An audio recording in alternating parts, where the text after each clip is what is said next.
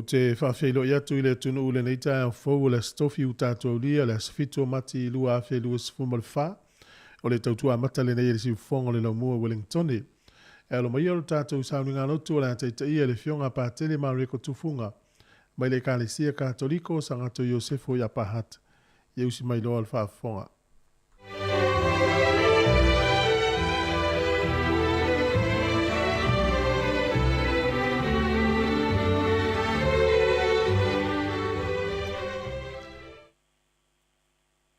Okay, to fa fe lo ya tu male nganga fia i lo male fo mai sa mo le tai o fo ma lo so fo mo wa male langi mama o tsa talo fa tu lo fa ngadwen pa ia le tua mo to fa tua fa talo fa fo i male nganga fa lo yo i te mama tina mat tua e mana tu sa o to mo wa se ma lo longa file mu ma to fi mali el pon po ma lo so fo la bile o te wala watu male ngang whaarwa.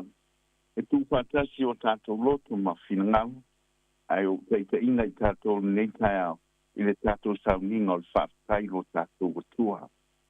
I le swafo le tamā ma le alvo ma le ngang whaia. Amen. A nganga paiai, a fio maia i e whaatumu loto au au au. Ma tutu i ai le afi o logo lofa. E au inatu logo nanga o le whaola i ngai lea o i lato. E te whaafo winga mea umai le laulang. Le tuai. Nei o ina loto o wonga le mana malama o le anganga pa iha. I alof mai ati mātou, i mātou maua le poto mai le nā lava nganga. Mari fia fia ilana fisoso ni mai. Ono Iesu Keriso o mātou ali. Amen. Whaafong mai a. Le wholopolengo fionga pa ia ni tua. Mo mai lele mangilia pa ia luka. Ronam ta upo e lua sfuma tolu. Ya ron foi upo e tolu sfuma le lua. Te o atu i le tolu sfuma le wha. O ipu fo i o. O ipu fo i pango tae to lua. O te ina atu whatasi ma ia i whasiotia. O latu o atu i le mea e ta ua le mea o iai le upo. O latu whasa taulo i ante ia i le mea ma e pangu ta. O le tasi le tu tau mtau. Ma e tasi le tu tau angabati. O ne whetara i atu lea Iesu lau te mai. I e wha mangalo i na atu i ate i latu. A wa o latu le i loa le mea o latu whaia. O tufa i la tau on ofu, on whai ai leo le vili. O le upu, angeni, te visoe ia, vi ia oi. Talwai, ono le nei vai tau o lo tātu i ai. O le vai tau o tā ua, o le vai tau sanga o le whangfuku. Wa patia ma fa ma malua i le laulangi. Ma le au ke visiano atoa le laulangi. Le misterio sili o le lofo i e sumo i tātou. O lana sa unoanga, le sili se alofa o se tasi.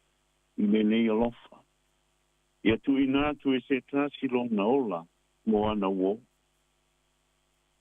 O le vaitau sanga lani nei, na ola ina, e na soifuaina ma whaatino ai e Jesu le monio nei upu. Wai e tau ave ma moina to tasi ona tau au, a te hatou ang sala, ma ang sala uma le laule. O e nei vai tau sanga o tātou savalia, o tātou mau ai sa manoa tā ua e tātou te toi tilo ai, i o tātou lava o langa.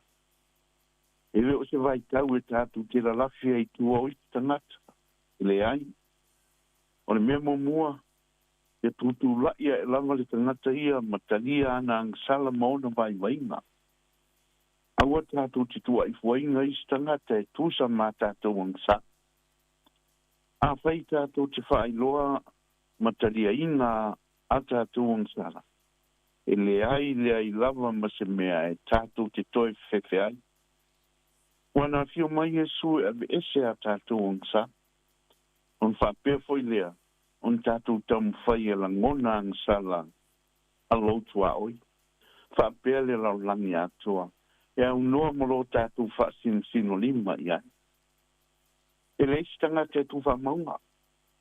E le fo se ta se atua i tino vātou siri pe o le upu. O i tātou uma o tō tino o le larolangi. Ono manatu le netai au, Samoai. O malawi nai lo nei tangata e whatawa e ta ia sa ni ngā lotu. I le netai au ma le nei mai aso. E te tala ia tātou polkalame la tātou leiti o Samoa. Se i tātou toi te tai, se i o toi te tai tātou i le mata o le mai. Se i toi te tai tātou i taimi o popo ngālo tātou o li i maroni mani mano o le kolusi. O le vai teimule nei o le tausanga, se i o tātou toi mapuani ai. Ma se i toi sa ale whao. I toi mana tu natu ma toi o la inga mea na tutupu. Na mafuai o ni tātou maua lo tātou whao le tanga. I se isi o na whao punga. O le ngata ina tātou toi wha ma malu ma toi o la inga i le nei vai tau. Le maliwo Yesu malona toi tu. Ai ua whapena fo ilo tātou maliu, ma le toi tua e ia te ia. Ua mafu ai, o na tātou maua le whaamano longa, le whaamanga longa, ma le whao tanga. O te tatonu o se tataro le leile mo i tātou le nevai tau sanga atoa, o le mea mon, e le ai lava se isi whaila unga e pe o ke riso popo ngatia. Ma e le ai fo i se whaapotonga e pe o le whaapotonga sa poto i la roi fo i te fu e o lona koluse. E le ai fo i se launga e pe o toi upu ma sa unoanga no tātou wali i mai lunga o lona lava koluse.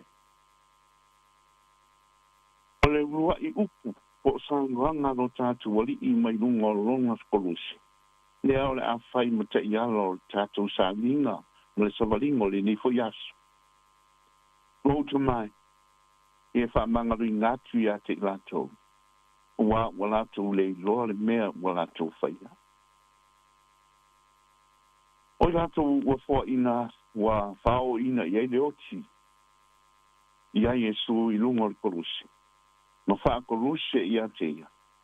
Sa lato wha talitali le taimi mo Yesu e tangi ai oi mai ai oia, mai lungo lon koruse.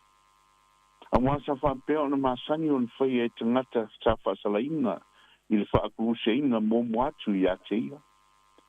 Sa masani lātou o na tangi mai oi mai lunga o lātou koruse. E iei tusinga mi whaamaunga whapea. O ia tangata uma sa whaakuruse inga momo atu i a Yesu. E masani o na lātou whetuu laso na whanau mai ai. Whapea fo i o na lātou whetuu i lātou i whaasalainga i lātou. Whapea fo i una lātou whetuu o lātou tina.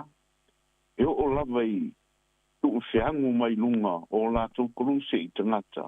O lo mata atu i a te i lātou. O melea, sa manatu ai lātou sa whao ina leoti a Yesu. E le mwhai. O na le ai o i matangi mai nei o ia i a Yesu. Mai lunga o le koruse. A wā le wati ngā o na ao wati tui wha. Sa whate tari fo i le au tūsi upu ma le au wharasaio. Mo se tala mani winga whaali o Yesu. Au tau wai o ia i lunga o long koruse. Na lātou whape i fo malo lātou mautinoa. Le angalo. Ma whatua na i e Yesu. Lana o onga sa whai. Taluere ti ngā o na ao. Lana o onga foi nei, ia outou wanga le yatu ia i latou, e ita mai ia te outou. I outou walo fatu, i outou fili. Na whatari tali uma i latou ne i se tangi ai oia Yesu. Ai le ai se isi sa manatu. O le tangi lea, wa whaalonga uma atu nei i ai, wa manawa pe tu le mai i le fafonga o lo tātou li. Se i vanga nā i lawa le toru le tu mai i talatu o lona kolusi. Au lana tangi ai oi fo. Wa pe e fōringa o se tatalo. ona o le malu le mu ma le sua malie o lon si fonga i lana tatalo o le whaamangalo. Lo tamai, i whaamangalo i ngātu i a te lato, a wā o lato le loa le mea o lato whaia. O ai whaamangalo, e whaamangalo o le whiri, whaamangalo le fita le ana i o, le nei le potu whaamisino kai awha, le ana whepō i a te ia. Whaamangalo pi lato le ana i o whaamasino ma le tonu i a te ia. Ina ia le lei pere la ua ma kai sara. Whaamangalo he rota. Whaamangalo fita leia na lato tutu ia o na vai ma lima. Mwhatau tau o ia i le sātau. Whaamangalo i lato umanei. Whaamangalo i sea. O na lato te lei loa la lato me leanga ua whai. Le ai. Ona e lato te leilo inga la lato mea le ua whai. Ana whapea e lato te leilo inga la lato mea ua whai. Pe ana whapea foi e lato te loa le mea leanga sili ua lato whaia. O le pa umatia leo le ola i le oti. Pe ana whapea foi e lato te leilo inga le tua isa se ina o le mea moni. Ina ua lato mana nao. E te talatu parapa i lo Yesu. Pe ana lato i lo inga le matu i a, ma le matu tia o le mea o lato whai. O le tutu i leo a ao Yesu i le lao. Ana whapea lato te lo inga la lato mea o whai. Ai pai lava. Te manu e le aise isi o i lato e whaola inga. Ono lo lato le malama i la lato ang salamatu i a o whai. O lo lato le malama lea. O lato whalongo i ngai loa le tangi mai a whaafonga am whaalongo ti ai. Ia Yesu i lungo lona korusi o sauno mai. Rota mai. I e whaamangalo i nātu i a te lato. A o lato le loa le mea o lato whai. O tangata umai ho i e leo ti whapene. E lato te tau mawhai e whai loa lo lato mamā. Faia e se isi se tu sori tu la fono o lon fai ti oino fo i ol famsino sa famsino ino o ia leoti ia por fatau sana ina fo i o se whaamanga longa mo ia malana angsa ai pita o le tangato Yesu wa tumu le mama totoa e le kisio ia i se o ia le whatau sana inga se whaamanga longa mo ia. E pita, o ia o fo ina atu le whaamanga longa mo i stangata. O se au mo i tātou, no watunu e Samoa, e fo i whaafonganga tātou sumtu whawhinge toke la. O le tau o le rotu whaamangalo. O le tau o fo i o le olanga whaamangalo, ma le whaamangalo atu. O le fuata ua runga lea o le ngā ruenga whaola Yesu, whamangano. E le o se mea fo i ofo ai tātou, o no le toa tele i tātou, ua le lava le si la fia ma le iloa. O ni awala e fo, ma toe whafo i si ai ma futanga o maari pilepe. O no a whainga ma manu o wati tupu mai. O no nei whale tonu, ma nisi o mafuanga. Peto fia e soi fua mola i lo langa whamanga.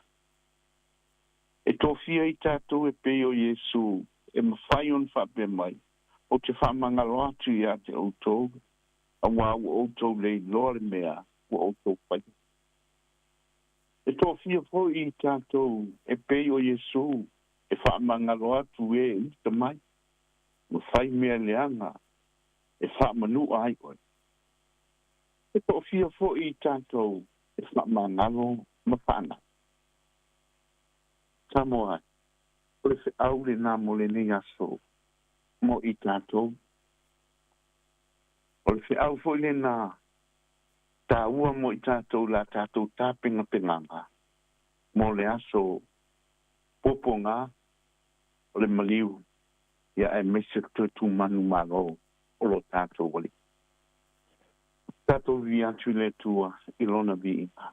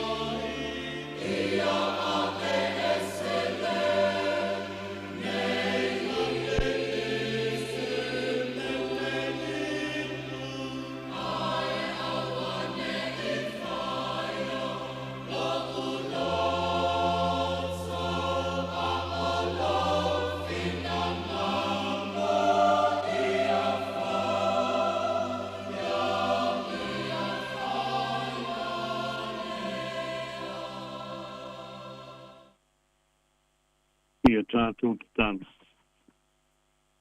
E momori la palapo malo, masula le mātango fio o elo mātou utua, i le nei tai au tutoa ma le mātango fie. E pa ia o ele li i le tua o au. Wa utumu le langi ma le langi i lo mamana. Taftai i lo usuia i mātou lau whanau le nei tai au. E ala i lau tualalo mai, e wala mai lea i lau upfolfola. Ufapena ona e whaamanino mai ai le matautia, ma le mātalasi o lo walofa le whātua o ia mo i mātou. E ala mai lea i lau foa i o lo walpele tō tasi o Jesu ke miso. ai mise fo i la fua o whaata oto mai mo i mātou e Yesu. E ala mai i ana saunga mai lunga o lon korusi. O e whaalia mai ai lo fina ngalo moni mo i mātou, whaapele a nganga ato o lau whainga tauranga. Na e mo moli mai ala mai lo soi fua poa. O e whetalai lo te mai, i e whaamangalo i ngātu i hate i lātou, a wā o lātou lei loa le mea o lātou whaia. Mātou te talo, le li elo mātou tua. Ia ngoto i fo le ta ele o mātou loto manganga au saunoanga. Ia mātou maualo wa nganga whamanganga. Ia pehi fo i mātou o oelo mātou li i. E tomu le nganga whamangaro. Ai le ini o semeni o leanga. E a mea le la o se pese malie i mea umai mātou te whaia. Ma fitalo loa i e ni aso. Ma ne vai aso atoa. Ai mei se lo mātou bolanga atoa. A lofa msoso ani mai o mātou roto au ngata, ma whai ngata. O na maua le nganga mala lama o pa mangalo. Ia e whamanuia ma tai mātou le ni aso. A o mātou e ngai ai ma whi au mga luenga e meise nai whanau ia o onga. A whai o la mātou te tala le whai to toa. Ina ia whio mai oe e sue mafuta i o mātou loto mo mātou o langa i le nei vai tau sanga. Tau o lo mātou o langa whakeo i sang. Ia mātou wha tau anau i ate oe. Ina ia e whasino ala i o mātou loto maa. O loa whaina i lau whi au i tutonu o mātou loto i whani. Ia whasino ala lau o whio i le momoli ina o lau maue. Whatonu tonu wai le tua oi o le whanauma mātua. Le tua oi o le tamā ma le tina. Le tua oi o le isi tangata ma le isi tangata. Le tua oi o le tasi e kale sia kerisiano ma le isi e kale sia kerisiano. Le tuai. Ia e fo e mai le loto tele. E sui e mea e mwhai o mātou sui. Le loto whampale pale e talia e mea e le mwhai o na maa o na sui. Ma le tō whama mao e i loa i whaawasenga le tua oi o mea uma. Whamanuia i lātou o i whale pui pui. Lau whamanuianga fo i ia i lātou uma o loo. Ngase i maota o suru whainga o tutonu o maota malawa. Whamanuia mai le nei ofisi whaasala laumana nau whai ngā luenga ngā lurue. Whamanuia fo i mātou umalawa a mata mai mauma te tele se o ifo le tinifu. Whamawhanwhanainga i lātou o mawhitia o no le maliu maleoti. O la mātou te talo lea. E lātu iake riso lo wano lo mātou wali i. Amene.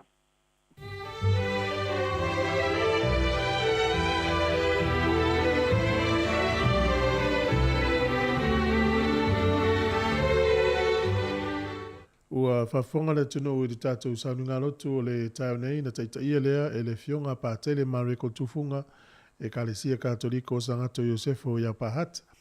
La ngangala wal whaftai mal whamalo mori atu la wafionga. Whaftai tele mol tāpenanga o le saununga lotu ni tai au le upolfola le tua. Whapefo i mol talo whamnianga. Yanga le lei atu le tua, whamenui atu.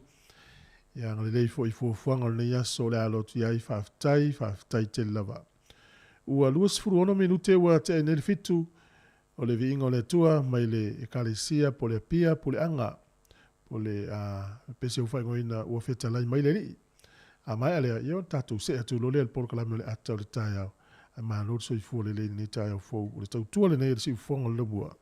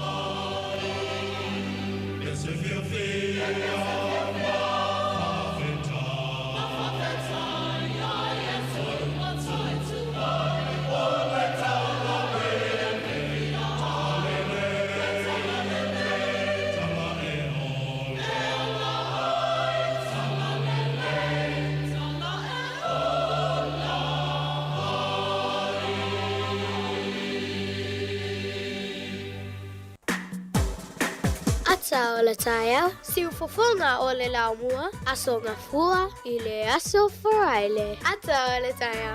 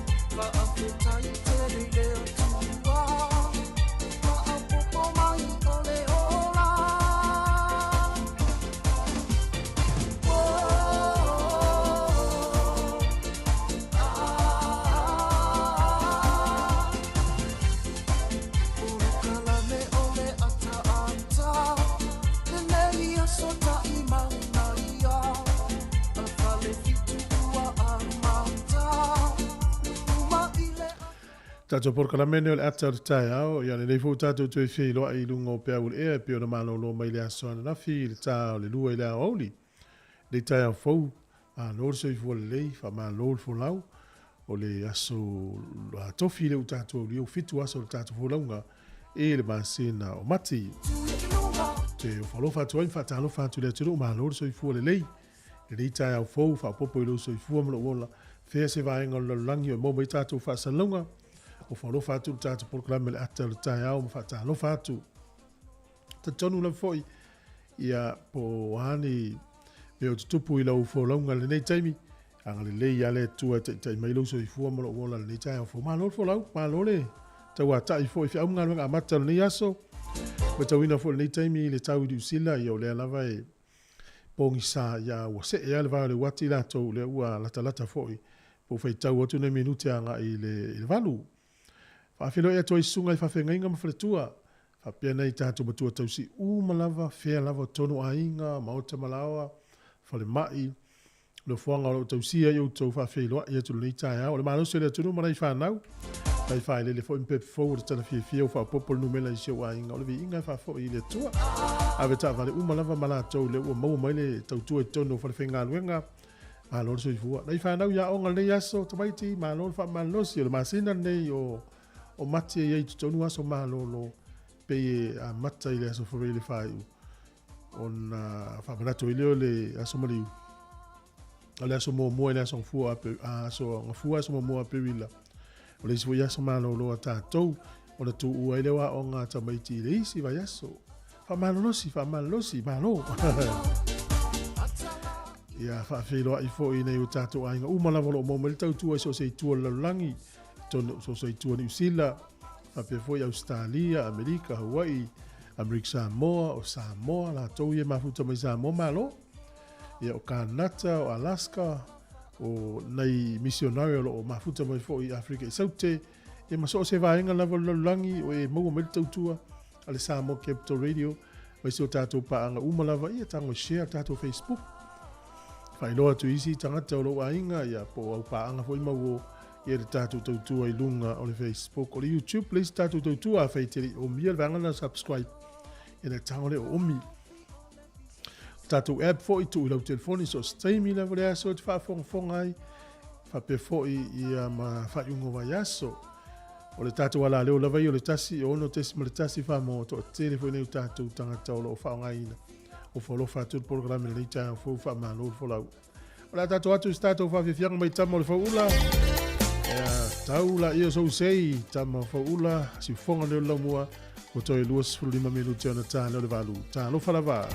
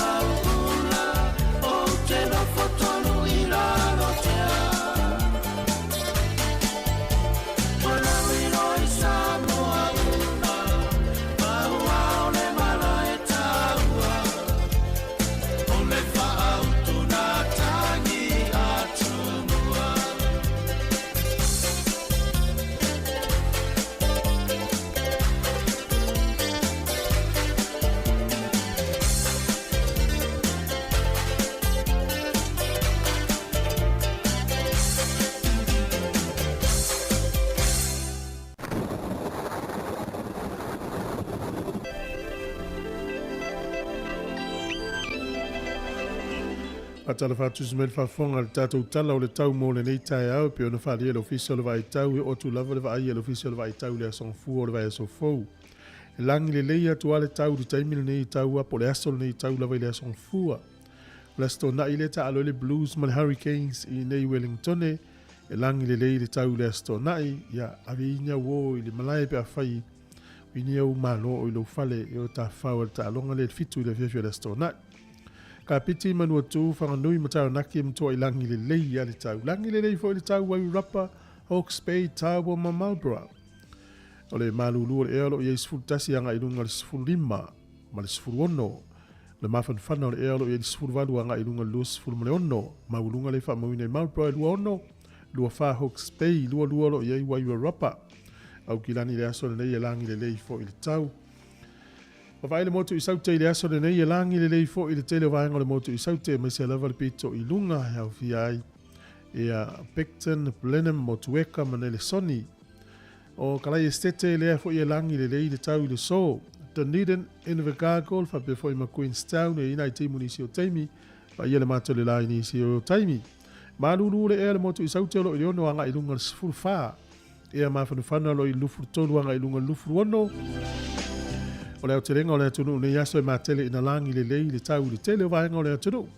O pia ne yaso e whai te tilia e lua sifuru ono le fuol e a mawhana whana e tolu se furu le fuol e vevela.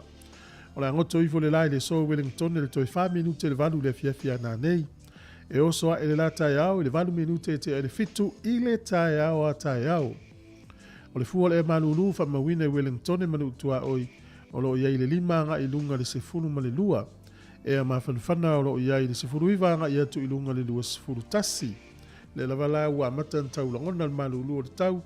Ia le mana i fo le sulo le lai wha a mawhanwhana i tātou uma le ne yaso. O le tala o le tai Wellington e, fa maile official va i tau e pē le tai Wellington e. I le toi lua sefuru 5 minute le iwa i le tai au nei. Sua le tai Wellington e toi sefuru 4 minute i le tolu i le fiafi. Toi pele o le tai Wellington i le toi sifuru 1 minute i le iwa i le po na nei o pori lua. Sua le tai i le toi 5 minute le valu le tai au nei, pe le tai le lua i le au auli, toi sua le tai lufuru 5 minute te le valu na nei le afi. Tala na o le tau, ma le tala o le tai mo le silifia le atunu. Ia mo le au la tupe o swing o le tupe i le aso le nei. Tasi tala ni usila, mau la tupe sa moa e tala 5 se fulu valu sene. Ta la 5 valu sene. O le tupe Australia iwa tasi sene i le so. O le tupe tonga po le paanga tonga tasi tesi ma le tolu lua le paanga tonga i le aso le nei. Pe a tasi tala New Zealand. Ta la fiti le ta la tolu sifuru ma le 2 sene. Tupe Amerika i 5 iwa sene pe a tasi tala New Zealand. Tasi tala New Zealand maua tupe Samoa e ta la 5 se fulu ma le valu sene. Ma lo le anga le lei. O manuia na ya lo fa tu proclame fa tai ka to se me leva no fa mnianga wa soifua mo la to uma soifua ni ya so fa ta fa tu proclame ma fa manuia lo wa so fa now na la volo e silsila me tato email na lo lunga le tato Facebook mo YouTube ya le la tanga la wa tu email aso fa now at samocapitalradio.co.nz manuia tele lo wa soifua ni ya so o le aso fitu nei o le masina o mati leu tātou au lia. O le tusi fai taulo o mauri Ioane su fitu fai pasifulu. Pe o le tusi lea Ioane ampe amata mai su toru, su fa, su lima, su fono, fa sono ma su fitu o toi taimi lea o le tātou wali malona au so. Ya sa auni leo yanu tu sa taulo ma le tunga mau. Tu sa la o le taimi lea le whaingatai e le li mafutanga ma le au so. Fa pena foi au so ina wa fa longa tu feta lainga tato le la imta upuna e ila foi tau le so Ioane su fitu fe pes fulu o au mea umma o au lavaia o au mea o au lavaia o vi ia fo ia te ila tou ai mana ola te mawale nganga fe upule fulu ia no fo ina imta upuna su fitu tu si Ioane le yaso e tau le male vai tau lo tato yai ta pena tu la ke wisia no fa manatu fa o tanga tele sa uni e tato li ya le lona mari sa tau mo wi o to wa soifua e o le committee family mal pese o family nga waswana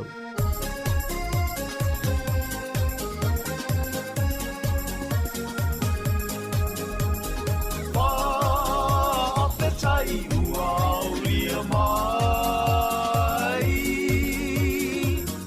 O le nei aso sa tau poina. A tai le toma, wa o lia loa so soifua, po I o le vinga, I le na whaia me uma. Ele ngalo I loto, aso o leo langa. O taimi fia fia, ma taimi po I pa, ano anoa. Taimi e te tangi ai, ma taimi po I ua e ata ata mai, awe pea o le mua, I le atua lo tato matai. Wa apetai ua o lia mai, o le nei aso sa tau poina. Apetai le toma, wa o lia loa so soifua, po I o le vinga, I le na whaia me uma.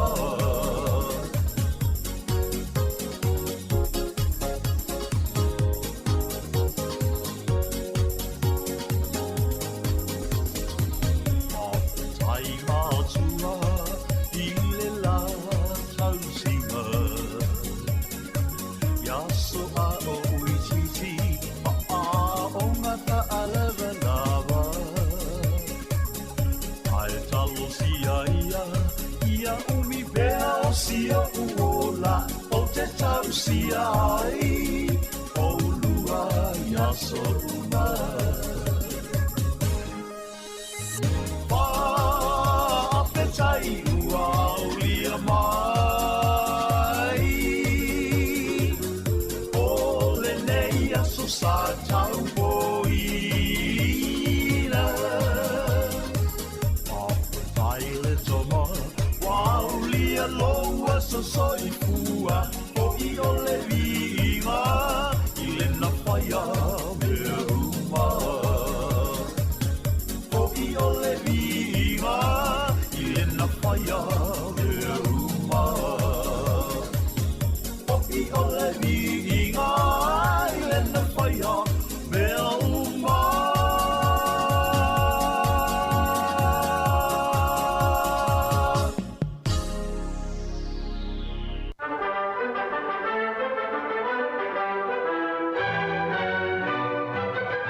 E whatalo whatu le tunu si mai le whafonga o le wawai foile I le tala whasa le pito lo langi I mena tupu ai le aso fito mati tausanga umawai. O le sol tausanga e tasi 5 taulu se fulu, tasi 5 taulu se fulu o Pope Clement le fitu. Na ia te ena se manatu o le tupu o Peletania le nataimi o Henry le valu. E whapea, o mana o te tia whaaletula fono ma Catherine, lona pole kuini, pole masiofo. Na te ena e Pope Clement le fitu le manaonga. Mauna na aluese mai loa ia Henry le valu mai le kalesia katoliko mai e whailoa. O ia wa avea nei mataitai o le lotu Engelani po le Church of England. O le solta usanga e tasiiva o le vaa lea sia mani e tau o le keisa Wilhelm D. Crossi. O le vaa mua le whapea wa ia au mai e se whailo ia mai le sami a ngai I le lau ele nia po le wireless signals. Ia lona winga ia o le utato ilo le taimine I mwhaina walesi mai se vaa po fia lavo iai ia tali atu lau ele. Ai o le taimo mua lea I se vaa ufa mawina lalangi.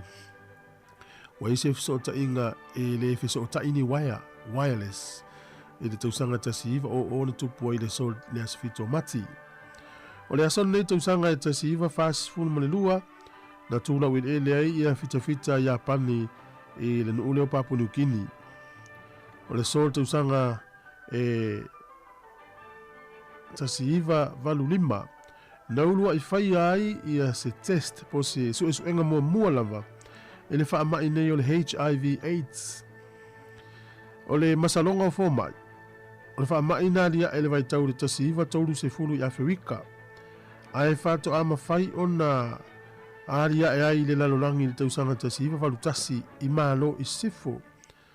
Ia, o le vai taimi lava le na, wa matau na ia se wha ama I winga ese, e mama I e le tūpā wa li e toyo isi e li o le tūpā fo I lea o li matama I tai, e fia e wha o ngā fuala au wha sa ina.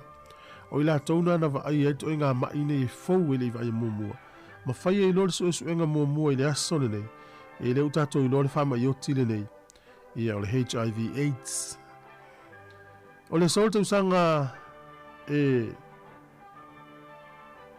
lua fe malfitu na palota ina ai ia le fale po le mauta o le nula peltania e ta o le House of Commons na palota ila to ia se laupa sene le filifilia o sui o le mauta mawalunga o le House of Lords ia ele o le palemene peltania e le mauta maulalo mo le mauta mawalunga e ta o le mauta mawalunga o le House of Lords e ta o le mauta maulalo o le House of Commons ia o le lasa palota la tau le aso nei luafe mo le fitu o le filifilinga o sui o le mauta mawalunga e tauna se laupa sene no le filifilinga e le tauna tofia o le aso le nei I le tausanga e tasivalu whalua na whamawina I tutono ni usila o se ulua I whaasalanga mua le leoti e se furufitu tausanga o tamaita I suafa ia Maketu Wharetotara ia na tu low lavan whao I leoti ina iau gilani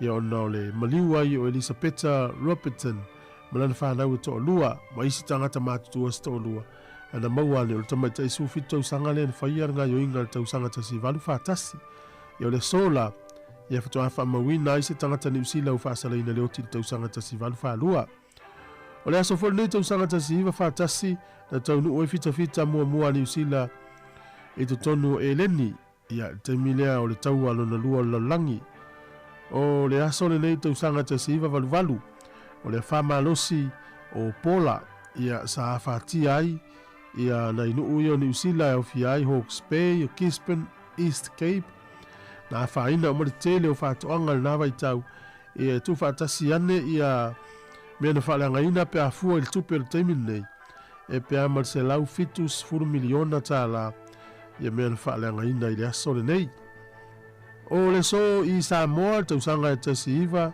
tolu se fulu na whai ai ia le whelua inga mulimuli le vaa le malo ni usila ia o Colonel Stephen Allen o le minista le na o le puipuinga o le saonga le mua ni usila o ia na o le administrator ni usila ia ai o Mr. John Cope o le minista na o le puipuinga sa fono mataitai o le maua mali e toa tanu mawhili mua tupua tamasese mea ole mata afa whaumuina fia me mulno u mua ma tui malele I whano siu fono le na whai ai vai moso sa tu ina atu ai e taitai nei o le mau I sui o le malo ni usila le tele o fesili sa mawhai o na tu ina atu I malo o whatasi po le League of Nations ia matalatala noa ai ia mawhai loa se mafua anga na la intangata waleina ia tupua tamasese le lofi tolu I le aso luaiva o te sema le tausanga e tasi iwa luaiva ia mantuala le ua mawai nei ia pe whamasina e toi whai alo le fono muli le nei ia o mta upuna sa tala no ai ia o tatou tala na toi maua le whapoponga le taima sani whaftai lava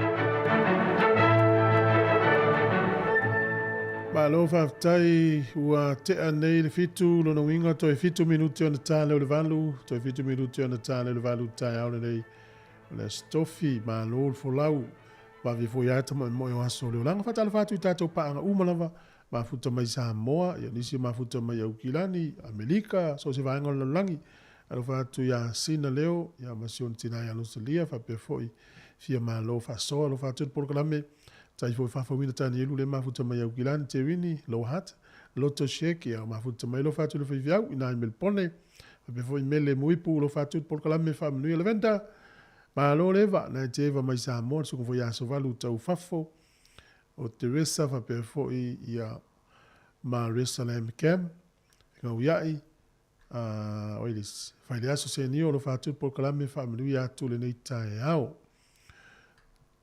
ia te le na ni o tato pa mi fa mona lo fatu por kalame fa manu ya tu le misio moi mai ma lo lava fa tai ma futa mai nei tai ao ta pena mai tatu tele fo ta lo va lu fa fonga mai lo le ia lo fatu i dai tamam tina ma tua le ki mai le tio fa longo i le nei taimi o le te foi whalongonongo te foi le nei po le pōna pō foi telefou. Mela tua le News Hub ia o la tauia o le ICTV tū ma oti lea mei telefou mo tātou le TV tolu ni usila. TV tasi e pe o lo iei le sao le mano le TV lea o le meto tino le mano. Mai tau tu foi le fou a matana whawavala mai o le so i lo ai le fuafuanga o le iei le telefou fo i le TV tasi la tau. TV tasi lea lu sa mola le telefou. Lau umana longo lau whainga luenga o statement ni aso ala la tau tau li maina emaili e le whaatula nganga fo la tau ngā luenga pe a whaina fo ngā luenga nisi o TV1. Pe o le mafuanga le no whanong fo i tatu telefou le vason nei. O la ngau fo le TV1 i la tau tupe maua. Te le i o ngau 4 miliona ele i maua pe a fua le tau sanga i o na tuatu nana wingo tūlanga lewa tau tupe. E a whaina lo tūlanga tau se eleni ngā luenga i o na whailo le fuafuanga. Ina ia whaasao le waunanga. A iei langa luenga i whai tonu pe vaea nisi, pe to ta sui por kalame, i le utato mai ta wina. Ni taimi lo fatu ia Andy Tom, pe fo i le ale sunga ia mafuta mai Australia, sunga saulo Sam, malo lava.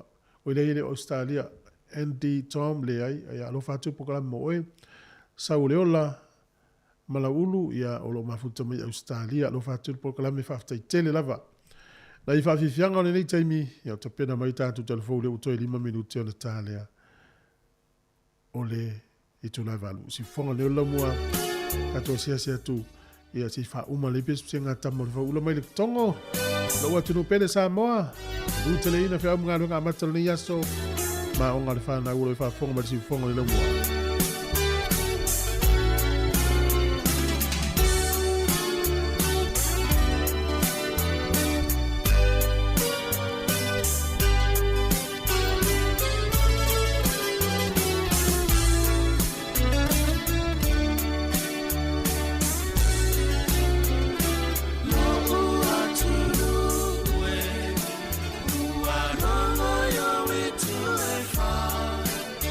Alanga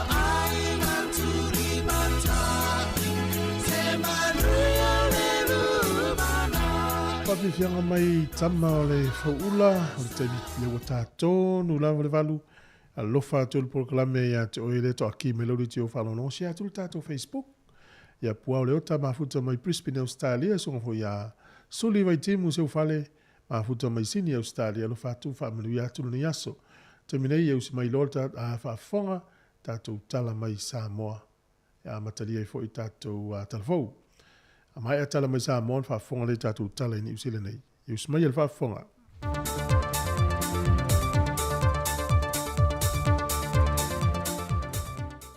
O te toi fa talo fo lo tatu tunu o se isi fa o poponga le nei. O tala fonga mai sa moi meolo te tupo mo le nei so tofi. O le tulai mai o le sioki o loe la uina mai te tono le atunu. E le o se mata fa yoi le al malo.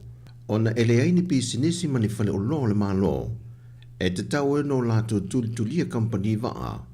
Mo le lau ina mai o loa. Ina ia le sioki e pei ona tula e mai se teimi o sola. Na whamanino le whiunga le minister o tupe, le whiunga lau timu ia a fōwa le se wa ai e le wheloa inga ma le Sāwali. Ina i mawhaiona tu i titi ai fo i le toi tūla i meo ni i tau whawhi tau i e mana. Anu whawhitai i si tau o sidi. Si fia le tatu tunu o le mea mua ti fia whamanini.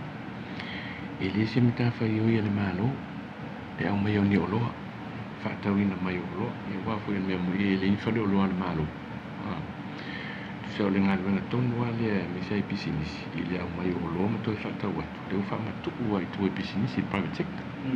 O le lātou a la le mita whai oi ia, e se mai mita whai oi le malo. Ko ile nda fa yo ya ma lo tilo ya o na fo ile ina ia create ile enabling environment e o la business ma tu poi business ia anda fa yo ya la le o fa to ina mai o lo ma to fa to wat ia sia i private sector e to business Peita yo fa le tono ile tuai o na maua lo tatu tunu o loa. Le ko sa si la fo ye ma ti le tatu ma lo la fa ma ni la mi le ile afianga o ba i feo inga o ba i ele ngatala i afianga o i te walolo ia me se tūlanga de wa i ni wakili wa o tau musu i a una so ba feo i la tūwa i ona la mele la mati e mele u kiring hijack i lunga lwasa afia i la tūwa i o e tango tāwa ia mana afia tsoi fu o la tū tāti whenga wen feo i se ila ia kapten feo i ba i peo tūlanga i o lesi tūlanga ia o lesi tia tau swau ko musu ia le foi anu e lunga ka o freight e peo nei vai ngala ia wa fi e feo ingo o ba ia la wa tu poila tu langa le Mai o le tautu lai mai e foi o le lava whaafi tauli wa manatu e le whionga le minister e te tau ona i eise ngā yo inga le malo e ngā lulu e whantasi ai ma pisinisi i le atunu e na ia maua pe o loa mana o mie o tātu tangata mo aso uma ia mai o le mele o tupune e ui whaapea e le o se mtafa i le malo. E la ua i ria vai mo le anga i luma, tau lolan tilo le malo le mele, ua i la ua ai iei mo le anga i luma. O le atupu pe le mele, langa le atupu pe whawhita uri e lalang. E a fia i le wheo ingo ba ai, ma le whela ua ingo lo. Le whionga le minister o tupe, e whionga lau timu ia a whawele se vai. Ua whaeloa manino e le whionga le whaaton sili o mtanga luenga o le soifua malo loina, ai ono Dr. Alec Ekeroma, wa wha maunia le toi pepesi ai o le wha mai o le tenki fiva le tātua tanu. I lona tali tanua, o le te tele o ti munga i o mawai atu, wa toi wha te tele mai ele namu le o lo lato fe avea ia le siama, mai o lo iei fo i le tūlanga wha papore ino le mtanga luenga o soi fua malo loina, ma toi wha maaro sia i lo mapui puinga. Na toi wha manatu le whionga ai ono, o le tausanga e dua fese fulma le fetu, na wha te tele mai e fo i le pepesi o le wha mai le nei o le tenki fiva, ma wha mawina i tangata a fie le afe 5 se lau lua se fulma le lua. E i wha maunga e tolu se lau tolu wiva i lantou na tau fie il mautanga se ngasi ulu mto tua e te ngā ina, ma le tau wha na wha mawina na male li wai. Wa toi wha asana lau e nei lam te inga o le soifua malolo i nei le antanu, e na ia toi wha manatu tu langa pui ngō le lava wha mai, e na ia wha mamata wha whale, ma wha tama ia no whangai tautu fua i le namu, e pei o vai ngai toa i le swa vai. O le lua se la wafe ta la o le poloketi o le tasi le miliona ta la. Na fausia ele official fon whaafai le tūmalo whaleata numero mua. Pei fwoi na munmul ta ia isi o tūmalo I lalo lavo ta ia lo le poloketi. Le fwoi na fausia ele o lato official fon whaafai. Le o lo whaatuina isi na monga. Pei tai o le afa eka le o lo iai ma le fale. Na lisi mai le felela. Ona o le tausa ilia leo se no whanga le nante me fausia ele ofisa. Na whaadia le whaipule o le tūmalo. Ele iai ni se ni ngā limo ni whea ngai ngā tustusia na whia. Sa na o le afe lima se lauta la sa tutongi atu I le felela. O le lisi o le whanua I le masina. Na whaadia le whaipule o le masino Januari na whaate ia ina tau do o atu se whaalinga mai le felela. Wa iei le fuafuanga o le awha tau ese le fale ma le whanua. E le talosanga le fionga le whaipule a manu le uanga I le felela. E mawhai ona toi si itia le tau o le lisi le masine le lua feta la. Mai pe mawhai foi ona tu inatu se lua tausanga e lisi matong tung iai se ia motu le tau o le whanua. O pupolenga na whai loe le li felela. Nei meane wa tula I mai se isi whai ngā māloi le lumanai. Ma le wha awawina le poloketi. O na tula I mai leo nisi lave lave le lisi no le whanua. Anga I atu I lalo le poloketi. E fase lau fase fulua feta la le tau le ua fase la lau wei lea whanua ma le fale e lunga o pengta wha I langi in maketi.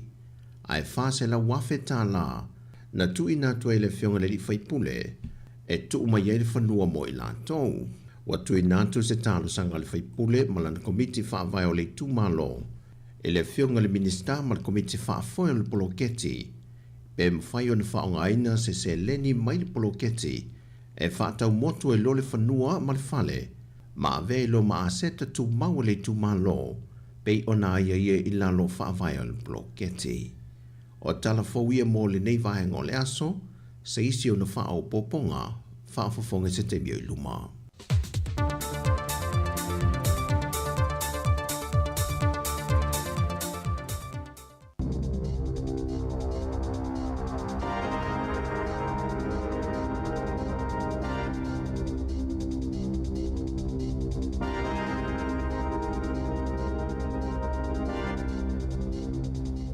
Talo falava o le whaapoponga mo mua talafou mai le si ufonga le lau mua I Wellington e mo le nei taia o le aso fitu o mati lua fe lua wha. O lo o tatalia I le aso se whaasila sila ngai winga I le lumana I o talafou o le TVN said beita ina ta wele po ana po. Ele o sila fia le minista po le whala potopotonga se tūlanga o le ao o iai. O le awaulia na nafi o le taimi mo mole o whaatala noa ai le tamaita e minista o whaasala launga Melissa Lee. Le whaatatau le tala sa whaate iai le atunu e winga le News Hub. Ve ona tala noa I lunga le checkpoint a le leite o New Zealand. Veitai e ei fo I tala sala tu ai se whaasila silanga o lo oloma. A le TVN said I le vai aso nei. Sa ia whaamaoni e lea tala noanga na whailo ato le TVN said I le aso wharai le taluai. Se tūlanga e o iai le company ona o li poti pitola tamai I le tūlanga whaale tono o lato tupe. E o ane I le taimi o le whaatala noanga le minister I lunga le News Talk said bi I se tūla mulmuliane e ua sui le tala na whailo I le au whaingalwenga o talafou o le TVN said e whaatalitali le aso se e-maili I se tūlanga o le au iei talafou o le au nanga I le lumanai. Sa fisilingia ele News Talk said bi le minister o iei se fuafuanga I whaititi e talafou na Natali Lee e na tele sila fiaina mai na tele o ilo fo I se whaasila silanga e whaia o ia sa pisi whonutanga mai le o ia te ia ni au ele ilinga o le masino November na li potia ele News Hub. Se whaanono angol tamaita e minister o nei le I whailo atu I ate ia le whaamawai ngā se sui o le komiti whaatono a le New Zealand on air.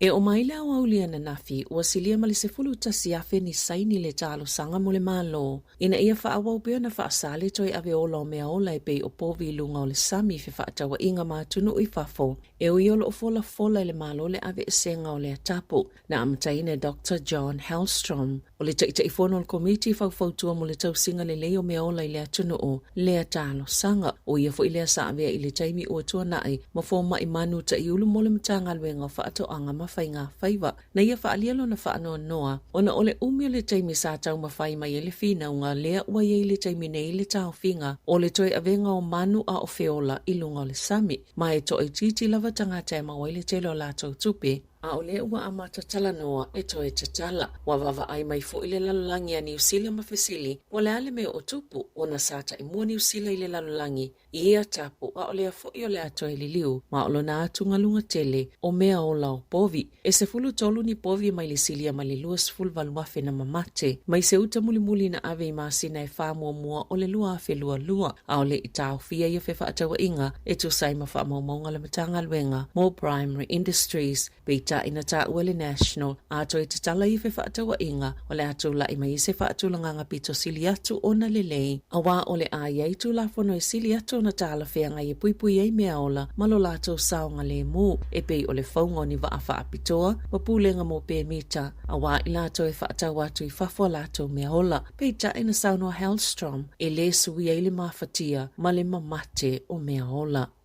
Wailoe ni se uta maiti ia o loo ia o ngā maululunga i Peio University, ni awalai olengi ai na ile polo kalame o nono ngā tupe, ina ia mawhai o na maua a launi i o ato ile ta i tolu se lau tā la ile vai aso, e ui o loo tele ni tupe mai o lato mātua, pei o na tā ue nisi, e nisi mātua o loo li ipotia. Le whaau i o tupe i pisi nisi mani whaaputu ngā tupe a whaala putuputonga, ina i fōlinga mai ai, e lalo i fōlea o whainga whaatapula aina, a lato tupe maua, o a launi e le toe tutongia, ma o le ala le ua whaaleo ini langona o tamaiti, o lo o te te lea lato ai tā lafu moa o ngā po student loans, le tala whia ngai o ia ngai uinga, na whaamatala e se tamaiti te o le University of Canterbury. E maua uma tamaiti e to o lua ia lātou te poto whaatasi le a launi e uia matua mau o lua lava o la mātua, e le ngā lulu e tō mau fo i mātua o ana wō. Ma e maua la laloa ia lātou tupe maua nailo le tupe whaatapulaa e anga vaai i lea a launi. Peitai, matua tele lava lātou tupe ma lātou a seta.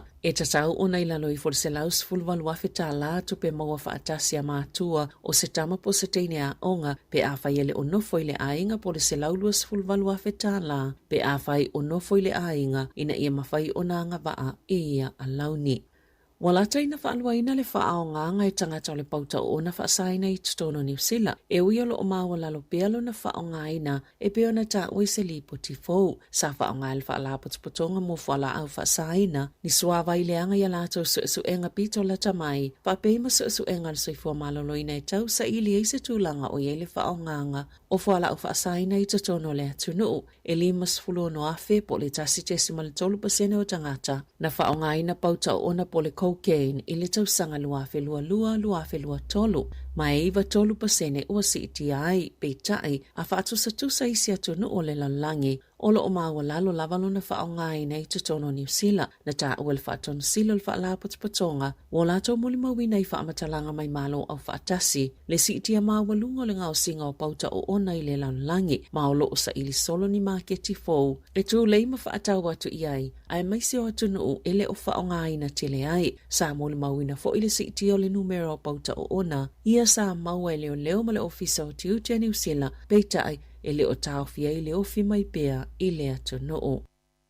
Ua pāsia le pile ave se ai vai ngā tupe lau whai la fonga o loo whaatupe i nai li potia mai si o manga whaaleanga nuu e langolango i nai tangata solitu la fono o le tai awana nafi na pāsia ilo na whaitaunga whaatolu le teutaunga o le pili o le Legal Services Amendment Bill pe o na whaanatinati ai le pahalemene na whaalia le minsta o whaamasnonga Paul Goldsmith o li poti nei pe ona whaingoina o le section luas fulfitu o le ato e fo i lava ilo na mafua anga amata ma whaamuta i le whaitau miliona o tupe lau whaila fonga o lo whaaluina ai na whaalia le so upo al whaala potopotonga o le People Against Prisons Aotearoa e whaailonga lanu le swinga ma o le ave senga o tupe le malo o lo whaatupe i nai a li poti o le atele inisi li poti le sao ma umi i whaasalanga le tala whianga i o tangata i whale pui pui.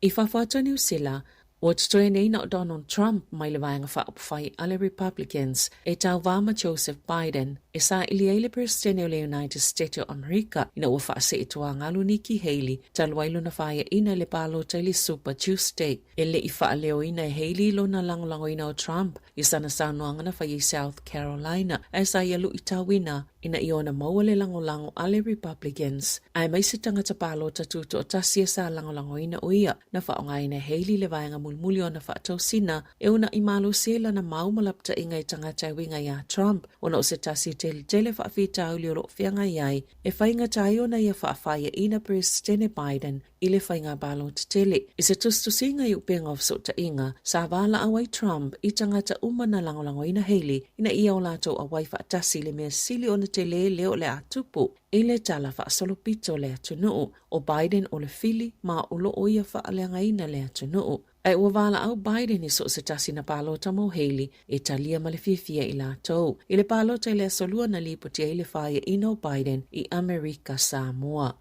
E taalonga, e manatulu Terry Ross Taylor sa whaamalosi o na malolo tō mauleli i whaatea o Neil Wagner mai le au kilikitja New Zealand na whaate ia le atunu i le whaalinga Wagner. I luna malolo retire mai le taalonga i lungo se whaatalanoanga ma le auto stala a o lumana i le taalonga whaitaulia mua Australia ma New Zealand i Wellington i le vaiaso taluai. Sa te lele manu malo Australia i le taalonga ma sa whaitoina le au whaatea New Zealand o nol whaale tono la lato ta alo. I se talanoanga teila i lungo le ESPN. Sa ia whaalia i lona manatu, sa whaamalo sile whaamalo longa retire Wagner, sa whaamanino il pūlenga le filifili o Wagner, i le taamelusanga o taalonga whaitaulia, i le vau Australia ma New Zealand, ma sa wala au fo i Ben Sears o le awa Wellington, e suitulanga i se tasi o whaate ana manua, sa whaate ia nisi longa i le kilikiti, ma sa o lato whaalia ua matua te lele misia Wagner mo le awa New Zealand.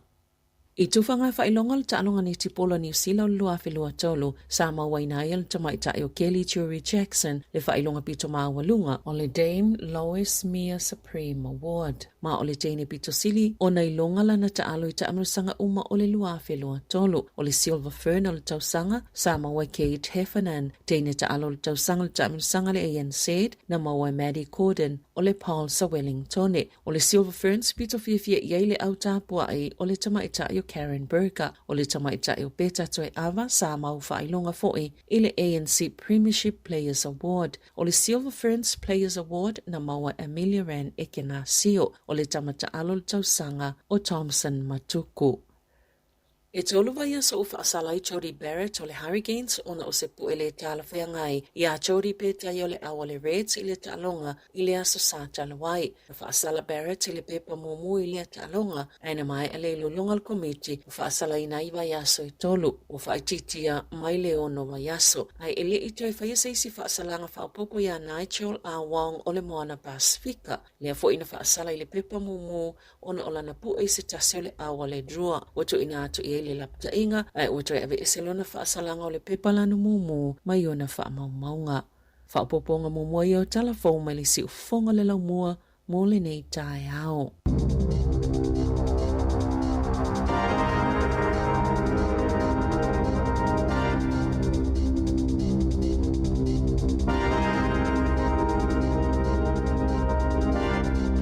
Mano whaftai whafonga le tino i tātu talafou. Toi maul whapoponga le iwa i le tae o nei tāpena mai le sunga tā Salem Sam tala mai Samoa.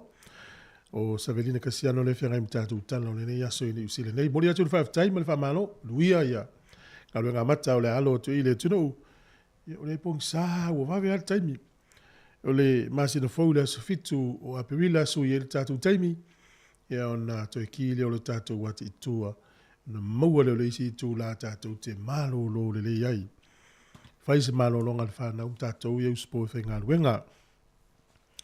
E nisi o tātou tautua e whalau loa, ma nisi o tātou whaasile silanga e o na whangasolo i leo le tātou porkalame. E utumana tu e mana i fo i le vave whailoa tu o si vaenga leo. Tātou whaasoa i le tai au le nei. E le to ina matua ivas furu tau sanga nā luli whale tupe malana tusi siaki. Ia watu lo le whaile whale tupe i tama. Ia ua leo toi whangaina ni siaki il teimina nei. Ua sui leo langa. Ia o na tau whailo leo whare tupe e whailo le toi ina. E le mawhaifoina e toi sautono whare tupe. A o la e whangaina le me ta o le app. Por kalame le rungo lau telefoni. E o na tau whailo leo toi ina iwa su tau sanga le. Ia o le whainga o le internet banking o le app. Te no naua e whamtala tu ai upu ia e tau sueni upu e sui ei upu pālangi nei. Ana mata lole na o le toi na me lau tupu. Mataulia la o le ngā lulu ea tangata ia va ia ia teknolosia company ese ia pui pui ala to tupe ma fa mongo petino mai le nga oi.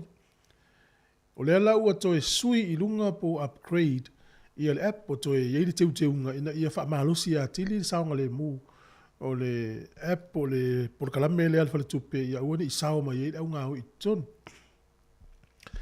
O le mawhaila le telefoni le to ina ona toe whaanga ina le app fo ona tuwaila na telefoni. Na alu le to ina le tupe ia alua tufo ia mo mia la le sui o le telefoni le to ina ia wahati le alu is tupe.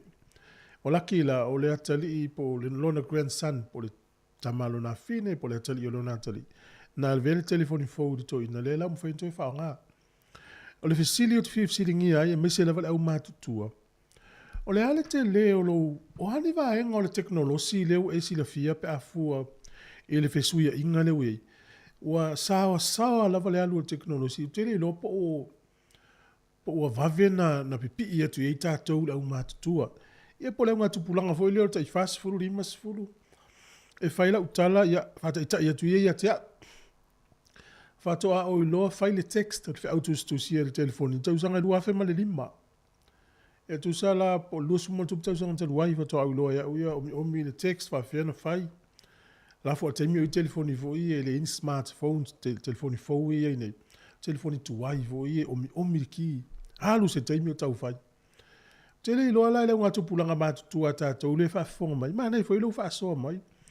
O tu sa tātou tamai so enga fo ile po le ale le tele o le vaenga le wo o I le siri fia o tātou o matutua Samoa. I le teknolosi le nei taimi le whata ta ingala. Le uto o tele tātou o matutua whangaina le Facebook. Tu sa la ula to ilo whaanga. Mutua mana ia tu sa tasina vaenga o teknolosi. O ilo whaanga le video call. Ma ilo whaanga le text. Le o mi elfe auto stu sia I ngol telefoni.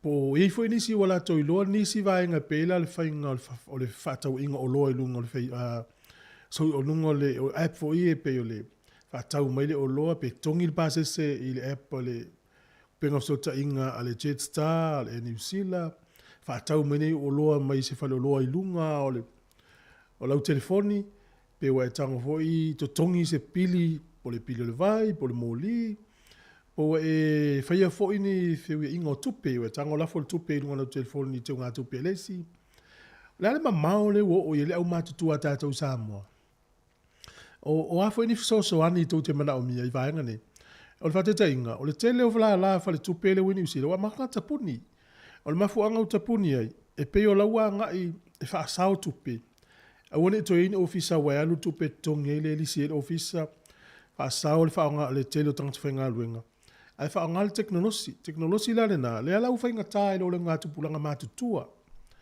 o le wata to nga I le taimi vo le ye le taimi le to fa nga ina le tino tupe ana o le kada tele lo la pe o le pepa le tala le tupe fa nga I fa to in tele lo pula tele o silfia la matua Samoa ia vili mai tolu va lima lo fatas tato tala no ai e lo ai foi po le tu langa le o ye Samoa le au matutua le fa nga ina o avaenga e tele o te mo mia I so soani ia aola ua fautuanga ma le whamanatu le atunu o tangata pito sili na le leina so soani atu e lau matua o whanau ma lau whanau o em whanau o lau whanau tamana na lo tua I alfa fita auli le teknolosi le umi alfa fo tamana ai maua ioi ai alula I se isi tangata vole le totongi se tupe ia tati masaro salo I maua ele tangata wha mtalanga patino ia te oio. A tato tala no ipa umal tato pese manisi o tau tua e wha alau loa. Ma nei fo le vili mai au matu tua tato tala tono ni tai au. Mika Sisters. E te fia wa aia Samoa. Ia, silisilane le tato. Watana na watu. Samoa le na. Lua su familu te utea le valu si ufonga ne lamua.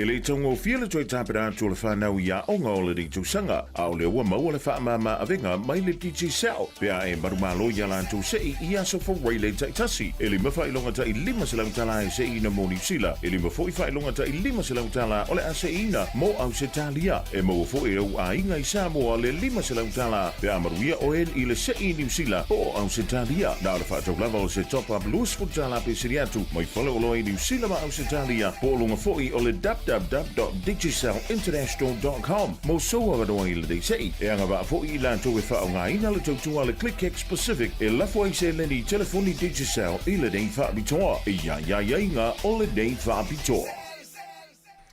Malo whaftai, inisi o tātou whaasanalonga nei o whaasilisilanga.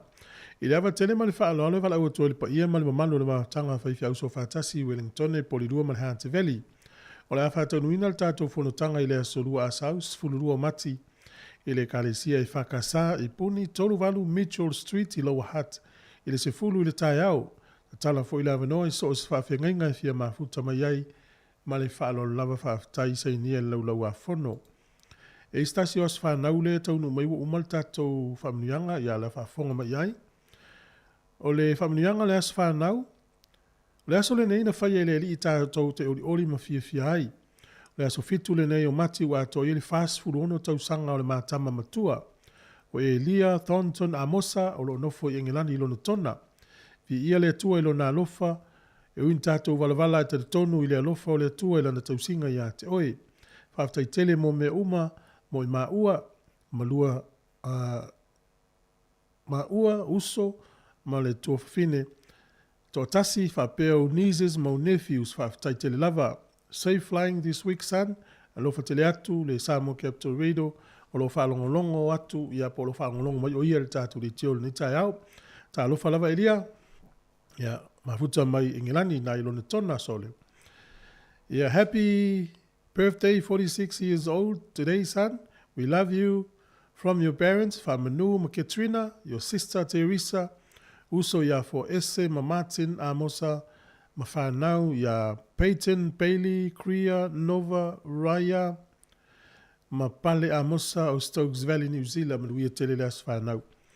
Malo, haftai. I ma le tuala apa uma i le tāla lea o le paunia pere tāne New Zealand oka. Malo, halu fo ila le tampere tāne e Samoa.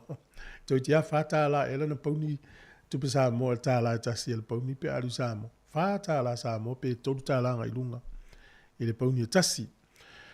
Alo whātulu porkalame ya Tim, ki wifi mafuta mai sini whape fo le sunga ya pasta mui, malo mui, ila maluia ngā lunga le yaso, mas fo ia tapo i te whaiono, po tapo i te whaiono, le fo i mafuta mai Australia, malo tu a tapo i, lo whātulu porkalame, sunga fo ia Luisati, ia mese fo i puao leo ta malo, waftai. Tato leina na lewa talatu, tato tala noa, se i tato wawa aile au mātutua tato Samoa. Po le ale mamao le o tato iai le teknolosi le nei taimi. Pe le winga fo le le wafsili. E mawhai fo i ona tato fesosoani i le isi i le isi.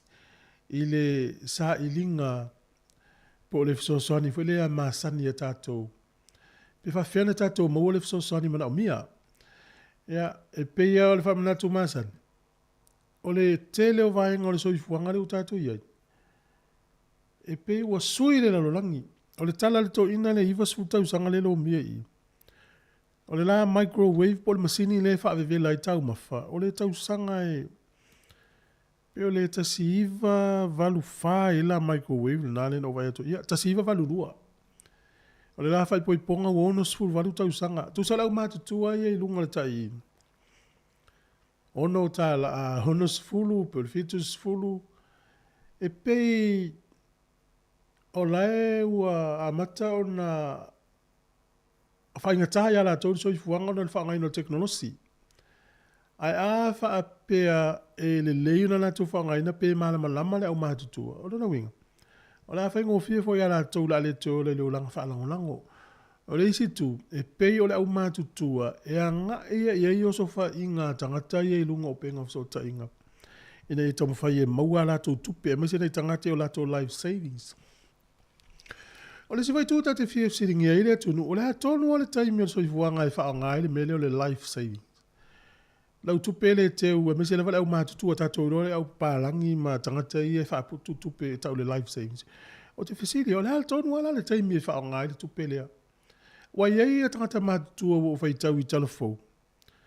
E tangi ma wha noa whai mai. Ua ngā hui uma le tangata lau life savings. Ale matua le tangata lea. Pa ua whetu sifuru, le valu sifuru. Na wapele, po le ala le taimi e whao ngai le tupe lea. Ale ua whetu sifuru, ua valu sifuru na tau sanga. E mana ifo ole o fa tolu valu lima lu o fa tasi li tatou laina. O fa tolu valu lima lu o fa tasi. E te loia ifo ine tau tanga sa mo la te wala tau tupe fa nga. O te le lopo la te mi fa nga. Pe a fa pe ole wa fitu sfuru anga il valu sfuru. Po le mena te we fa pele pele mo si au fa nau po lo a inga. Ole tala le na o fa to ilisi aso fa tau fale le na ia. Ale fale lea na ngā ia mai se vaenga no uia I lunga atu I o tātou ni Wellington.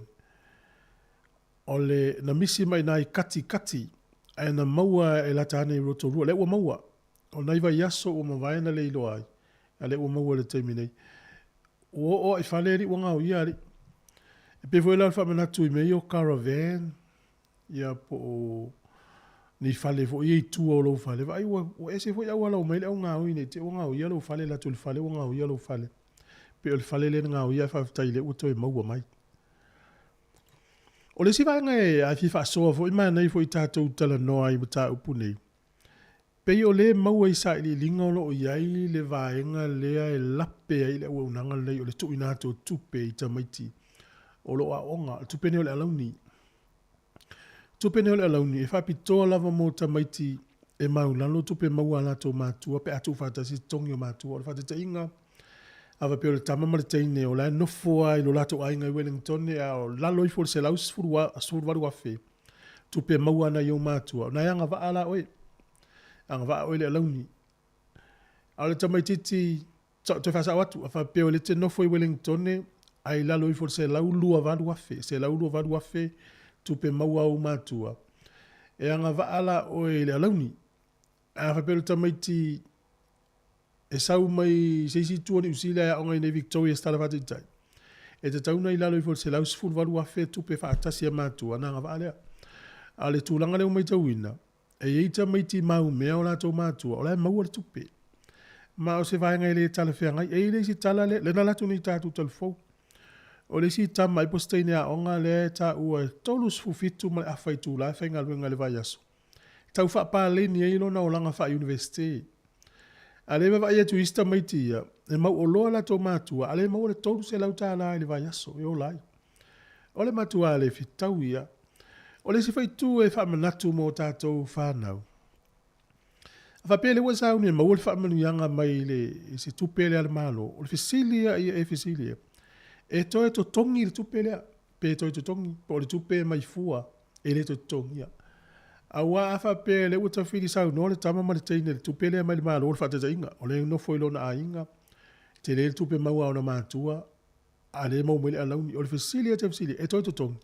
A wa a toi to tongi, e matuati ngā ina muli muli a o e toi to tongi.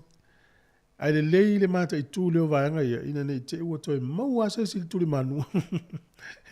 Sau le student loan, oka, sau mara tupe toi tongi, oka, ia. Whai anele a inga whai whanau, o la lawa e tau to tongi al no ngā tupe. Na ufai tau se tala I se urungali ina tū whaatasia la student loans. Amerika, ia ese tūla whono Amerika ia. Mali lie le urungali ia tū whaatasia la student loan, tasi le interest e tongi. Ia lala e whea I lalo le tūla whono tau I lei. Al me lau tupote te ale ngari. Ia lala le tala utato mau.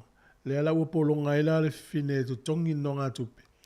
O na lau umana whai vaenga le tupe pe I le tamaloa ma le fine e uina te tea. Ai le ufa maoni la le tamaloa le toni. O lana ia fo I tupe. O le mela le utula I mai. O la to ova ma le tolu se la wafe le student loan na le ngari ile. E ui ua te tea. Pio nei vaenga fo ile le awane I whaanga ina le sasi o le awa unanga ma awala te ua whaatonga fiti in tātou whai ato e maua muli muri tātou I le tuli manu. Le ala ua matau na ria e nei vaenga na toi whafonga mai ina ia mauti noa.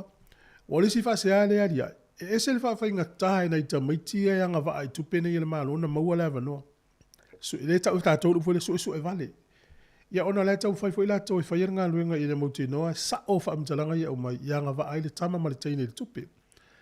A o le vaenga le mau o loa mātua ai whai ngofie na lantou maua, o tele lopo le te le, o le so enga na whai le ofisa, wanga wa ai la tau nei wha amanuanga. Lele, ala tātou atu tātou wha whiwhianga o le tai au si ufonga neu lau mua toi luas fulua minuto na tālo le iwa.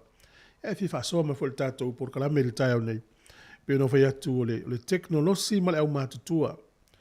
O le hale le mamao le ua e iai ta māma tina mātutua le whaongaina o teknolosi. O ai fo ina o ina oe le whaongaina o nisi vaenga o le teknolosi. O a fo ini fiso soani e te mana o mia i lo na whaongaina ina ia i loa atili nisi vaenga o soifuanga. Peo no whai atu. A whai sa ili tangata pantua sa isanga tusi siaki. E le o toi whaongaina si tusi siaki. A e tangata matua sa au soa le pasi ma ti e le bank. Ia e watu le bank fa mai. Tu u le app i lau telefoni. Ia a whaila ele i lo le tangata matua whaonga le telefoni. O nei vaenga mai le la tatuanga i lo na winga. Ia o le wano tatuanga inga i luma. Alo whatu ia se lulu Bolton tina fo ia epi. Sanga le whaolongolongo whafonga mai au kilani. Ma si fo i ana moli. Alo whatu ia Tim Kirifi o Sini. Ia mahalo. Ala tas tato pese. Nacho Brothers malfa vifianga finao. Luas utasi minuti ona tālea o le iwa. Vifianga malisi fonga lamua.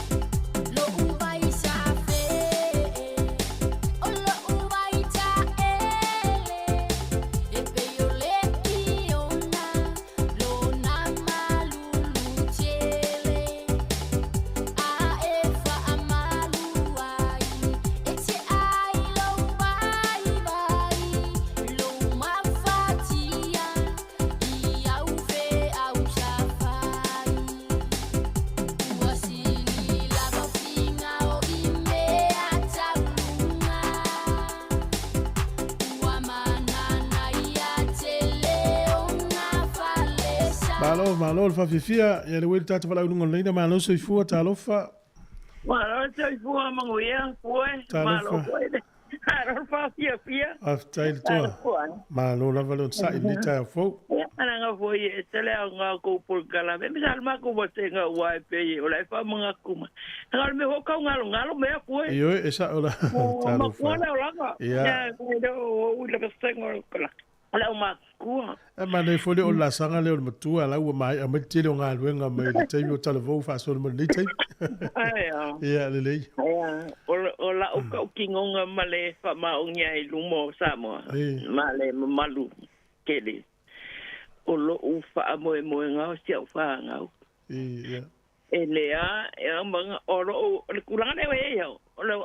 O nga ka ye wa ku fo. Wa umar kai misa o wango pe fo umar kai misa ka pe sa ka hango kele ya o menga.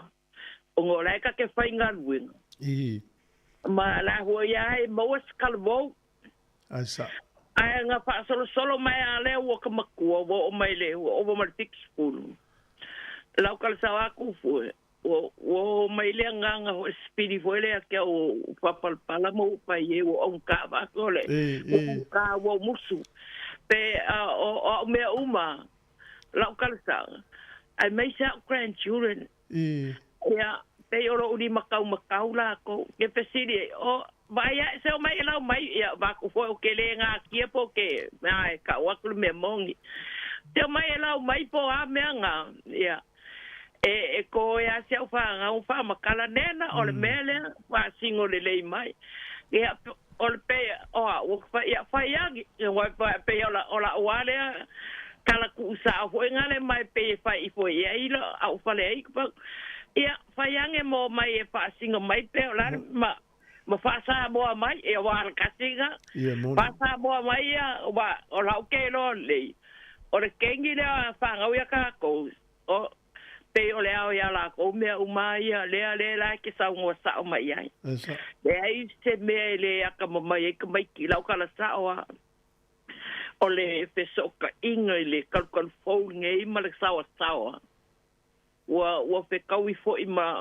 wa pe kawi am fai ai mar sao ka fanga lo kar sao mon pe kawi ma le lako kupula wa ke upula bar kupula ngale ya kai ngal pau me o ko anga o ya kalo ile ku lo kar sao pau ngala o ka fai yoi e ya o la wange o fa pa ye ai poke kau ma ai nga la ka kalo ai le ku yo o la o me kiro la pa nga ma mo limba winga mo fa ku ya la ko wa lo nga ka inga le ke ka sa ai la fa nga ya kele so ko sa o mangu ya ni ska ka la ko ka po le ku ali pa nga ke ka sa ai la fa nga a ko la maka a ko la ko ke mga fa piko ka ke ka uya ke oko e misi oko fa soale ko mar ku pare ko esa langa ole ko le pule o ia foi le fai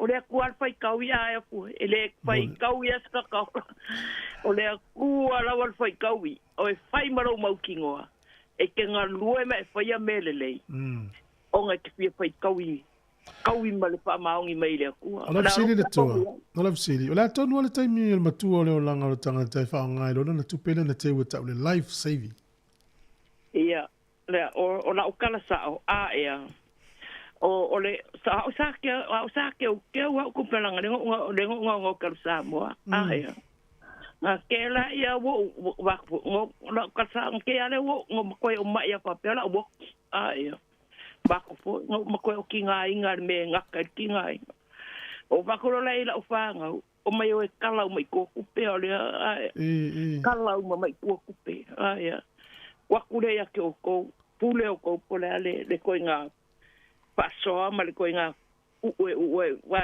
o lo ka ko nga e ma faya la fanga ko e ka ba o ma kupe e ma la ko fo e fucking ola fa ko nga me ke lo ko ya me nga ngo fa ya ko la fa o me kala o me ko ko pe nga ya nga fa ngo kinga inga fo e la ko sa ke nga ya o está lo fa ngo fa pe ala o me nga la fa po me le esta ko fi ke ko me fa ya ka ya ngo ko kinga inga ke mira ko viki te kai o ka le lofa le kua me nga o se le lofa mo le kamo le kua nga ke o ko malo ia ole mela le ia ngi na ka sa ku o lea wa ke u limo o panga o ka penga awi o lea wa o ka ku i la o panga o pe ia ma la ko fa so mai ka wa la ngo ke lo o la ko ia o fa ia fa kingo uma me uma so se me nga o nga le la ko pa u ia mane ko le ai se me nga pa me la ko fa lo nga o la sa nga o ma ia no fa nga fa me la nga fa temba be ia no ke o fa ia la ko fa so mal me ale o fa ia la ko malo va tai nga ma pa pe kai e wai o ko ko por kala menge o lo maua ia o so le mo fa lu manga le la ka le ma e ka o so ka sabalinga ia ma le se ku fa i fo nga le nganga o le lofa o le nganga i pia pe so ngia ma fa ku pula ele ngofo le o ka kala o kele ma lo ka ku pue ma le ma lo le tio alo pa ke le aku sang pa muia le ku yo ko foi valo prima ma muia le asa mo nga ka urmanga ia so ko ia so vo me muia fa tai tina ya to ma na ele fo fanga le si tama sa mato faso sa ufa sa ma faso tu so lo muia le fa na o mala o tiute le avela onga la o maua degrees o maua fa ilonga le wa nga in fa yainga o le tupele na te we ia lo no ranga fa ngalu o le taim tonu nei alu ia whaonga o maua na malo si e mwhaina malanga ai me te whao ai. E wā o lona mātutua. E whamelu mau. O leo o mawha whainga ruenga i ta maiti la o manuia. Ia lato ave fo i mara tupele na teu. O la ua. Wai ato la o manuia ta maiti. E pei e maa nei a fo i whatupa manatu. Au iei la nei tatu ainga fo i leo lai te le se le ni lai teu ni a se tan whatau. Ala wai atu whanau o la o manuia o whai o lato ainga. Ia, ala toi ave fo ia ele lo e te fa. Awa o mel fala au. E la kiel va nga le so i fu ma mo malos. Ta to tu lista to fala malos so i fu le ta ta lo fa. O ia le le. La ta fi ina ta to leina. E se i fa o ta to pc. Yo no so ta ile le fiona la tele. Se i fa se tala la ta mai tu langa o company ti sal fa ta lava.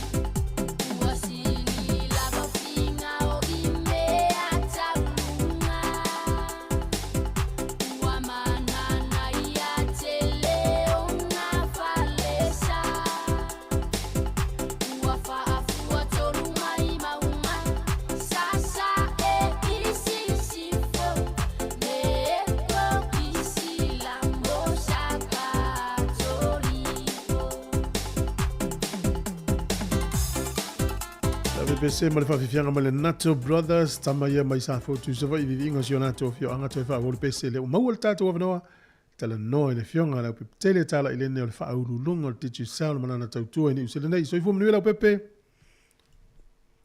lo le usa nei tai na songa tu fo e fa tala fa tu fo i pa anga le tato pokalame ia le si o mio kiwo ma to ia kilani ya ya wa tau silo wa foi le usu nga luenga ya a mesi avia le tu o le ala mata ya lo mo pel malo si maleo la wa ko tu tem favorite foi se tato atunu ye malo la velo sai malo foi mo tau tu ino le atunu me se o ainga tau singo nei tamai te tele yo tiute ya lo tau mo fai tonu asta itasi la fiona la pepe ya o amai le nga luenga mar company nei taimi e me se so ta inga pa anga company ai sipisi o tātou le nei tae au, o nao lea e tōlinga mai lo iesi na whale tonu o le tātou numera over se lau lea e wala au ieto tele mo whainga o le tātou tapa. E whamarurua toi fo i le malu latunu. Ia ono o whai atu e whaafso tai al tātou company lea e vai al tātou numera lea. Ane ua whale tonu ai. Ai a maua mai pelo on sai.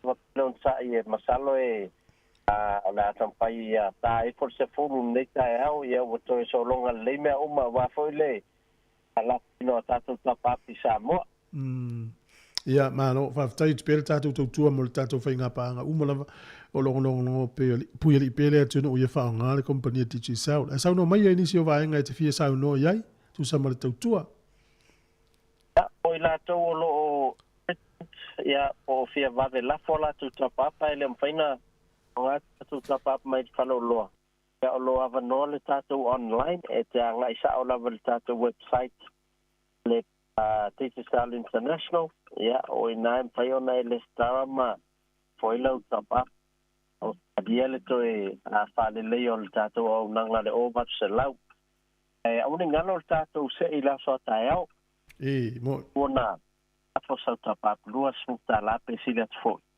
mo so ava no le tatu se lima tātou whailonga tai lima se lau tā la mo New Zealand na fo ia tātou whailonga tai lima se lau mo Australia ia e mpai kona e anga vai pe a whapea te whaungaina le klikek e la fo i se leni ia o nei ainga fo i sa molo ia la tātou tua le whaungaina te fonti te sau na ko i tonga fiti Vanuatu ma Papua New Guinea o wala umana so fu empleona ga tatu sei la so tao ai te tau lava ona fai atu nei New Zealand top up ai ole pu ele ata malafo wa ele nga va tangata na sa ole la pepe ya ale ya a fai tango e tatu mal top up le fano lo ma tango pu ele ata la ko sa mo le messenger e ma fai la ona mo so wa no tono tatu sei wana fatino lava oi al faingo la u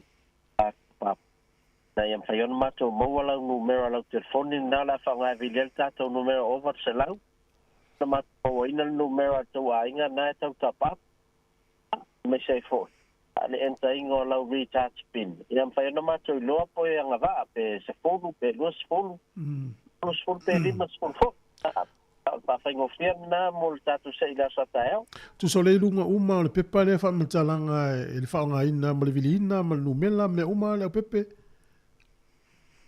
maua umala vai lungo le tātou a pepa tapat le whatau mai wharoloa. Lo whapeona tāua tuaile numera i tangoi wala au. Ma lo whaipaingo fia fo i lungo le tātou masini le nae e nuu ielo wala au ia o lo whaatonu tonu atu lava le whaingo le tātou tapat. E ala le i le enta ingo le numera le telefoni. Samoa ia entele le recharge pin ma fitfidi vai mo la fitfidi po fela tu la foi la tapa ma lo fa tai ya o tapena mai tatu au mole ta longa le fa ngol vaso ya ta mai va ve otu nei va nei otu e a fo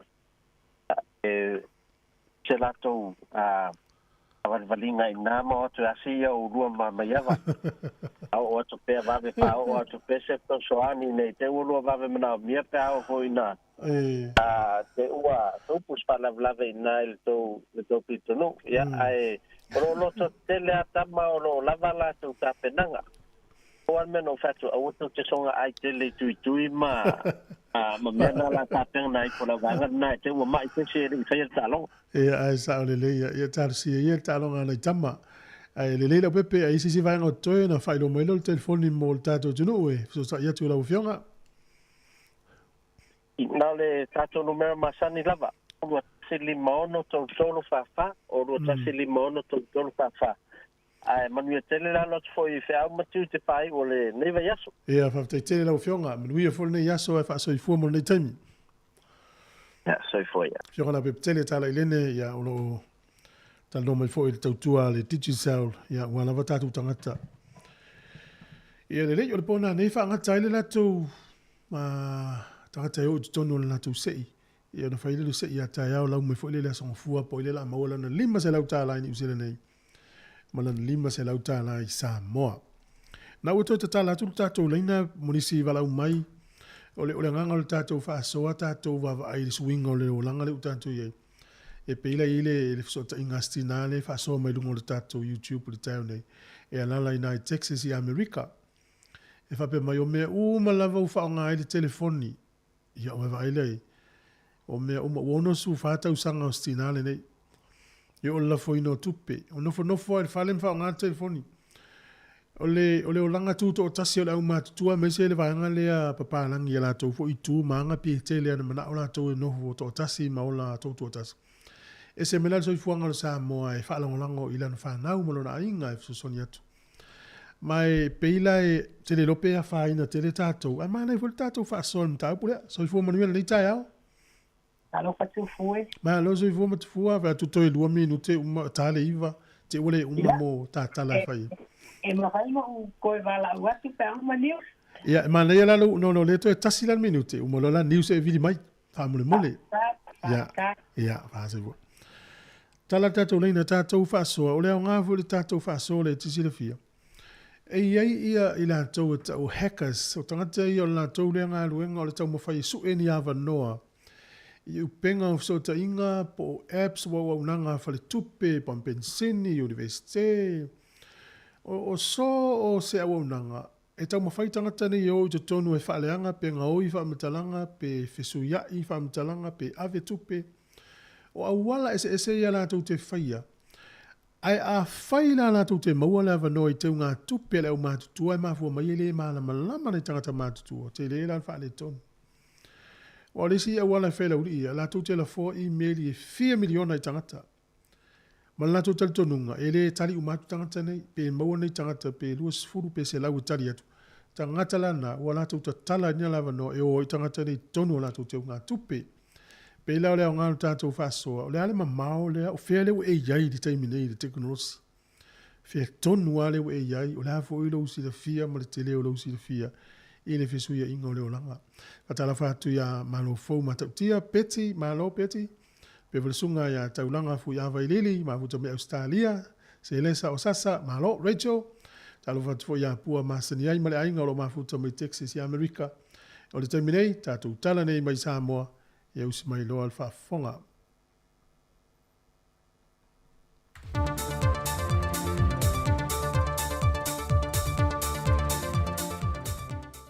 O te toi whaatalo whalu tātua tunu o se isi whao poponga le nei. O tala whomai sa moi meolo te tupo, mo le nei aso tofi. O le tūlai mai o le sioki o loe lauina mai te tono le atunu, e le o se mata whaioi le al malo, ona ele aini pisinisi mani whale o lo le malo, e te tau e no lato tulia company waa, mo le lauina mai o loa, ina ia le sioki e pei ona tūlai mai se teimi o sola. Na whamanino le whionga minister o tupe, le whionga lau timu ia a fōwa le se wa ai e le wheloa inga ma le Sāwali. E nei mawhaiona tu i titi ai fo i le toi tū lai meo nei i tau whawhitau i le mana. Ano whawhitai i sir tau o sidi. O sir fia le tatu o tunu o le mea mua ti fia whamanino. E le se mita whai o i le malo, le au mai o ni o loa. Whaatau ina mai o loa, e wafo i mea mua i le infale o loa le malo. Sa le ngā luenga tonu a lea me sei pisinisi i lea mai o loa ma toi whatau atu. Leo whamatu ua i toi pisinisi i private sector. O le la tau a la lea mta whaioia e se mai mta whaioia le malo. Ko i lea mta whaioia le malo, le tilo i au nanga fo i le ina ia create ile enabling environment e o lai pisinisi. Matu ua i pisinisi. Ia a mta whaioia la lea o le whatau ina mai o loa ma toi whatau atu. Sia i le private sector i tātou business. Pei tai o whaale tonu i le tuai o na maua alo tātou tunu o loa. Le hoi sa sisi la fo iei ma titi le tātou mahalo tūlanga e whamau ni elan mielea. I le awhianga o wa, i whio inga o wa, i le ngatala i awhianga o i tau alolo. Ia me se tūlanga le wa iei ni wakile wa tau musu i a una so wa whio i la tūwa. I ona la mele o la mati e mele o kiring hijack e. I lunga le vasa, a fia ia la tuwa, i o e tangu tāwa, ia mana pa fi e soi fo la to ta finga ben i sei le ia captain fio ba e pe tu lang e o le stulang ia o le sitia tau swap ko mo ia le foi algo el mulka o freight e pe nei vai ngala ia wa fi e fio ingo o ba ia la wa tu puera tu lang le mai o le tu la i mai foi o le lava fa fi tauli o manatu le fio o le minister e te tau nei ese ngā yo inga malo e ngā lulu e fantasia ai ma pisinisi le atunu e na ia maua pe o lo mana o mia o tātu tangata mo aso uma. Ia, mai o le mele o tupune e ui whape e le o se mtafa yo i le malo. E la ua i via ba i mo le anga i luma tau lo lan tilo le malo le mele ua i la ua ai i mo le anga i luma. O le atupu pe le mele langa le atupu pe whawhita uri e lalang. E a fia i feo ingo ba ai ma le whela ua ingo lo. Le whionga minsta o tupe e whionga lau timu ia a fua wele se vai. Ua whai loa manino e le whionga le whaaton silio na tanga luenga le sui fua mano loina ai ono Dr. Eric Ekeroma. Ua wha maonia le toi pipesi ai o le wha mai le tenki fiva le tātu o tanu. I lona tali tanua o le titele o ti munga iu mawai atu. Wa toe wha te tele mai ele namu le o lo lato fe avea ia le siama, mai o lo iei fo i le tūlanga wha popore ino le tanga luengo le soi fua malo lo ina, ma toe wha maaro sia e lo mapui puinga. Na toe wha manatu le whionga ai ono, o le tausanga e dua fe se fulma le fetu, na wha te tele mai e fo i le pepesi le wha mai le neo le tenki fiva, ma wha mawina i tangata a fie le afe lima se lau lua se fulma le lua. E wha maumonga e tolu se lau tolu wiwa i lantou na tau fia mautanga se ngasi ulu mtotua e te ngā ina, ma le tō wha na wha mawina na male li wai. Wa toi wha asana lau e nei lam te inga o le soi fua malo lo ina i le antanu, e na ia toi wha manatu tu langa pui pui ngo le lava wha mai, e na ia wha mamata wha whale, ma wha tama ia no wha ngai tautu fua i le namu, e pei o vai ngai toa i le swa vai. O le lua se la wafe tā lau le bloketi o le tasili miliona tā la, na fausia ele official fon whaafai le tu malo fale ata numero mua, pe foi na bunmul ta ia isi o tu malo i lalo lavo ta ia lau le bloketi, le foi na fausia ele latu official fon whaafai, le o lo whaatuina i sina monga. Pe tai o le afa eka le o lo iai ma le fale, na lisi mai le felela, ona o le tausa i lia leo se no whanga le nante me fausia i le ofisa. Na whaadia e whaipule o le tumalo. E le iaini se ni ngā limo ni whianga inga tustusia na whia. Sa na o le afe lima se lauta la sa tutongi atu i le whelela o le lisi o le whanua i le masina. E na whaadia e whaipule o le masino i anuari na whaate ia ina tu do o atu se whaalinga ma le whelela. Wa iei le fuafuanga o le awha tau ese le whale ma le whanua. E le talo sanga le fionga le whaipule a manu le leuanga i le whelela, e mawhai ona toi si tia le tau o le lisi le masine le lua whetā la, mai pe mawhai foi ona tu inatu se lua tausanga e lisi matongi tungi ai sa ia moto le tau o le whanua. O pupolenga na whai loe le di whelela, nei meane ua tula i mai se isi whai ngā malo i le lumanai, ma le wha awawina le poloketi, o na tula i mai leo nisi lave lave le lisi ino le whanua, anga i atu i lalo le poloketi. E whase lau whase fulua awheta la le tau le ua whase la lau wei lea whanua ma le whale e lunga o pengta wha i langi in maketi. Ai whase lau awheta la na tu ina tu e le whionga le li whaipule e tu mai e le whanua mo i la tau. Wa tu ina tu se talo sanga le whaipule ma lana komiti wha vai o le tu malo e le whionga le minista ma le komiti wha foe le poloketi pe mwhai o na whaonga aina se leni mai le poloketi e whaatau motu e lole whanua ma le whale, ma ave lo ma aseta tu mau le tu malo, pei ona ia ia i lalo whaavai o le bloketi. O tala fauia mo le nei vahenga o le aso, se isi o na whaau poponga, whaafafonga se te mio i luma.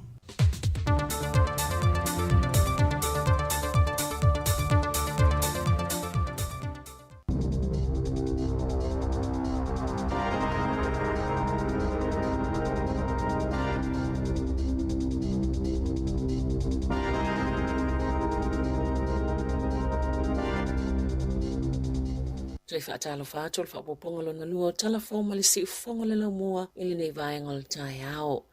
Sa si itia maa walunga le tau sanga talwai le numero tamaiti na le toi no foi whaiala tau lava o ngai te tono o la tau ainga. Mai tele ainga na whaamuta lava ia o onga ile i atoa se tau sanga. Na whaaliei foi numero le mtanga luenga wa onga e lua fe lua se lau valus fulono tamaiti na le toi whaawa wina o na o onga. Mai te tono o la tau ainga ile lua fe lua tolu ma o se foi numero pito maa walunga i whaamaumaunga e a fe se lau fitus fultolu na whaamuta ina ia o onga ile i atoa le tau sanga. Ma le isi to lua se lau fas fuluono na atoa pe sile to fo ima le tau sanga o whaia pe a lato wa ongai te tono lato ainga. I ono a fe lua se lau ivas fulvalo ainga sa o ongai tamaiti ile tau sanga talwai. I ono sfulfito pasene o tamaiti papalangi ma le se fulu 5% po o le to a fe ono se lau se fulu iwa o tamaiti maori. Ele o mai lopo le ale mafu anga o to o tele ai o to ua o onga i te tono lato ainga. Sa mawhaiona toi te tala ina lwai aso nei le whale o loa e mawai o loa e au noa masitotongi le Free for All i te tono porirua. Talo mai anuari na tāpuni ai o nol si itia o ami o ngā tū whanua mawhainga tau wha amatau. Sa whai e whaasanga i lau whainga alwenga. Muli ane na liliwane le to atele malango i le au nanga ma mawhaiona toi te tala i le vai aso nei. Sa whaalia le whaatonu sili lo na whaangai e tia o na o le tele o le lango ma ele o yeise manato tangata ina ia si i se isi no whanga le whale o loa. Ele ngata i lea, sa muli mawina le to atele na mumuli atu tau mafa na ta ua D. Clantsworth o lea ua whaapipi i se polo kalame whaatua tuaina mo le puipuinga. Ma le saonga le mue tali ei whaafi tau lia sao lato whaafianga iai. Ai o lo vava ai fo ile au nanga i se isi no whanga fo e te le paka mō ta vale. Sa whaalia le fifio tangatai whaongaina le au nanga le whaltupe o BNC li le aso ana nafi. O no whaale tonu le pol kalame o teo ngā tupe ilunga o penga ta whailangi o cards whaapea mamasini tala tupe. Masale mawhaiona whaongana tau cards mo se taimi. Sa whaalia nisi le mawhaiona tutongi o lātou penisini, le mawhaiona tutongi o lātou baka, i le malai whaalele, o na etu uato lātou pepa po cards, ai le talia ina e masini. Na ta ue se pepa o whaamatalanga le BNC, sa i se whaale tonu le pol kalame o ia au nanga peitai, sa le i se tūlanga i ono la matia i tau ngā tupe, po o whaamatalanga patino o tangata, sa whaato e se fo i le whale tupe, ono ia whaale tonu. O lo o tatalia i le aso se whaasila silanga i winga i le lumana i o talafo o le TVN said, peita ina ta ue le po an po, e le o sila fia le minista po le whala potopotonga, se tūlanga o le ao o iai. O le awaulia na nafi, o le taimi mo le u whaatala noa ai le tamaita e minista o whaasala launga, Melissa Lee. Le whaatatau le tala sa whaate iai le atunu e winga le News Hub, ve ona tala noa i lunga le checkpoint a le leite o New Zealand, peitai, e ei fo i tala sala tua i se whaasila silanga o lo oloma, a le TVN said i le vai aso nei. Sa ia whaamaoni e le tala noanga, na whailo ato le TVN said i le asfara i le talu wai. Se tūlanga e o i le company o na o li poti pitola tamai i le tūlanga whaale tono o lato tupe. E o ane i le taimi o le whaatala noanga le minister i lunga le News Talk, said bi i se tūla mulmuliane e ua sui le tala na whailua i le au whaingalwenga o talafo le TVN said e whaatalitali le aso se e-maili i se tūlanga o le au i talafo le au nanga i le lumanai. Sa fisilingia e le News Talk said bi le minister o i se fuafuanga i whaititi e talafo ma na tali li e na tele sila fiaina ma e na tele o iloa fo i se whaasila silanga e whaia o i sa pisi whonutanga ma ele o ia te ia ni au ile ilinga o le masino Novemba na li potia i le News Hub. Se whaanono angol tamaita e minister o na ile i whailo atu i a te ia le whaamawai ngā se sui o le komiti whaatono a le New Zealand on Air.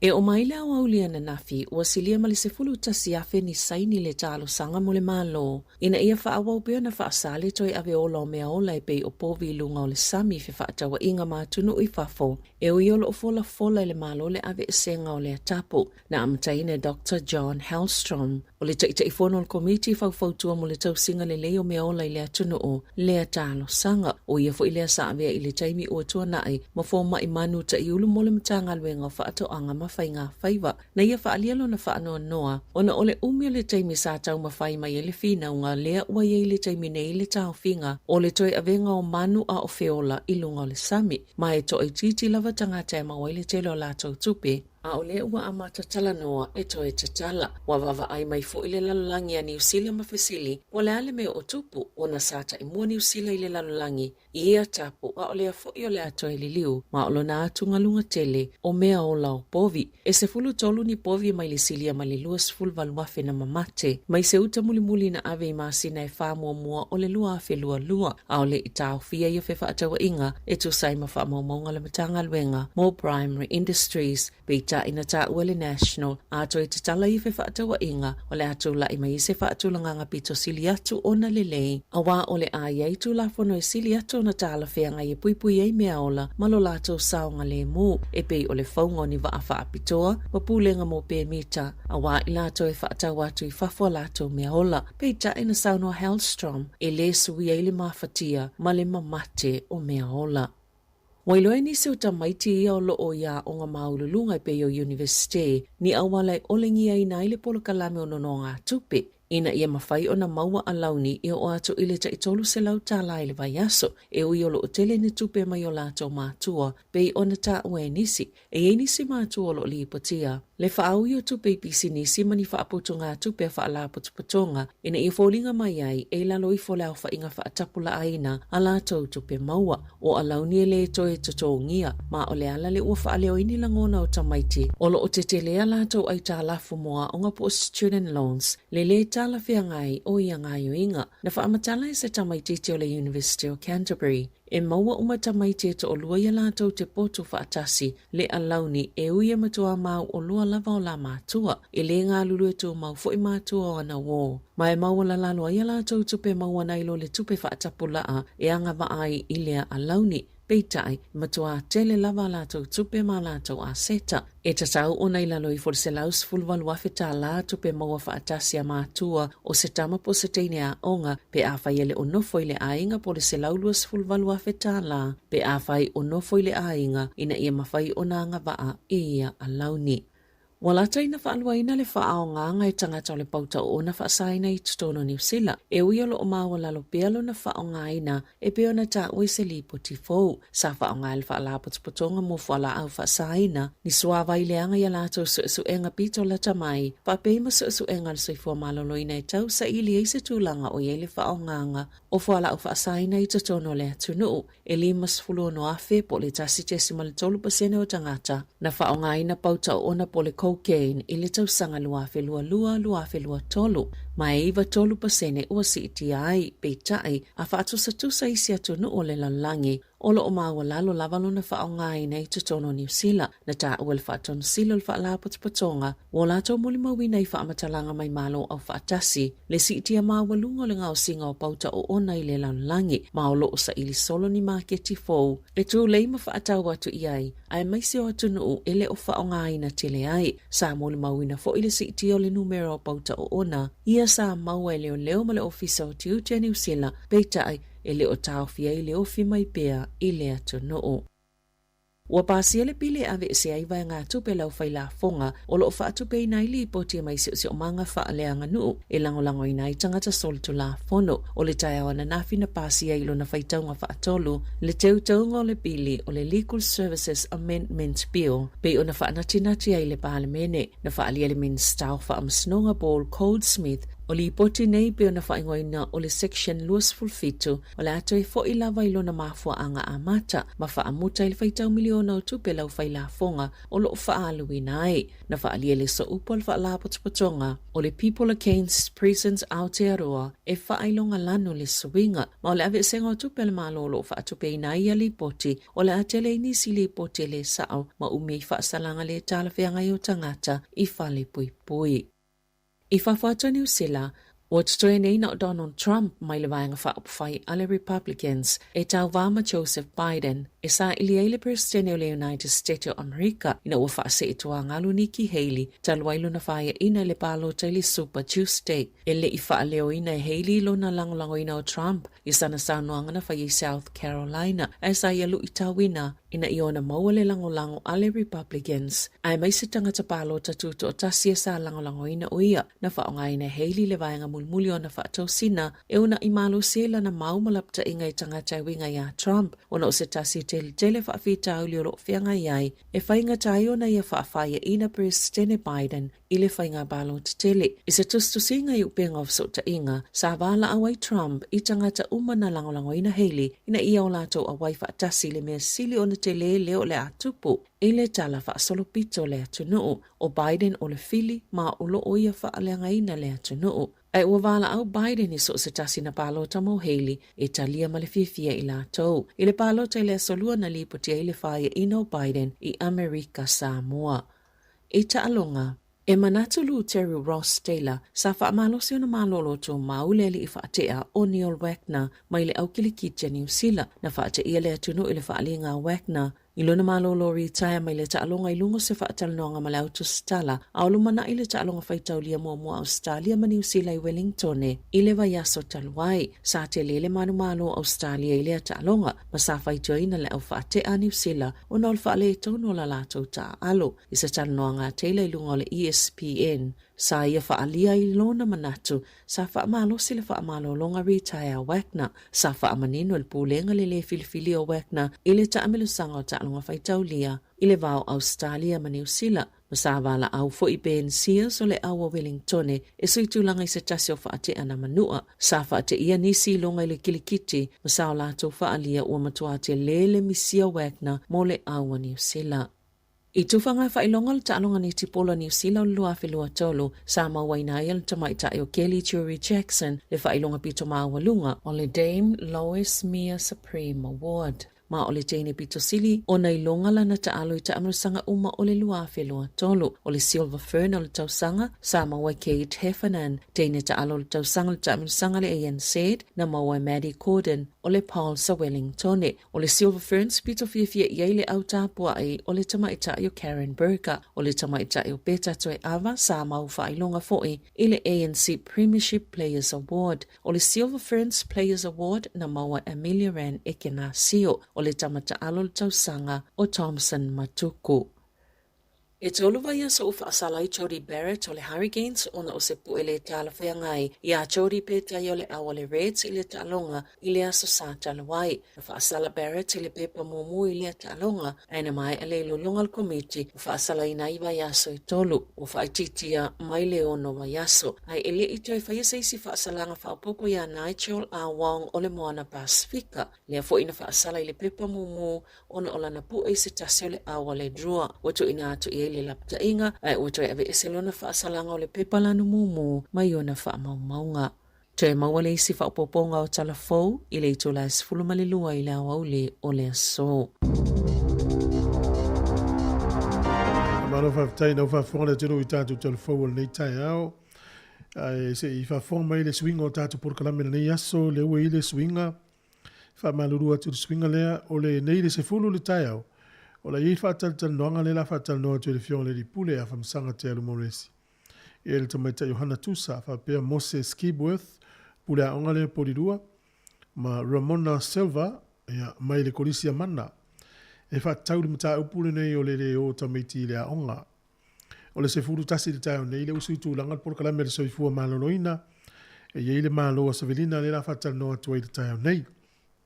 O le soa tayo le so faile su tasi tai ola fatal no atoile sunga ya umtangi ke na kui ya mle sunga ya team kaso ya ye mata uputa u lava ole afatal no fo pokalamele tai au ole tasi la uri tai au pe tatu uri le we por kalamele mtanga lo le por tula fondo le la sui ele faye ne su tasi la faita ole tasi ole tula lu le se auto por kalamele langi wa sonei le fata utai le fionga ala wano ati ilawa. O le fesuia inga nao tātou porkalame, ia o nao le tele o nisio porkalame, ia whaalu i le so ma le aso atai au. Le lau e fesuia inga nei, le ua tala le tātou leina pe e fia walau mai, i le o whātolu walu lima lua o whātasi. O le isi mata upu le ua lau lunga fo i ni usila le teimi nei o le popolenga o mātua. E le to inga pia fau le ua sau le teimi nei. E le ta o le zero alcohol, o le winga o le tala le e le ise pia po se ava malo se to ton a le fango pia ku sai o le pasene le ise pasene o se ava ona o ye to ton a le ufa tau supermarket e anga fa afo ye le fa na una na to fa ta wina te le lo pola se la ngona o le matua i to inga ava ne po to inga pia ne e inu tamati e o le pasene o le pia la tonu po le vaila o ona le tonu o le fangu le al fangu le fangu pia le la mai tau ina so enga le universite o tako mai tau ina ile wi fo ila lo o le tupulanga talvo e inu ina le pia i tonu ni usila ai le ai le matua pe fo na tau mo faila ua tama mai e ta au file ula tapa ai fail me tau le vape sui tulanga lo la le masini le ula le fa teknolosi le ava malos e le utato ilo le teimi nei le alu o tamaiti le walu tom fai ua to ula le tapa mo i voi le ai ula la le masini le we fo intamaiti wa fia yo la to so ifua le fo la usalto inga pia le ise ava ona tonu le asa u silsila ye o matua va to wa tali lima tau sanga la inu mai pia le ese swing al langi o tato yai ana no longo tu fa pena ia tato te mafau yai e misi tato matua pele o la matanga le o tala lava noi lau fa na o tango atu lo il fangu le wi tonu pasene pe se fulu pe lima i se taimi o iluma ale na mata tu il fangu le o le pasene ye tu yon to foi le copilan to ina la lu ele ulu vaso ato pe nei al vaso ato alu le nga il mano sinalu vaso foi nga luenga le tato le no o fa tolu vanu lima o fa tasi fe na vili mai ia tato to tata noi mta upu ia na o fa soia na le la o fele te ia le taimi nei le teknolosi fe tonu le tulanga o ia fa fena ia o ina teknolosi o ani va nga foi na esasi e ta o le lo ni stangata ia e so soni foi mo la tou ia o fa tonu valu lima o fa tasi le tato leina fa fianga le nei taimi le tai au Elni Puletiu atoa. 2 minutos o te nei va.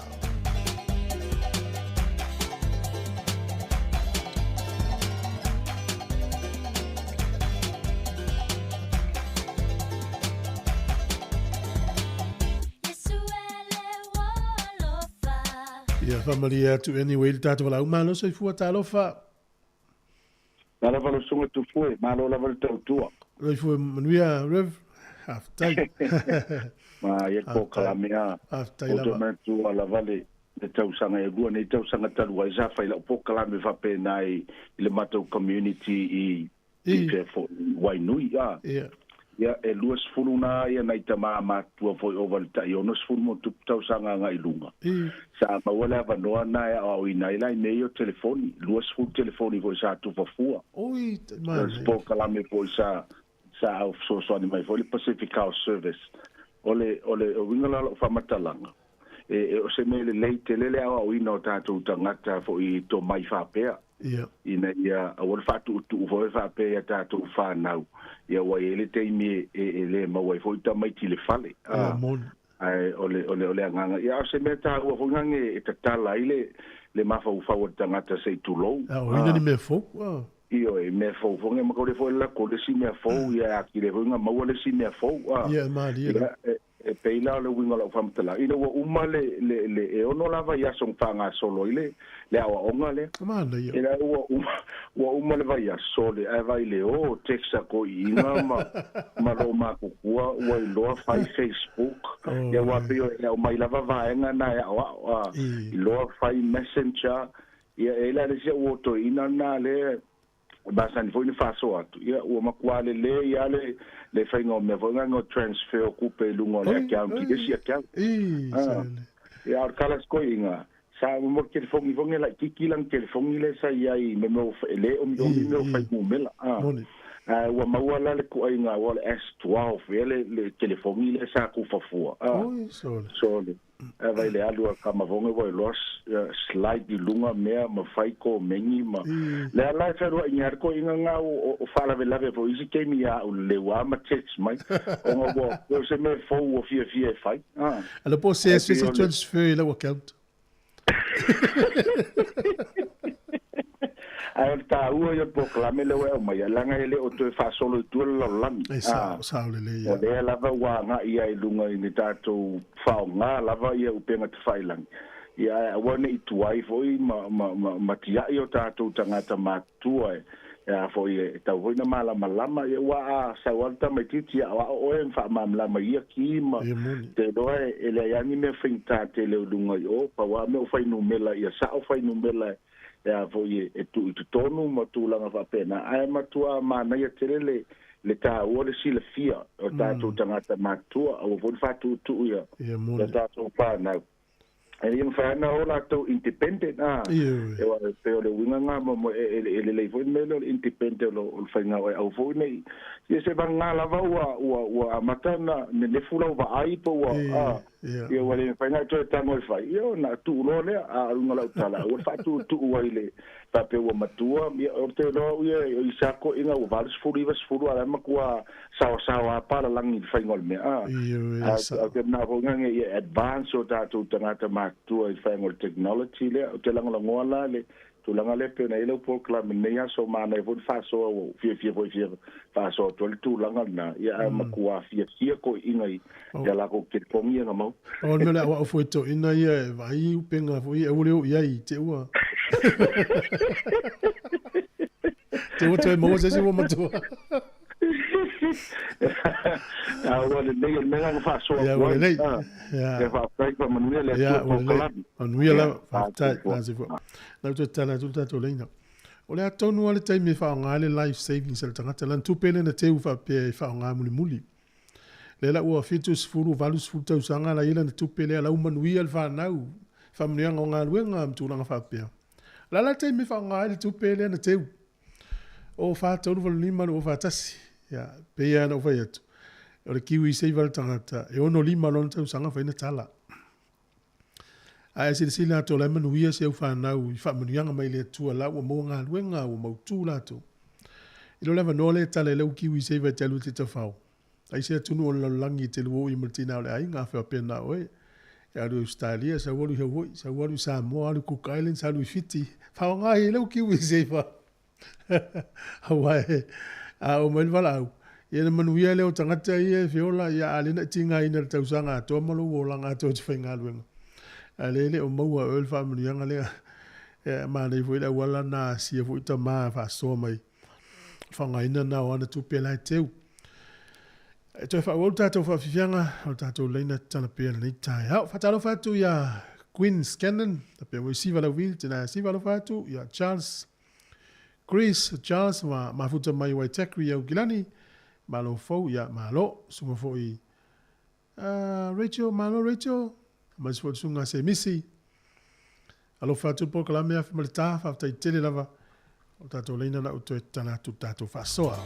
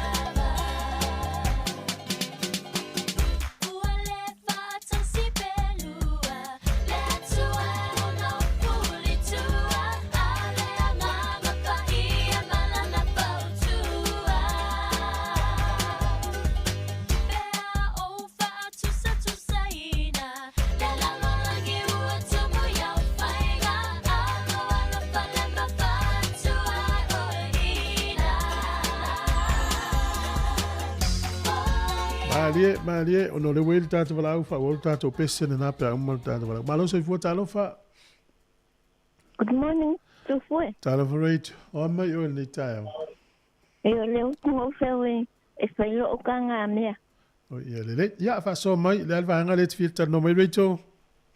O le meanga o le o meio online. Le mama o le wa. Le ai. O mo uloa faile Facebook. Facebook. Mo uloa faile text message. Messenger. Ia, ile messenger. Ai o lo mengi o le online. Ma ko ngi wa mala wa ai. Ke le do fa.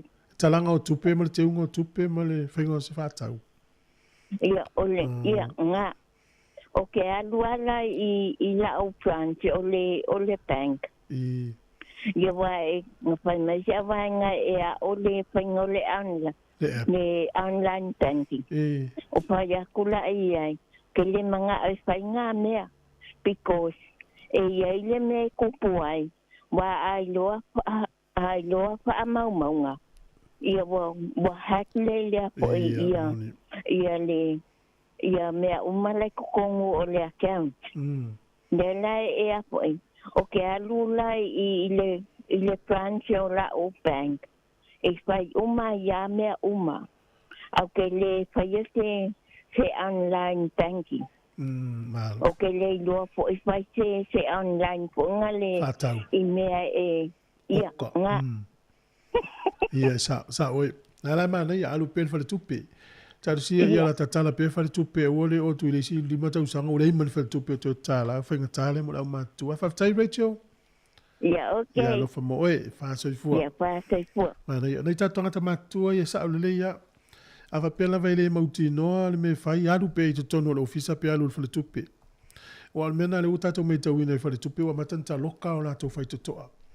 Faititia o nanga e mafu mai fa sao se leni faititia ia tupe alu tongi ia ofisa ia mafale faititia tanga te fainga lu ngai fa ngal teknolosi al fa la vela o le fesili na fainia la to wa o ngai fa o ngai tanga tai o la to customers po la tanga te fa tau o le tani le ai fa fela nei tanga te uta yo no sfuru ngai lu ngol va sfuru iva sfuru tau sanga le mantu ya o le mela na le faia ta to to faia o ta tanga ta o le pisinisi le mele o le ngau fa matalanga i lunga o penga o so tainga e ye le o nanga i usila e ta o le o lato tautu o lato e faia por klame ia o le ngor company o le Oxo ia o le ngau i fo ia le au ula le anga ia fa matalanga company nei tu so le software company o lato e faia por klame tonu ni usila fa ngala fa le ta vale ia ma o nanga i workshops fa le fo ie te oi o loa pisinisi. O le alana avel wha msidonga maulunga iau kilani. Ina ia mauti noa ta o fia wha mtalanga tangata lau tele lai to tonu o softwares po o au nanga ni wha teknolosi na wha au ngā au nanga ese ni usila. Le o loa me company lea. Ia ua ni wha tau atu lato wha mtalanga wha lilo ele au hackers po tangata leanga ia ilunga o penga so tainga. Wha talo wha tata wala au manu so ifua. Ia talo wha tu fue. To ifu mnuia matufua o matao.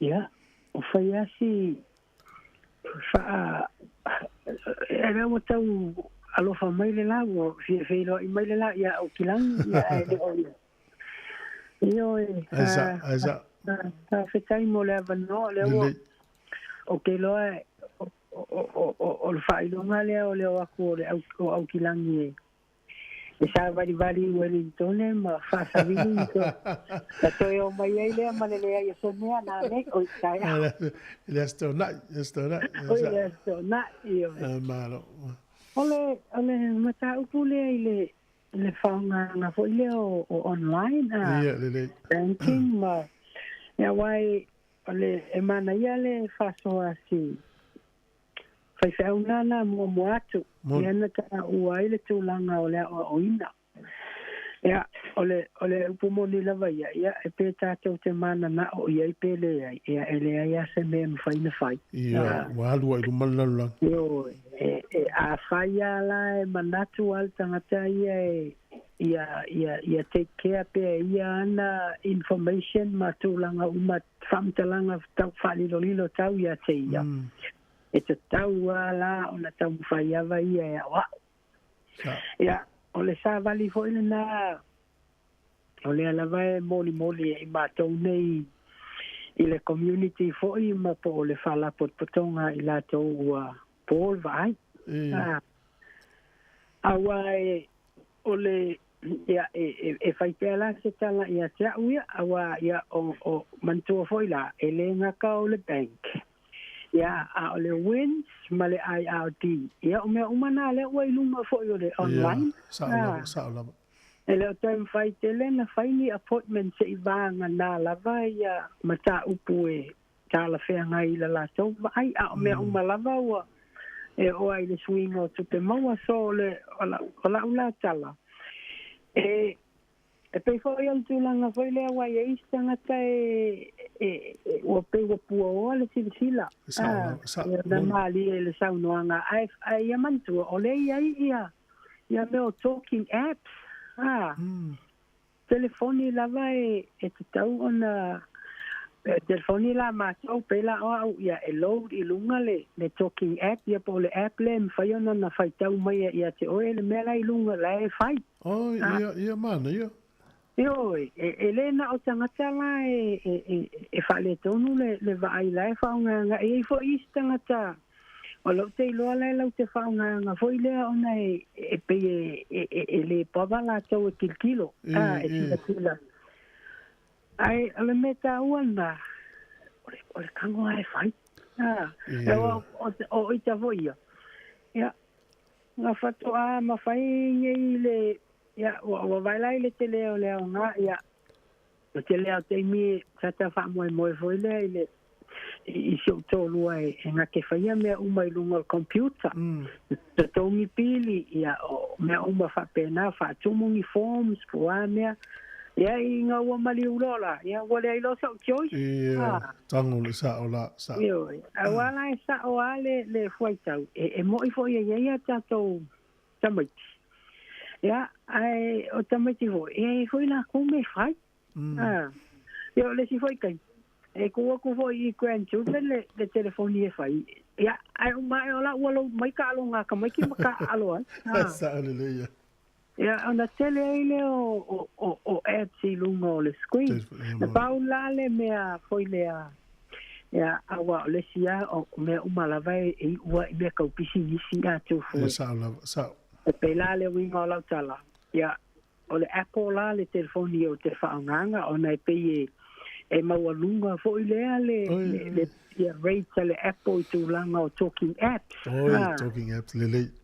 Te vaila iai e upgrade loa le vaenga se ia pela tūlanga o emaili o le sending o message foi lea iai no photo messages. Ia halua ke ia vai ku whamai whasisiranga le Apple. Upgrade your phone, that means what down na LWS malau i11 ai ale whakau le i15. You see? Ia, pisinisi le mea sa. Ole ai ele o mea lai mawhai ana whai ele i10 mawhai foi mawhai e tele foi features o telefoni ai le whaonganga umalawa I tangata nā mea. Sa ole le. So, o na ole taimi, o la uala whautuanga tu uala loe le whai ai. Tātou ia ua I le age group e ofo I vaenga le mātua le fitus fulu valus fulu. Ia, nā ai a whale tonu sila ia. Ai talking apps e load. E whai ai na fsoswani e whai kaua e le mea ia na I roa leo me whai. Ia, o la tale nā... Le talking app ma na ia ne te whaongai na tale tonu ina. O le talking app ne ta tele a o Siri.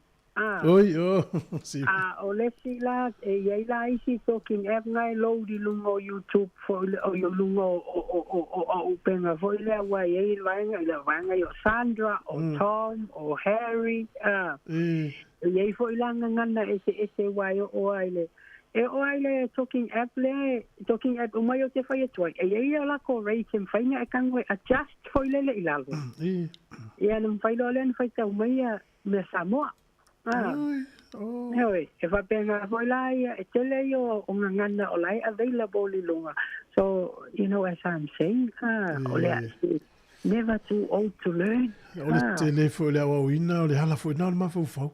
Hoi, o a lea ua tele ina malolo I le whale, ma wana ina tai mi ses. E vai mai de ko foi le se o ai. E fai anga. Asa. Ma na ia tele o mo tu na te na wa ko teknologia le te mun muri le foi tu o ni tu ta tu tu ai ma lo fa tai mo fa so. Fa fitai tu fu e a fe kasi. Ia o lo ave ona livi mo meu fa mo nga tau lau. I ko ia we se vai po le lau nga o ka. Ia. Wa le lo fa. Ia, so voi mo nei time. E tato por clame le o li mai nei le talo se fulu. O le tu ala foi le mal fa na tu tato tu ai ma tu se ave nei tamai ti la onga. E ile van tamai tu ai ngai le o la onga ta tau na o la onga. Ave la onga la tu lu mana ina. Ta pena ta tu lu mana yo la tu. O la tu. O ia ta tu le ta tu nu le tu moni. Fa mo e me o mata te fa e o fa na yo la onga. Ia na istanga tala langi la e sulua malosi male. Male poto au lato. Ia e umane le tau la wale wha moe moe. Matua po a inga fo i tamaiti la le fale. A vena i tamaiti la onga. Tala fatu ia whana Nicola Pepe, Marie.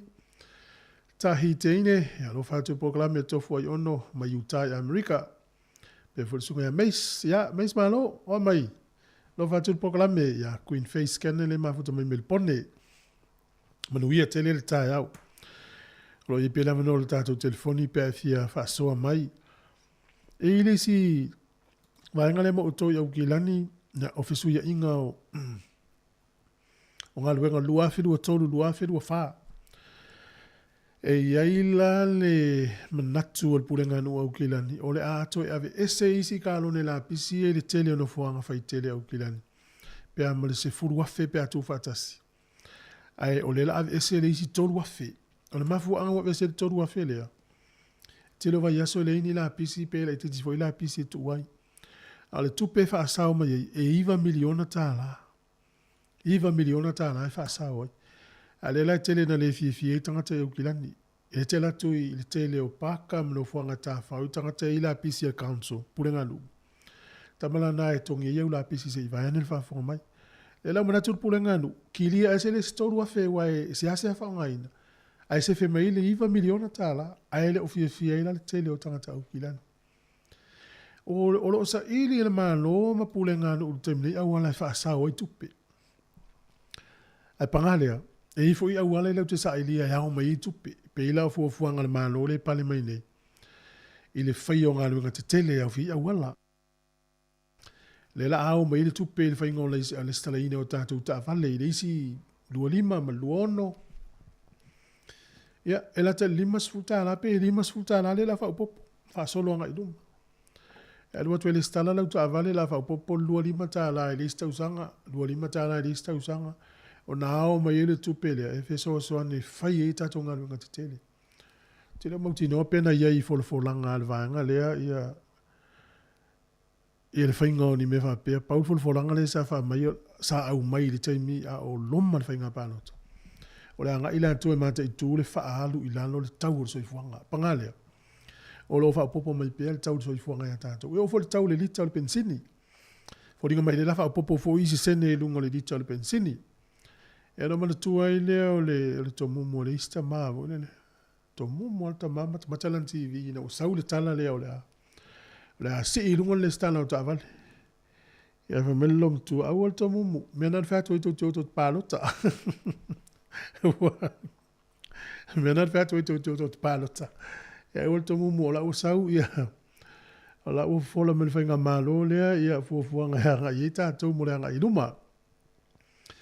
Alo fatu ia Sa Brown, faftai tele Manuel Taiao, me se foi pasta tali, malo tali, ia alo fatu pokalame faftai tele lava e le mafuta mai le nei taimi. E le si so vetu le si tala le oi o ile no le West Coast i New Zealand. O la mo lia le famsi no ngastasi o tama. O le foi lau te lo imto atele o le auro i New Zealand. O le morianga sto ina lea. Ile vao apewila ama yulai luafe luatasi. La eli to ina lea se vaenga se ele na ile no ulea o West Coast. Ai mau ele auro, o le tau le auro na mau le to ina lua se la wafe tala. Mto te le ale auro, o le ala mau le to ina lea.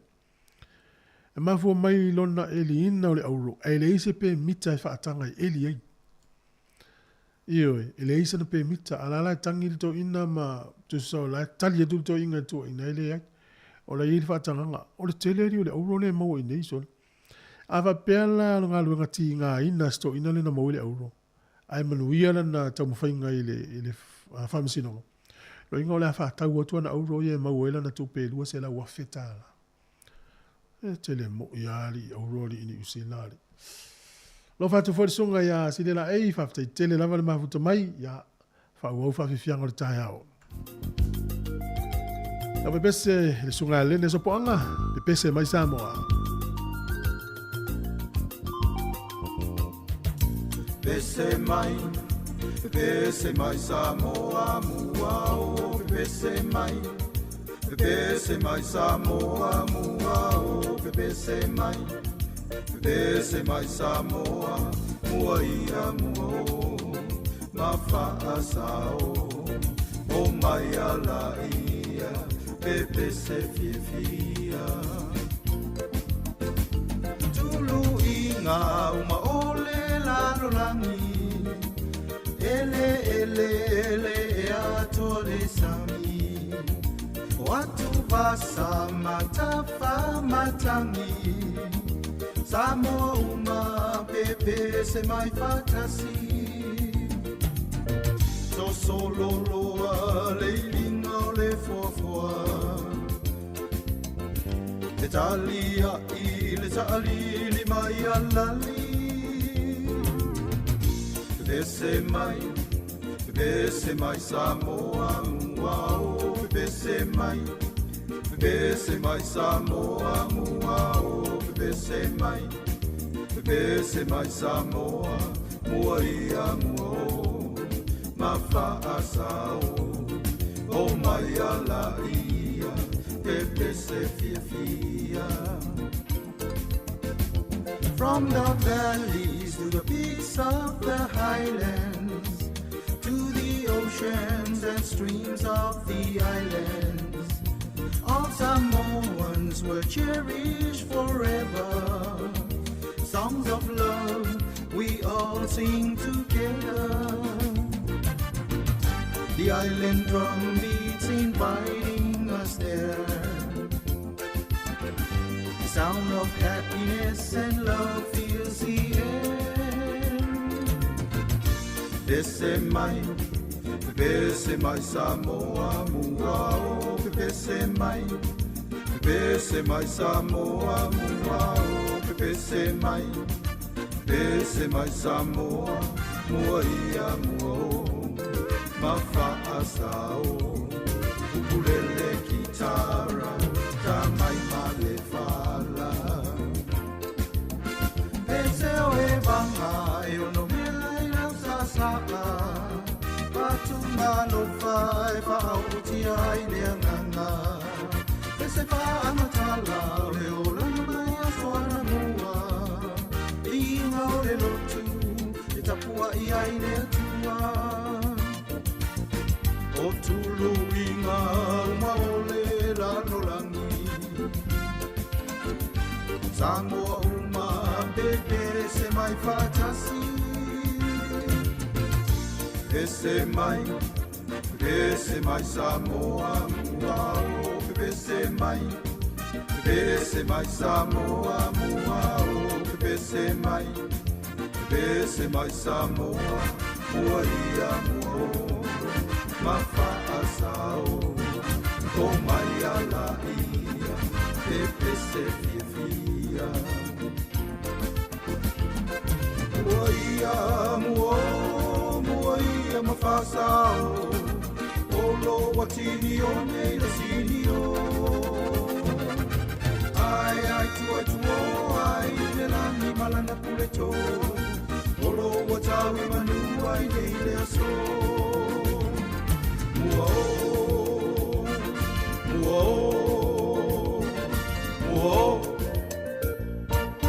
O le whaasilanga tāua, E whaamanatu atu i le mamalo le tātou au whaafonga, e iaila wa ia te tau i lalo le tulafono o le Broadcasting Act tasiiwa valuiwa, e whai e sau whaasea po o se whai tionga i mata upu, tau i whaasalalau i lunga le Samoa Capital Radio. O lo au ili lalo le upenga o sota inga le pūlenga o whaasalaunga, po le Broadcasting Standards Authority, bsa.gov.nz.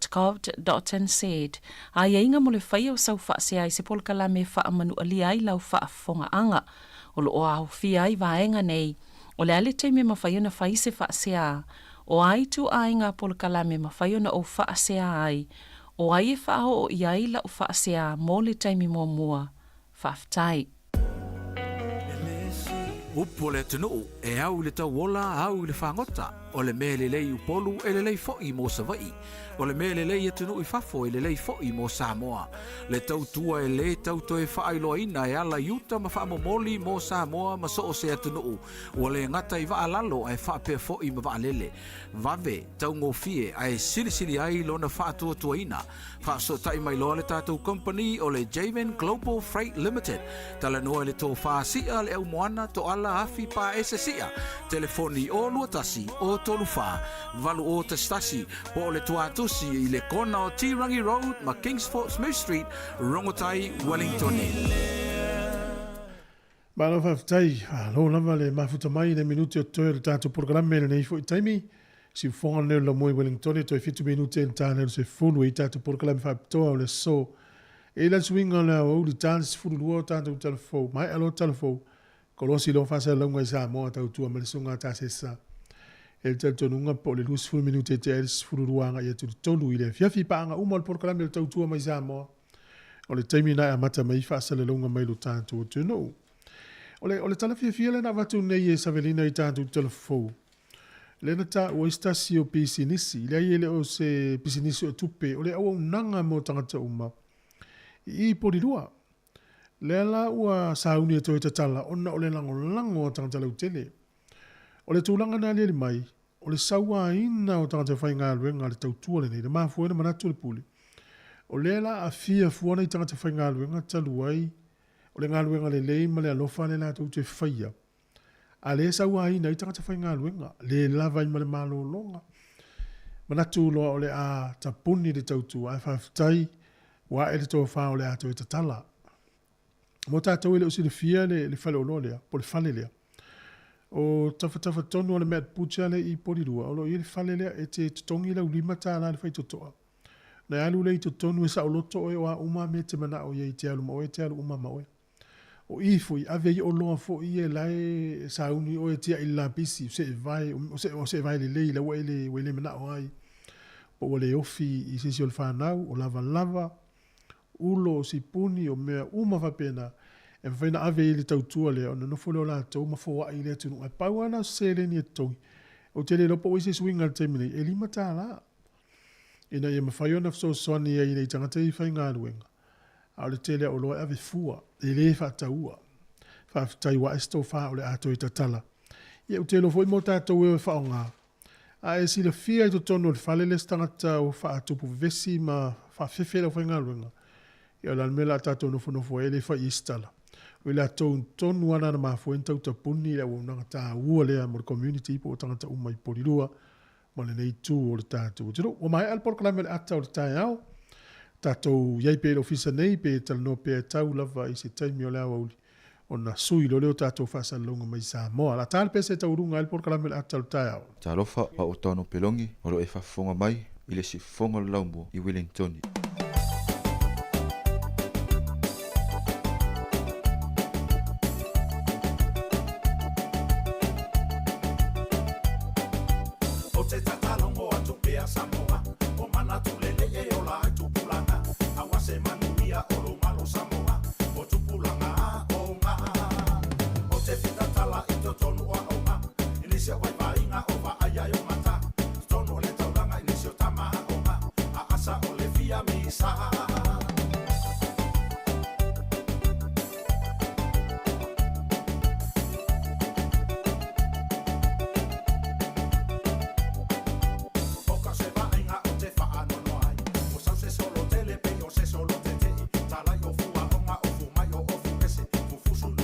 Panike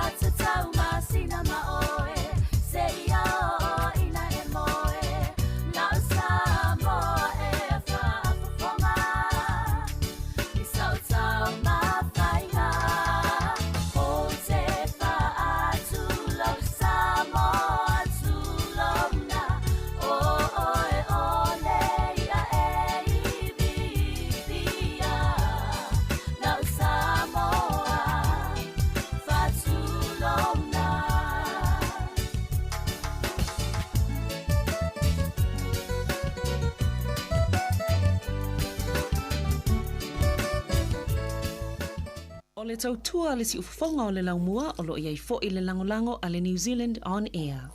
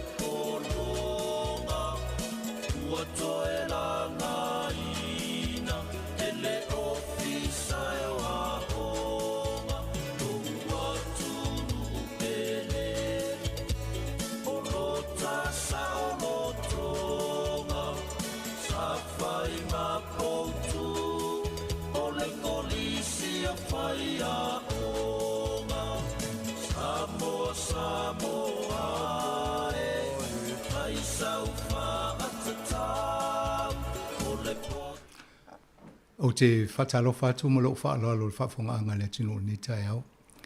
O le pokalame whatatia ne mo tai au mato whatasi masui o la tō ie tō lua ngā lulue e le polo keti a le ofisa mtanga ruenga wa onga. E whatatau le ie I alon whanau e le o usu ia onga ia saitasi.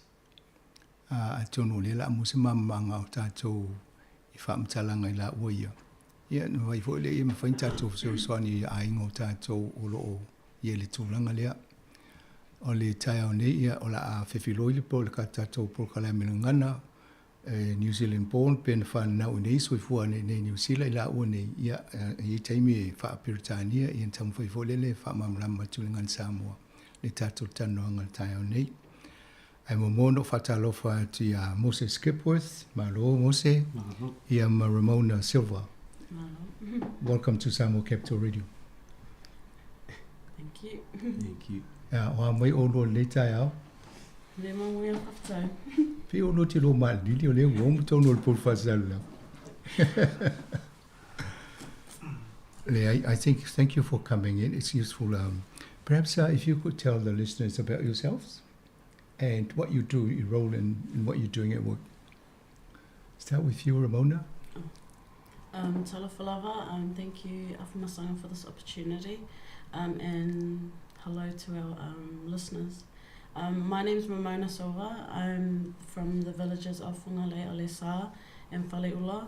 I'm an ex-student of Mana College and funded by the Ministry of Education, Pasifika Education Innovation Funds as a Pasifika attendant liaison at Mana College. Talofa Famasanga, Talofa Samoa Capital Radio listeners. My name is Mose Fatumana Skipworth, born and bred here in the beautiful Kenneth Creek, Porirua. I work at Porirua College as the Pasifika Attendance and Achievement Liaison. Attended Maraeroa School, Brandon Intermediate, and the beautiful Porirua College. So. When you're doing this sort of job, I was just thinking, I look at you and said, I wonder how many days they skipped school when they were young. but obviously you went through that, you didn't do that. So no, welcome to this. Now, try to tell the listeners exactly what you do, Ramon, in your job. Yeah, so my main focus is on attendance with the target students from year 10s to year 13s. Year 10 to year 13. Yeah. And I also have a Wongataha program, and I also do goal settings, I contact home, do home visits as well, and individual learning plans, so ILPs for each of my students that I work with, and monitoring daily report cards. So how do you get the students to work with? Who refers the kids to you? So I look at their overall attendance. So a lot of my target students that I work with are below 70% at Mana, yeah. And Mana College, that's where you're working. Yeah. Now. It's good to go back to serve the college in this role. For sure, for sure. That's good. I'm quite sure Now, I told you now to whafonga mai ya Ramona le tam for you watu tato. O le au nei o longa lua nei le Mana College o le sa onga fo I Mana College. Ia nana tau mo ai fo ia I le amatanga I ona tua a ma fiu anga I Samoa. Mai pe o le aunga o le tala noa I tamaiti ma le tausanga I a ten, I tau le sfutol, tausanga I o le o kolisi. O le ava I la to la lo le fitsful pasene le afo I le awai a onga matulanga whapea. I o na lule asi e la to matam whaia whatulanga I la to matati o me taun ausia mga lue whatas. Sounds like a big job to me. It's a very big job.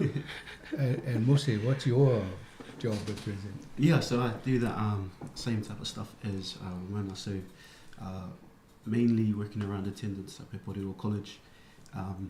Currently, this is my 5th year going into working in this role at Pepodero College. So I still don't have all the answers, but still learning the ropes. I think the most important part is building relationships with our families and our community and the students. So roughly over the 5 years, how many families would have you worked with? Have a case? I think in a year we'll be working around 30. 30? Yeah, I'd say around 30 to 40 families. If we take it over the 5 years, you've been working with 150 families. That's a lot. Yeah. And how successful have you been? 50%, 60%, 70%? I would say around 60%. Okay. Just because no matter what their attendance is at, I try to make sure that they leave with a plan or with their goals. Well, in that case, if you do all those things, then you're more like 70 to 80, because you're not just bringing them in, you're doing other parts of the goal setting. Now, why I ask that question? Because we want our families to listen to what we're trying to do here. If the kid is not going to school, you're also doing other plans for them. As long as they all support the kid. Because the idea is, the goal here is to make sure they end up their school years with a much better opportunity in life. That's the purpose of going to education. Once you get your degree or whatever certificate you get, that's your passport to the world. Then you get into any job setting and you earn the money, then you can actually go back and be able to support the family.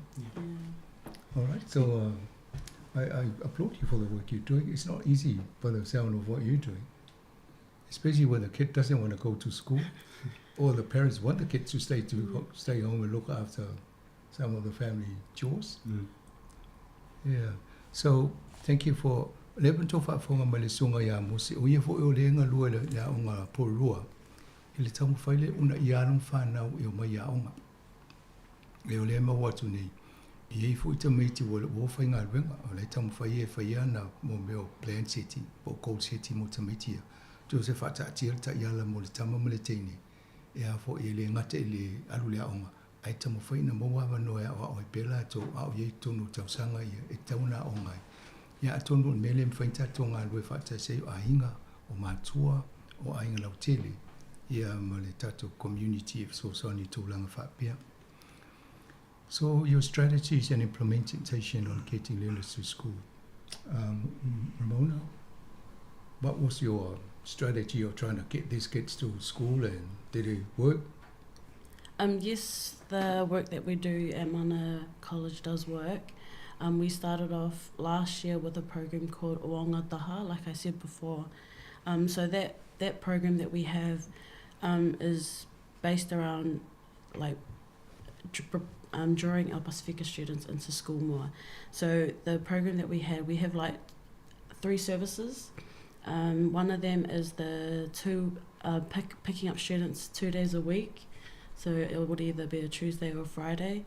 The homework centre that we have as well on a Wednesdays, and our breakfast clubs that we have on Fridays. So that's one of the big program that I have going at Mana. And for the homework centre, it's to have like a more one-on-one connection with the subject teachers, because obviously when they're in their normal classes there's a lot of other students, but having a safe space where we can bring all the other Pasifika descents in it, they get a more of a one-on-one chance with their subject teacher, especially for the classes that they struggle in. having this homework centre be a part of my program is, good for these kids. So you identify the subject they need help with. Yeah. And then you link it to the teacher for the and subject. then we pull in those teachers into our program, and then they can have that one-on-one connection. Yeah. So how effective is that? Is that working well? It's definitely working, especially with the target students that I work with. It's, let's just say they passed last year using this homework centre, so the extra work that they do after school hours is working. And when you say you pick the kid up 2 days a week, the kids get picked up? Yeah, so I work alongside another Pacifica colleague of mine. So he uses the school vans to pick them up on Tuesdays and Fridays. And then we don't want to pick them up every day, because that's pretty much us doing their work for them to bring them to school. So using at least 2 days a week, they can use the other 3 days to, encourage themselves to come to school. So do they stay away from school those days? They're not? No, no, they don't. I follow up. So when I get to work, I follow up and make sure that they're coming into school. So obviously that's working well. Definitely working well, yeah. And roughly how many kids get picked up for those things? So for the target students that I work with, at least 16 of them, and then the rest 16 students, and then the rest, the other 4, their parents bring them in. So. And in a homework centre, that's after hours? Yeah, so that's after school from 3 to 5:30. 3 to 5:30? To 5:30, yeah. And roughly how many attend that? Probably 10, maybe more, if, we keep pulling them in. And then obviously your breakfast club is full of kids? Oh, when food's around, yeah. Well, why not? That's when you should deliver some of these key messages, when they all come for breakfast. Say, by the way, have you done your homework? Yeah. So you try to encourage them to so that they can enjoy coming to breakfast now they've done the schoolwork during the week. Now, ole tau whaafonga mai, ole tau sa ili ngā ruenga le whaatino Ramona ili Mana College. Ea fo ilua sol vai aso e piki ai alum whanau i umana i loa la tau e mo miel so swane i tūlanga o afo i o awala o tau lea onga. Ia ole aso o fua ma le whalili. Monday and Friday ki? The 2 days? Tuesday and Friday. Fridays, yeah. Ole aso lua ma le aso whalili. Ia ole aso lulu le whaiele la tō homework centre. Mo mātua o lo whaafonga mai. A whaape te iloa e sila fia mo mia lo walo so sonia na mea onga. Matau mo ole aso lulu. Le ye le homework centre le avo i mwhaia ona so soani whaia onga ta maiti la tumtao. E uma le onga ona nufola i e o atu le afo le lima le afiafi. Manea le avanoa le ia awa pe o lo mo mia so soani e alam whanau ia tamu whaia whaamana si au i e nufo e vai so soani le onga. Ia le hoi whai malesi la to breakfast le whaile la to Margo tai au, ia one te lotu mo te maiti ruanga le ai whai aswari te tas. Sounds like a good scheme that Mose, do you have a similar scheme? Yeah, that's which is cool. It's a similar scheme.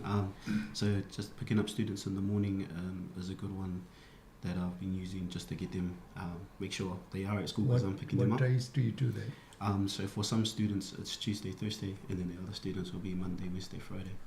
So the ones who need it more will be Monday, Wednesday, Friday. And then obviously ones who ain't too bad is Tuesday, Thursday. So. Right. And how many kids do you normally pick up? It'll be around 6 or 8. And do you find by picking the kids up they are actually tuning into education? Yeah, because most of the time if they're not picked up then they'll get to school around 11, 12. So if we get them to school early in the morning, then they can check and connect with their teachers and learning coaches and get them prepped and ready for the day. And the reason why you're picking up because they, what's the reason? You can't pay to get to school or? Oh, mainly because if we don't, they won't come to school till later on in the day. And just for us picking up, assures us that they are coming to school because we are the ones picking them up. So. And do you have a homework centre? There is a homework club after school in the library. Yeah. Right. And what about a breakfast? Yep, there's a breakfast club every Thursday. Every Thursday. Well, if the kids are listening out, you're not missing out, because now what happens in Pōrua also happens in Mana, or what happens in Mana is, so you got that opportunity. I think during the week, mo nei ainga whaafonga mai, e teitu tusa level Pōkalame o lo whaatino e Mose i le Pōrua College. Ma le ngā ruenga leo lo whaia e Ramona i le Mana College. I Pōkalame o le piki o alam whanau e awele a onga o le whaatino i pea ma le ono i le walu tamaiti le whaile ngā ruenga le whasosoani. O le osi le po le anmea leina piki po e whamai e tua e tamaiti o tiu tārs futasi. Mena leina piki tai au. Mō mātua mō mo tātou Pōkalame lea. Whamule mule whamalo si au i alum whanau. O le tiutia lea tātou mātua, o le unai whanau ia onga, o le luma nai nā o tamu ma le teine, pe ale leila nā onga. E tautua la le le e fo tātou ainga. E o le fo i whai Pōkalame lea e whoswani i mea onga tamaiti Pōrua College e pe o na ngalua ia Mose. Ia mai e fo i malato, fo i breakfast, o le stofi la lato, o le asfarile i o lai tusa e Pōkalame i. So, you talk about the evidence-based information, the data, obviously, the kids are referred to you, Mose, by the principal? Yeah, so there's a few... so you're meeting them and say, these are the kids we need to work with? Yeah, so I work with in a support block at Porirua College called K2K. And we have a team leader in the K2K, so there's a referral process. Gate to gate? Yeah, K2K. So it means... Kānui ki te kānui. Oh, kānui. So it's a Māori word meaning face to face. So basically that just means we see the students eye level, face to face for who they are and what they bring to us. So that's the meaning of the group. So we have a team leader in the support block, and the referral process, the teachers, or the pastoral or their learning coach or the deputy, whoever it will be, fills out the referral process and sends it to the team leader. The team leader will triage it, have a look at it, and then give it to me. I'll give it to whoever, depending on who needs to support the students. So, right. Yeah. So how many work in the same role like you? Just yourself? Yeah. So you've got a lot of kids to look after. Yeah. Yeah, and when you pick the kids up, how do you find them when they interact with you? Are they keen to go to school, or? I think with that, I think a lot of it is the relationship building beforehand. Yes. So obviously a lot of the times they're tired, and sometimes we'll even stop at the shop and get a pie because it's what gets their brain going. But within the relationship building beforehand, they're all good with me, so they know that I'm there to pick them up ready for school, so they know not to come, not ready. All right. Ramona, what do you find with the families you're dealing with the kids? Are they tuned to go into education, or are they reluctant, or what's the barrier for them? What do you find out? Let's just say the barriers that, the students, for them not to come to school is like a lot of the chores that they have to do at home, or like a lot of babysitting their younger siblings when they should be coming to school, regardless of what they have at home. Obviously we have school from Monday to Friday, those days they should be coming to school regardless. There's always after school or before coming to school to do their chores and all that stuff at home, and that that's the barriers that the students have, and you don't realize how much they go through, and that's what's stopping them from coming to school. Yep. So yeah. Atono o leto te whaafonga mai, o leto sisili fo i whiutanga i ngā la ua neima i la tō ia le ngā lue whaatasina i tamamatene a onga. Ia ma tūlanga o iaipa o whaingo whien tano matamaiti. Ia o lea tano mai a Mose e o naista maiti pe fōlinga mai e ha fo i tuaina malolo le ipo. Ia nā le ia o tutai au e o fo lilo malo sili. Ia mai fōlinga mai e awala tang whai whawhiwhia le tamaina ia o ngā lue whaatasi le onga. Ia Ramona le mo atu e naista maiti pe o lo o whea ngai ma. So swani ainga. tūlanga whapena. Ia nai alena mafua ne ola tō ia onga. Ai vaenga i tau o na tātou wawa ai tātou ainga lo whafonga mai fo tātou pokala me tai o ni mawhai i tātou ngā ruenga. You talk about the support school groups outside of schools. So for you, Ramona, what are your support groups outside of school that work with you on this? I have the Pasifika Thrive and the Whole Water Block at Mana, the two that I work closely with. So what do they do? Pasifika Thrive is an organisation outside of school, so they work with the Pasifika students that I work with, but more so the side of like the mental health. Okay. So, a lot of my students that I work with are struggling with their attendance, but not only attendance, there's more to the reason why they don't come to school. And with the Hauora, that's based at school, it's a in-school support. They also do the same as Pasifika Thrive. So their work is literally similar. Right. And do you find that useful for the kids that you... Yes, it takes a lot of baggage off me where I can just focus on just the attendance. So yeah. Yeah, so like social issues and things like that somebody else. It's good at least that you got that support to help you with your Definitely, it's been a big help. And Musi? Outside organisations, there's quite a few. So what's been helping me with the attendance is trying to get students engaged into all types of things, broadening their horizons. So just to name a few, Unite Recruit. So it's a recruitment company for jobs. A lot of students that are wanting to work, I use them as an incentive to, if they are coming to school, I'll get them a job with them through Unite Recruit in the school holidays. Right. We got Challenge 2000. So Challenge 2000, they supply our support block with youth mentors and a social worker, and the youth mentors help me run programs within the block to engage our students. Arise Church, so they bring in youth workers as well, who also help me with programs, and they also do mentoring with the students that we have at Polito College. Right. Wesley Community Action, they're running programs as well to help engage the students that we have. Beautiful people down there are always willing to help us out. Yeah, Capital Training, NZMA, Kenneth Creek Boxing Academy. Right. And all just there to engage our students in all types of, in all areas of our lives. So, yeah. So I see that in your list you've got a few of them that you deal with. Yeah. So all of these support people, they got competing interests. Yeah. Your key interest is to get that kid to attend. Yeah. So do you think that they all contributing to achieving your goal of getting that child to school? Yeah, 100%. And a lot of it is just incentives.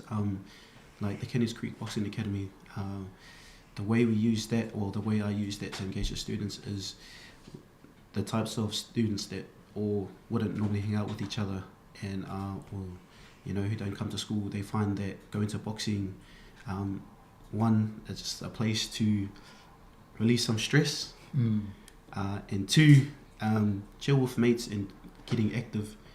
And like I said, all of these groups are just incentives for these students to come to school and engage with each other and engage with things that they might like in the future, or something to get them active. Why don't they turn one of the school rooms into like a boxing ring, and they get the kids that all come to school and box there rather than go somewhere else? That's what they should do. Have a boxing ring in the school.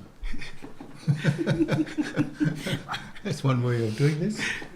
Because I was just wondering, so what time do these kids go to this boxing thing? So the programs we do run is during school.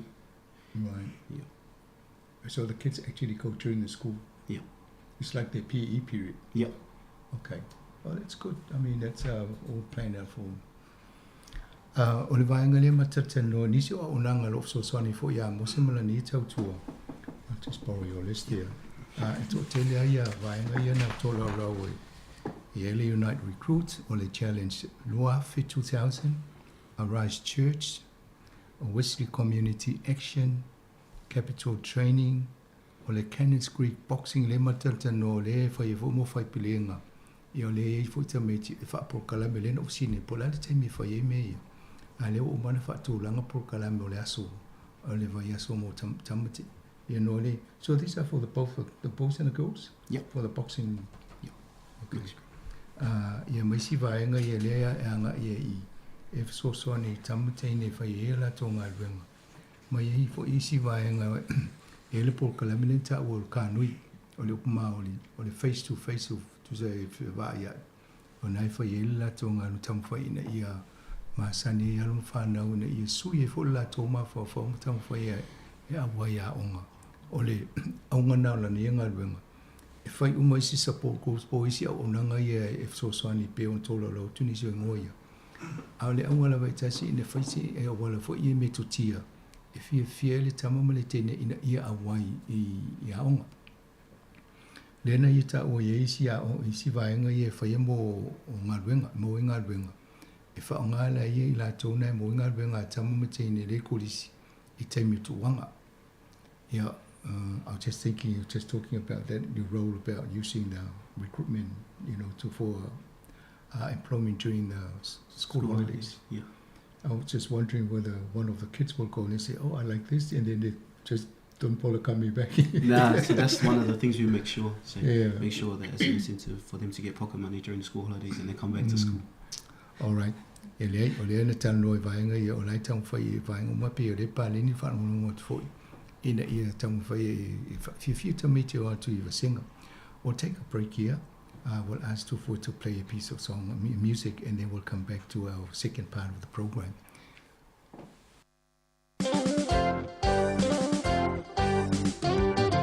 Whaanono le mawhawhau Me awa ai atu I le whanau O le sikailia ua le tusai A o le wale ngata mai e fua lava le nā O lo whatamala O le tama ma le teine a onga Se I tau whai ma se alofa Mai le tinga hino mātua ma le polonga I le tau ma whainga laua O ngā e umanuia O mātua fia fia Tui atu o e I le a onga Ia e maua se saola tonga So le au le tau aku Sa o pele le mapu O se vahinga whaanoa noa O whengi kusi la ukoa Palangi uana no mai loa Say what? No school before Ulau api vase male peni Ta solo I le maketi Wana whahinga whaale alofa So le waele a o ngata lofa I mātua E me loe la ua Tupo nei lo wha pala pala Ni liu e se malo tangata le anga E leo se mele lei Leo la ta atua na le whalolo Pe amatua o la oa oina O la wha aeina Tui atu o e I le a onga Ia e maua se saola tonga So le awa le taua Sa o pele le mapu Se vaenga whaanoa noa O whei kusi la koa Malangi uana no mai loa Say what? No school before Teimi nei o lo tau ma whai Nei e salamo atu ai Fua e te lulu e te sele sele ina E lotu tono lo ai Ngaola oa oina Ola whaeina Se vaenga wha fia loto O se tama masi teine at poto O lau mea alofa sili le I mātua E lau mai tongi e te mua O la oa oina O la whaeina Tui atu o e I le a onga Ia e maua se saola tonga So le au le taua Sa o pele le mapu O se vaenga whaanoa noa O whengi kusi la koa Malangi uana no mai loa Say what? No school before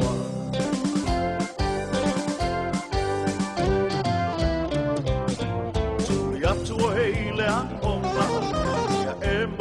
sa o tonga so le au le taua sa o pelele mapu o se vainga whaanoa noa o whengi kusi la koa palangi uana no mai loa say what? No school before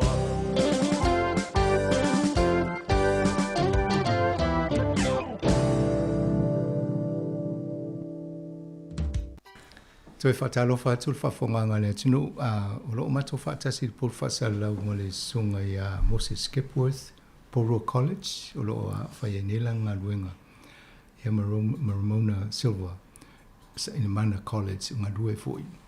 O loo tama whai ina ia whaale leia le awai o along whanau i aonga. E ngā lue whaatasi ma le pūlenga o le aonga ai loa ni tama mani teine o yele tūlanga le mo Yesu Soswani.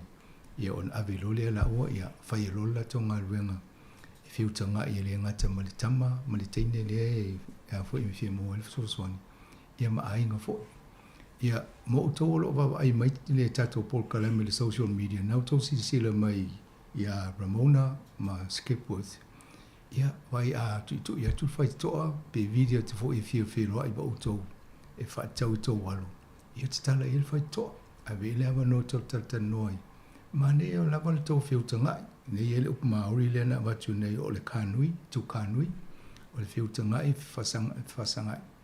Ia ona whaiele o le tanoanga. E wheso soani mo le walo, a iei fo ni whawhitau le ono nofo mo i o le awa nona. Have you ever been to a family and then the parents start talking to you about the problems they see inside? To share with you so that you can help with? Or you mainly discuss the kids' problems? Yeah, it's mainly discuss with the kids.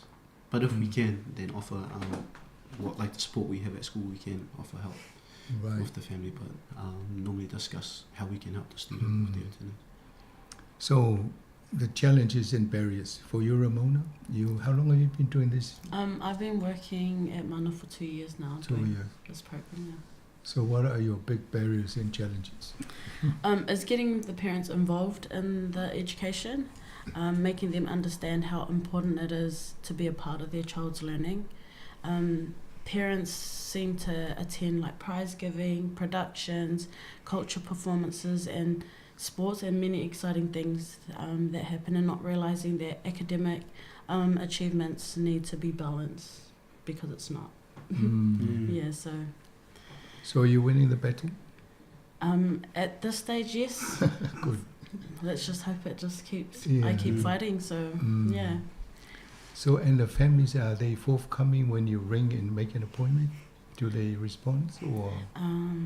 Not really. Right. Usually, a lot of the parents do have my numbers and then try and ignore it. But you know, what more can I do if they don't answer?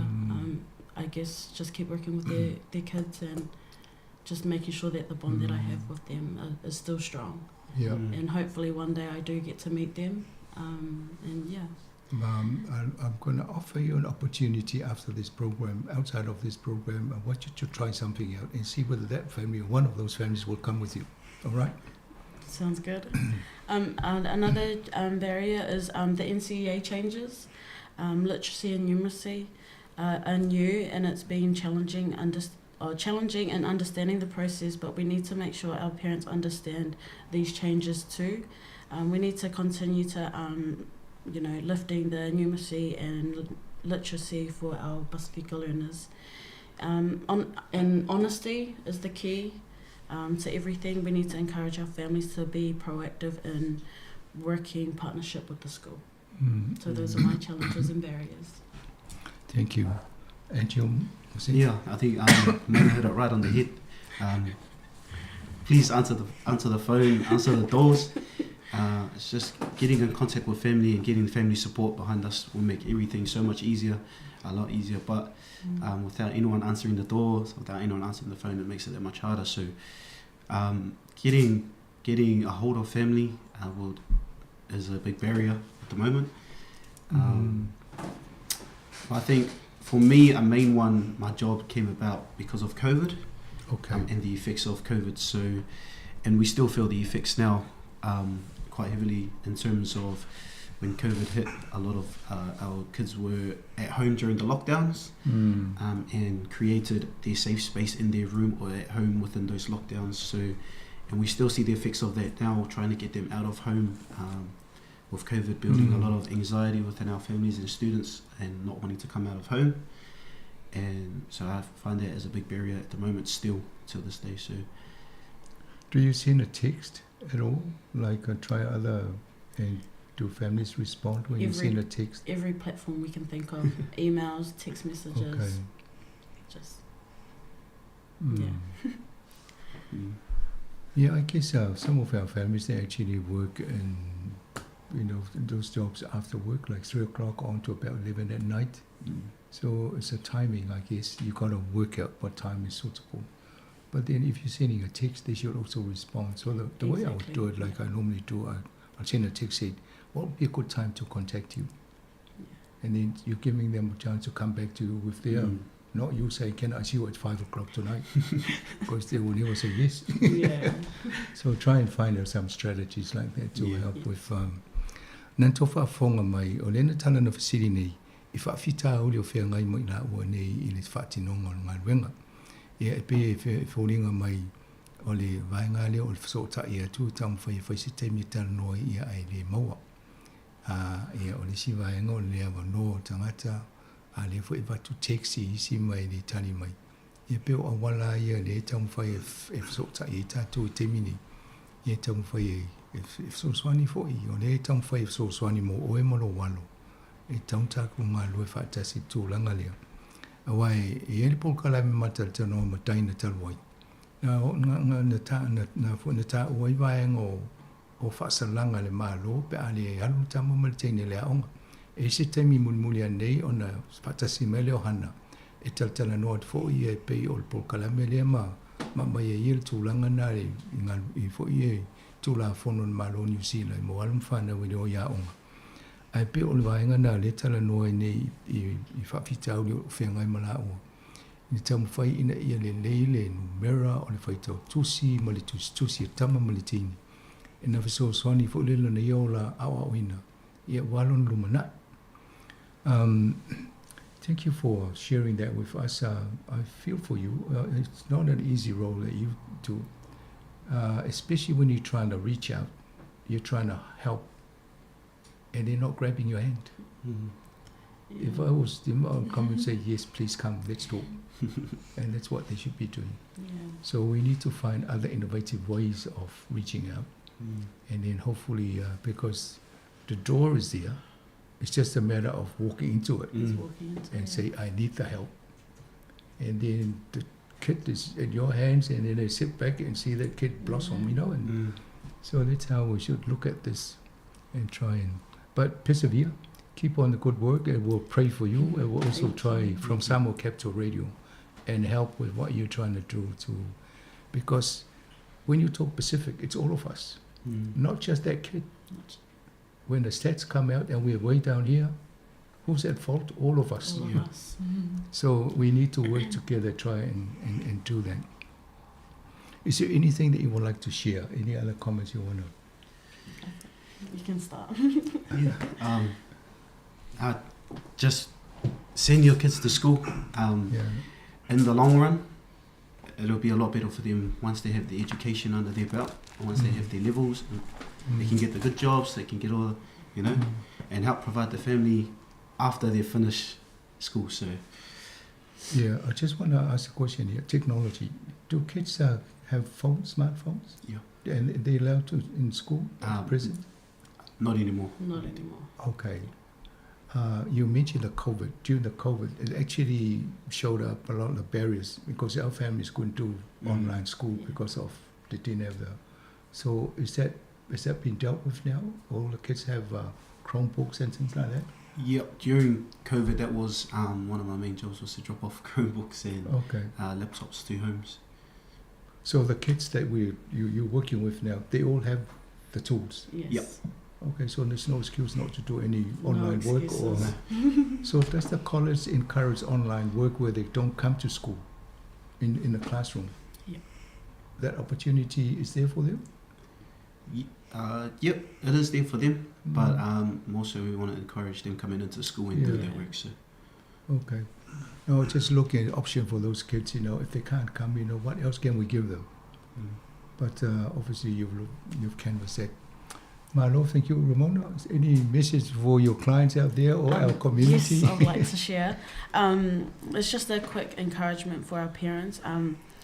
We want the best for our kids, and this is what our parents would always say.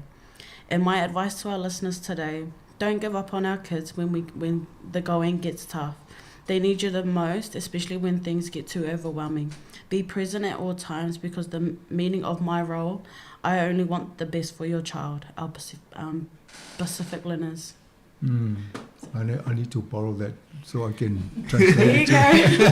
Pull it up on the wall. Nau tō whaafonga i o lea fōua talanoa sa o tū lawa I mātua. Ia matato a inga o lo whaafonga mai a mese o tō lo ia ianung whanau o lo mo mia so soani la ua nei. Ngā le rua whaatasi o le rumana ina o alung whanau pe a lea la toa o onga. Ia so soani fo i tato mātua mo lātou. Antonu o whaingo fial whi au le tau mori atu nei. E a inga o lo o iei alung whanau I whale le taimi nei. Ai le iei lea onga. I te whisidi o lan me lean wai lo tamu lea onga.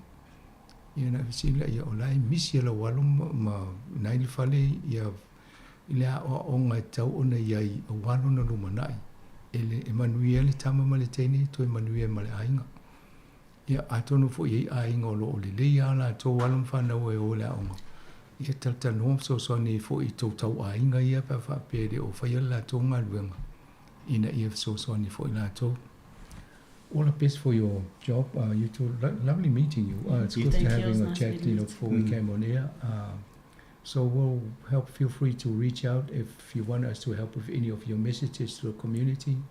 I don't normally offer this free, but I'm going to give you any time. Feel free to ring us, and I'll pass it on to the team. Make sure they reach out to the families and get those kids to school. Thank you. Thank you. All right. So all the best. So we'll take a little piece of music now, and then we'll swap the seat. I'll ask Hannah to come and join us.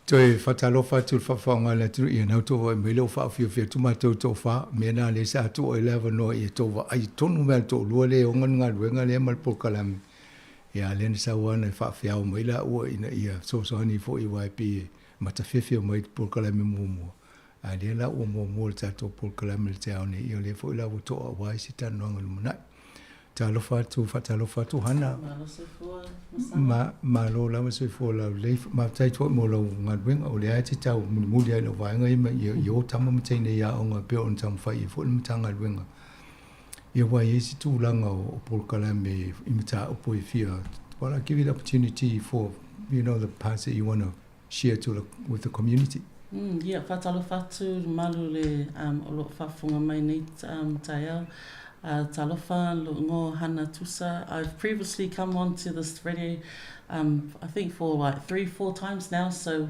o lewa masani fo ina avatu fo DC advice in regards to le tato pokalama I think what Mose and Ramona shared this morning e taua tele ia mātou lea I tonu le ofiso a onga. So I work for the Ministry of Education, and one of the priorities for New Zealand is the attendance, in schools, and o le nei whataua ina le watu ia o tatou alama whanau, because it's we can see that there's been a bit of a decrease in regards to their learning malako engagement, which Mose and Ramona have already covered this morning.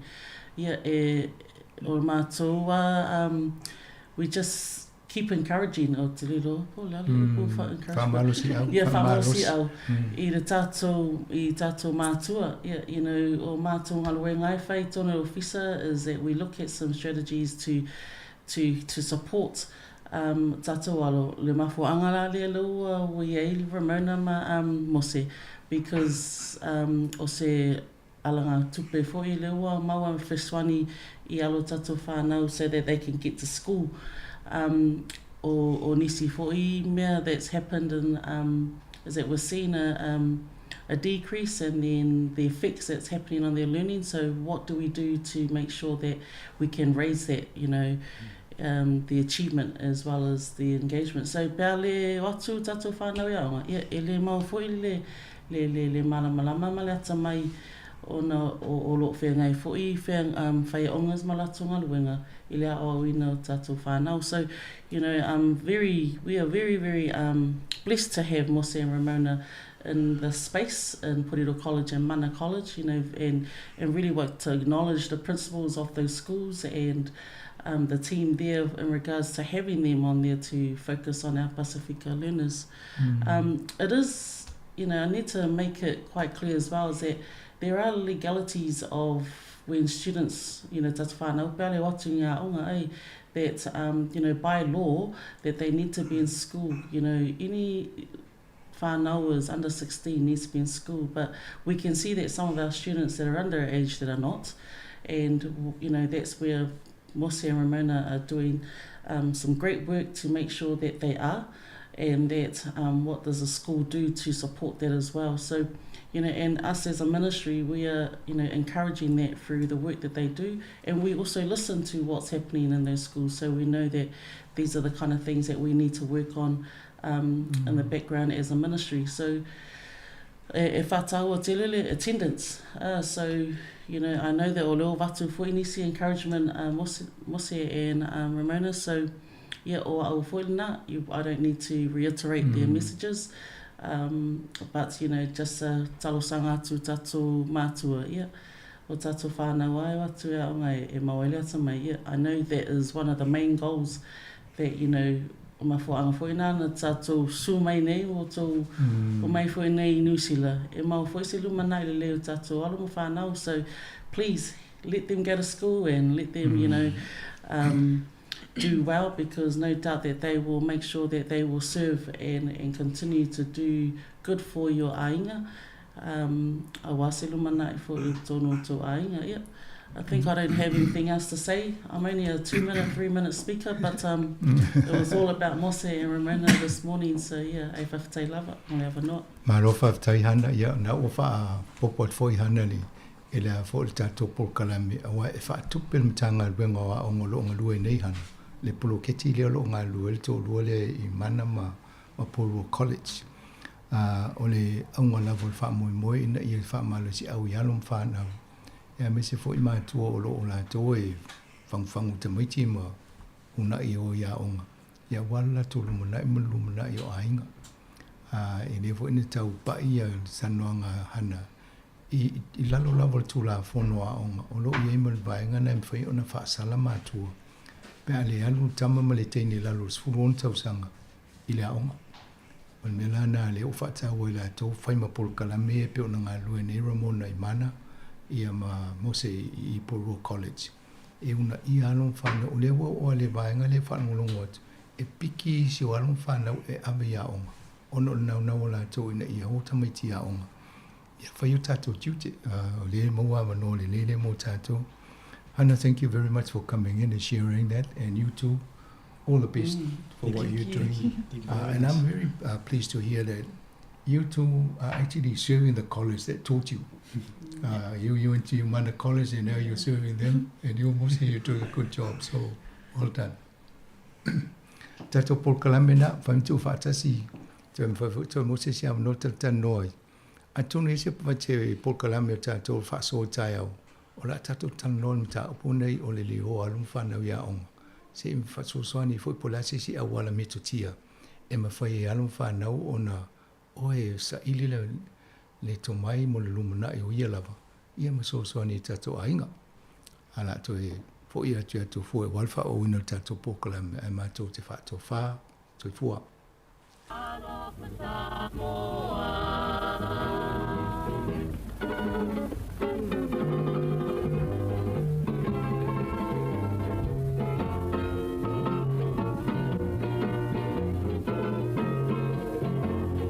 Moto e taua I leolanga o le tangata Le ai se mea o iai lau loto E ai mawaina o le koto O le mamalu pa ae aina O le tamawaina Tupula sahili a le koto Ia teo maui lo loto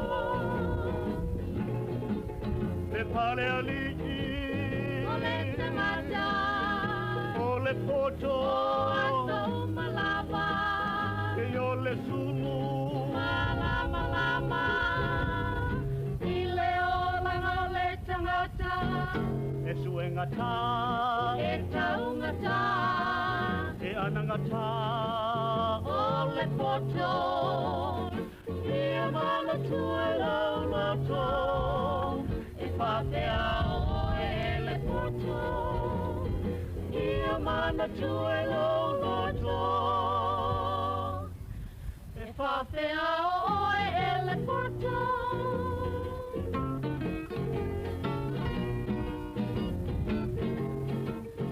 O le poto fale atu no Ana tu malana nganu O le tofa loto Pa pele uzanga poto O le pa alo I tangata Le loa o e ilanga ngana Loanga nu umoni lenga Tau ai Samoa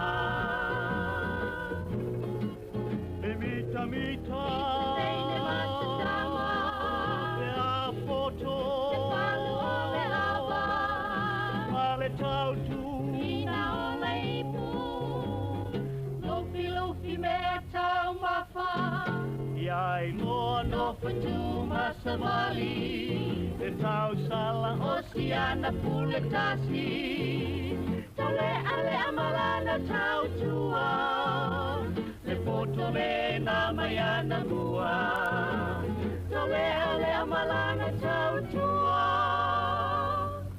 Le poto le na mayana mua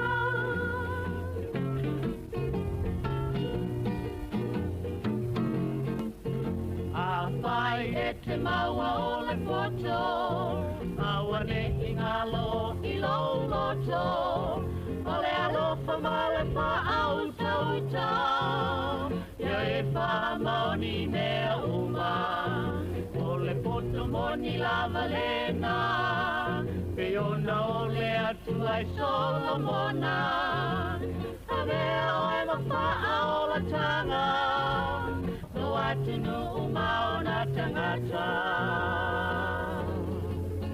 O le poto O le alofa Ele maua E tangata uma Se ilonga E tinga Matau ili ona tinga Ne ai ni tawa I ne ona po Sa ili malo I le poto Tangai malo le lalo langi Le poto o sa ili ai le lumanai Tangai malo le lalo langi Le poto o sa ili ai le lumanai Na whafonga le tunu por kala mita ule na pio na whatan no fo ina yalam whanau le tunu o ngā lulue e le tamu whainga o le tātou whanau ia ua ia onga ia misfo il manuia o la tau fo ia onga o le tālu sfutasi le tau nei pio na whaino atu le suinga o le il por kala me whapitoa le soifua mano no ina Whātana noa tui fo i Savelina lana malo. Whiwhionga ia i whaletua fo i a Sayuli. Ula whatia lofa. O le aso atai au le watu o tuel polo kalame le tūla whono le whatau tai le sunga ia sua po le whazilainga wha maulano pe telu sangato. Mai le tau le tasi i le awa uli anga i le lua. Tau le lua anga i le tolu lela i le polo kalame o sui e tuel polo kalame o tala fo i lea o le lalolangi o asonei. Whatau tai le whionga la wano. O le suinga na o tātou polo kalame mo le neiva i aso. Ia ona o le taimi. E whaatala noa i tātou mālo ia ua umatu. Ia besi fo i isi tātou mālo le o tāpena mai. Whaau pere tau tua tātas fururua talafou, mai alo talafou, kolosi lo whasa launga i Samoa, sunga tāse sa tau tua mai Samoa, mai le taimina le umo talafou, se ia ngai mai lava i le tāra tolu pe anga ia tu le tolu i le fiafi, whaaftai lava, whaau nei whaafi fianga, tā pena mai le isi a tātou proklame, lo i whaafonga mai le si fonga lau mua tāma le vai eisa, whaafi fianga su i whilo i le tai au.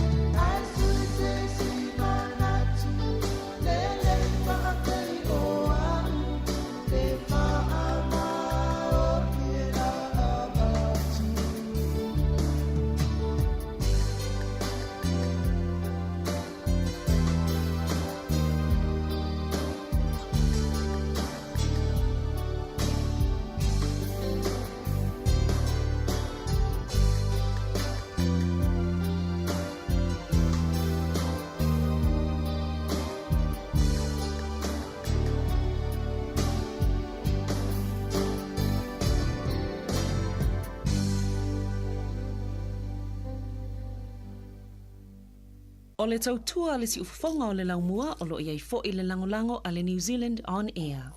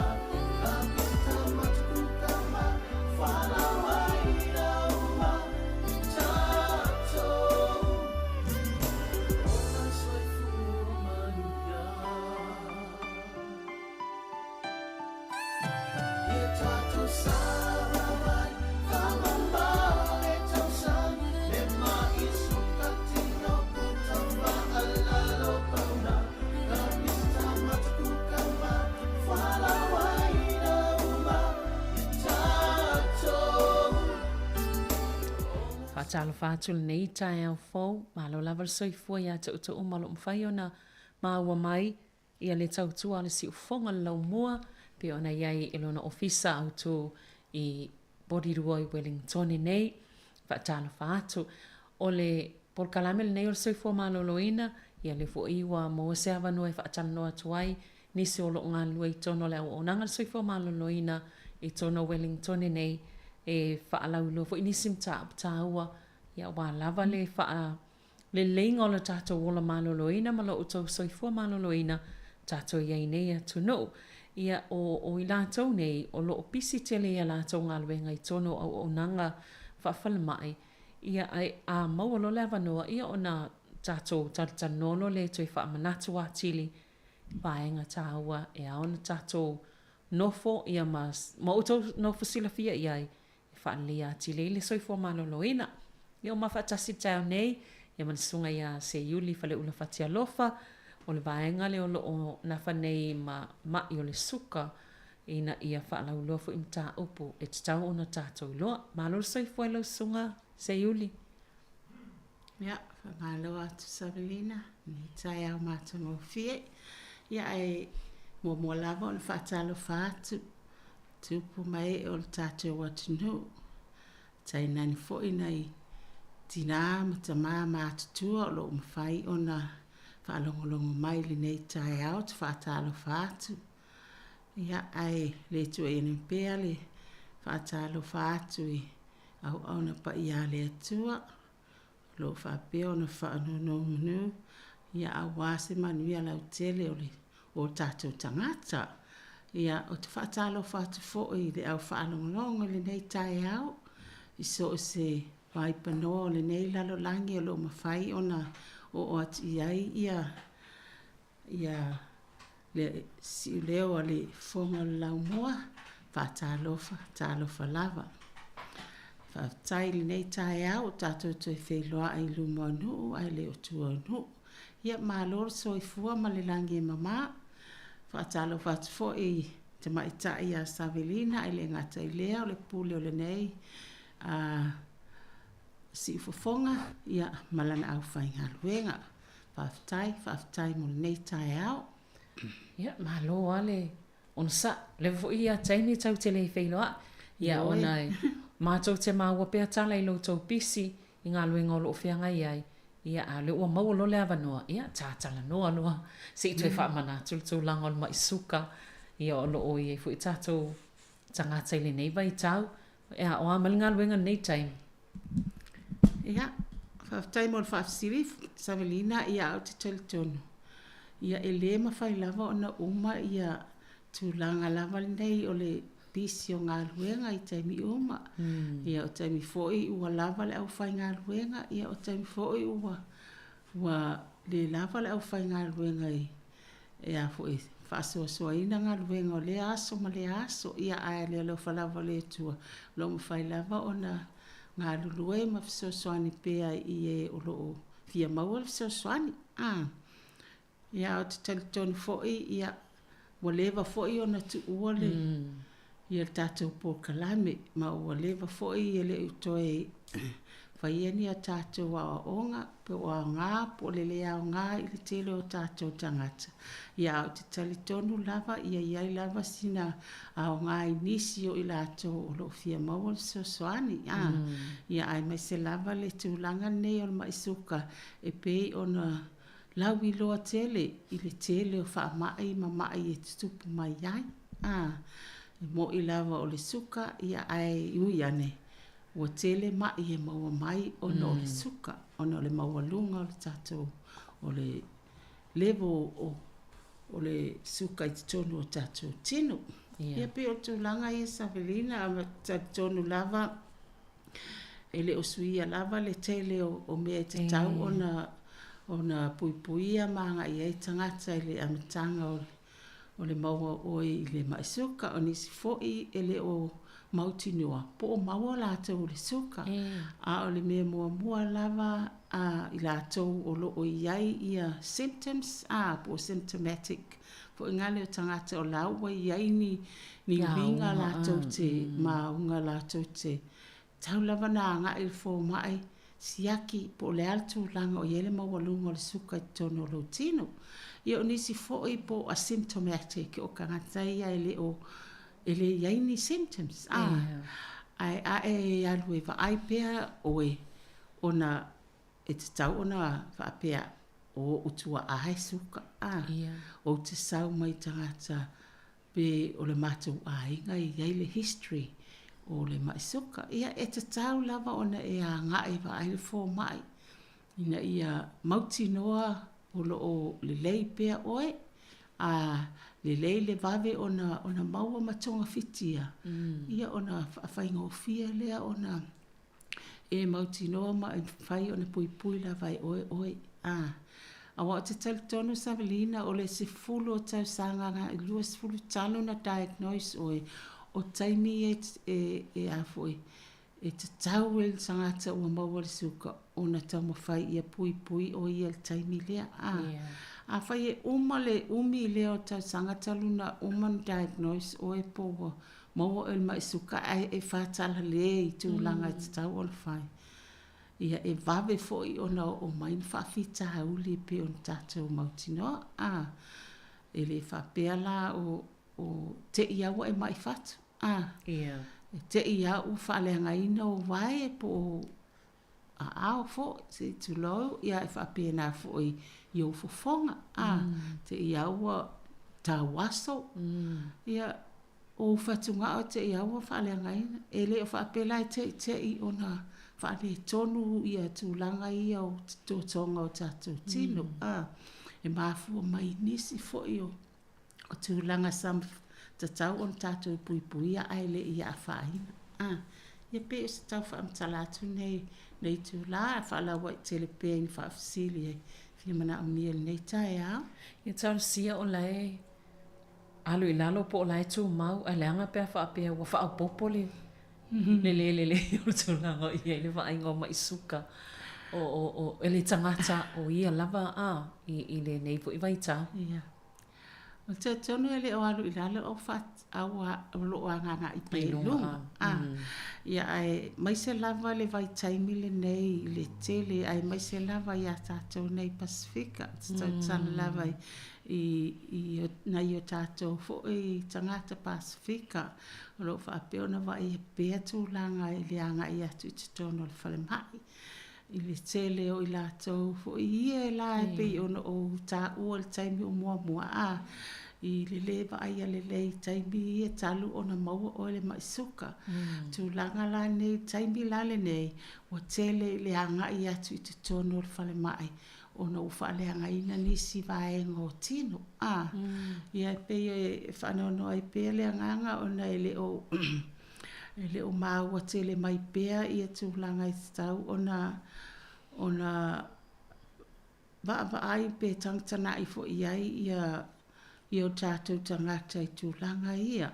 Ma ele o toi po mala e fo i o lātou sirifia i a tūlanga o le maisuka o le tele ua malama fo o nisi fo i ua malama ia e iai lava ni tūlanga i tauna wha malama atili ina ia mawhai pea ona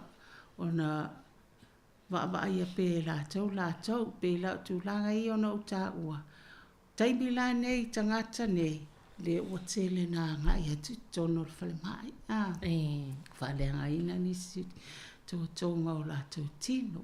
Ia, pei o se whautuanga lava ma le tangitangi atu. Ina ia utangia fo i le nei tau sanga o le atavalia. Ia, mana ia lava le toe vaai.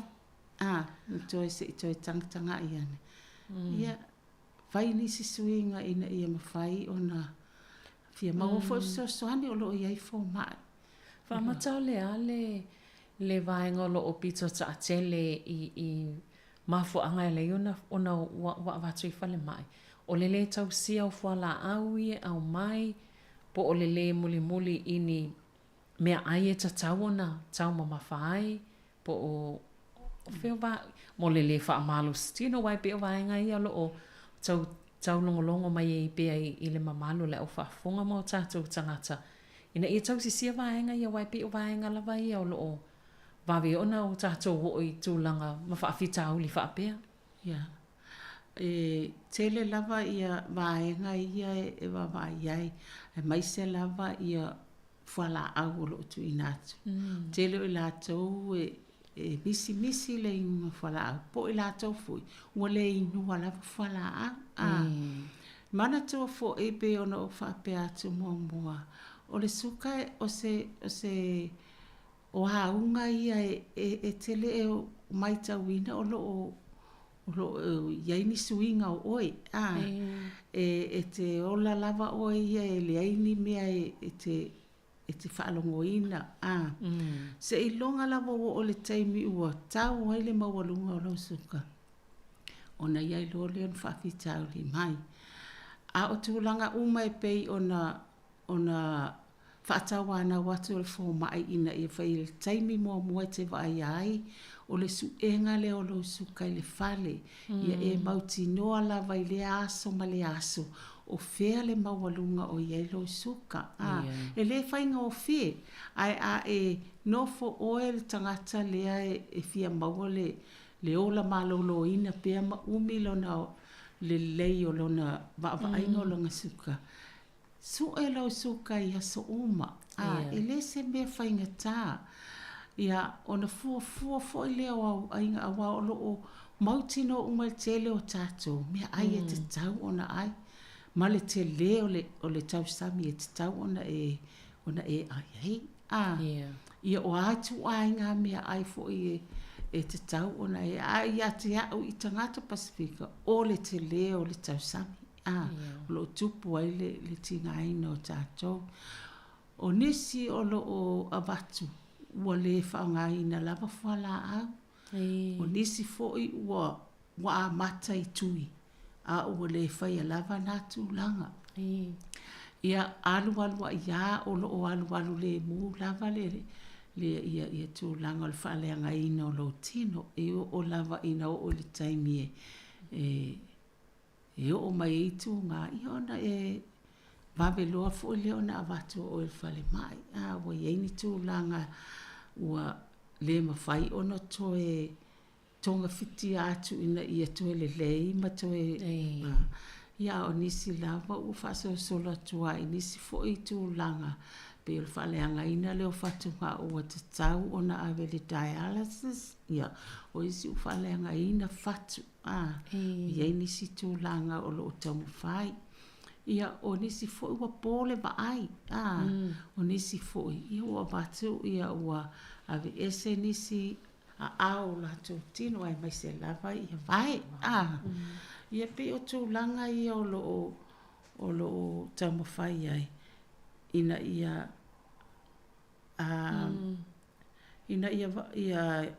i loa e tangata o lo ua maua le maisuka. Ona fuafua ina le taimi umi le nei se folo tau sanga talu ona hea.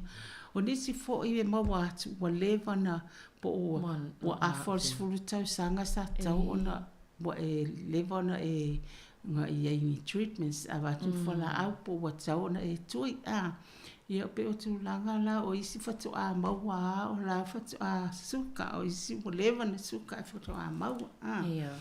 Ia o tūlanga na ia malele o la vai ai fōma. E le whapea e te tau lava a e alu vai ai fōma i o lewa e ai treatments o le suka. E tai tolu masina e mai ai au whala au. Ia, o nei foi vai taimi, e leo toi whai ngō fia le vili e tulol fō mai maola o taimi a manoa. E te tau lava lana e fōfu a whaina e alu masina le wa mai e a whala au. Whai ai male appointments o le si tolu masina. Ina ia e o atu i whitau le lei malo wa ai o fō mai. Ma mai e isi loto au whala au. A wa lavane e bisi. Wa tasi nā tūlanga i a tātou fō ina e alai. O le lewa ai o fō mai, uma vai la au, ala e nofo. Io, e pe o nai mea e whanwhango i pe o tātou tangata. O nei foi vai taimi. Ua sui fo i tūlanga o lo ia structure. O le health la tō ia. Ia, e peila o waso ia na e vili to al fo mai e alu. Al nei vai tai mi so se fo mai a vi se trisi umane o tūlanga lava na waiai. E umi ona whaatali. A whai te mana o e wawe mau. Ia, a whai la ua le mawhai lava. Ia, e te tau lo lana e alu lo le ANE pole. Vai, e tau nuu ia. Io e. Ngasi ngasi whafose. Io e. E pe o tūlanga na ai ale le lava lo scheduling o taimi o lau fō mai. Ia ele o te tele fo ini tau fō mai. Ia o le ua mai fua la au. E le se me ono ongi fua la au wel tangata lea e a waile o toi tutongia e pawan mena o le fō mai le te ala tutong se sfutala, sulina tala o le tolu masina. Ia ai au mai fua la au. Sa o le le. Ia. E moni fo i ala saunoanga se iuli le vaenga lea. Ona o fofola mo o le whaafesili.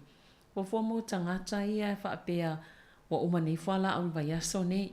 I o nā alua leo lesi vaiaso atoa lea.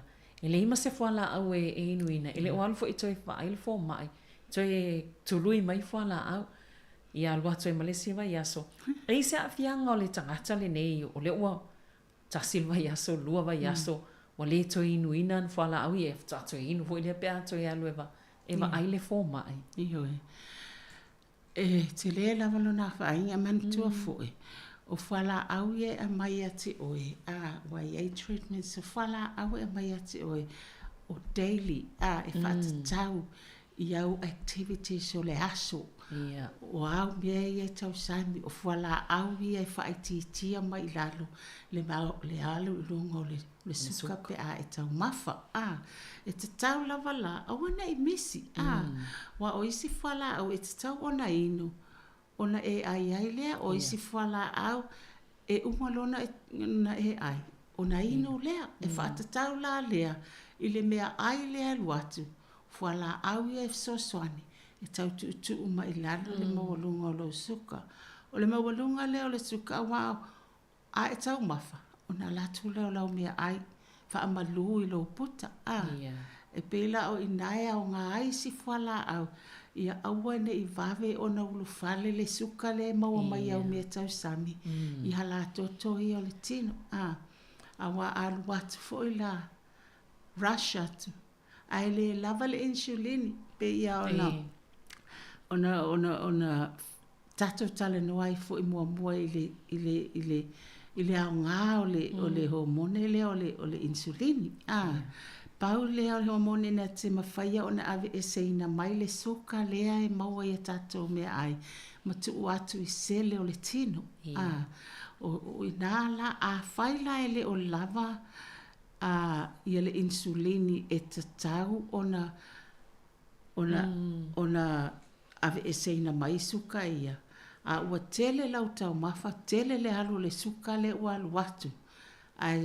E a mai lava ele afo ele pancreas po le atipili ia le insulini e tau ona iai lau tau mafa tau na iai ona ave ese no mai le o suka ia ma vat pa leni le ai a tele lau tau sami alu atu le lava le insulini ai tu maua ia suka ia le ala toto mantua fo o le ala toto le ai latu wai le toto taimi mai pamu mai ai le toto le ala o atu le suka ia u faputu putu ia ua nelo pe vaiti le fe malanga ia le toto le o tu langa ia le ala i ona fa le tonu ala toto ni ala toto tele ala toto ni i le a whainai mata. Ala toto ma whatunga. Ala toto tele le ma waile a whaina o le whatu. Pa pena ia lalo tatou vai. Ia pe o tu langa ia lea ia lai ona au ngā tele le taumafo o whala au yasa umasa umai whatatau.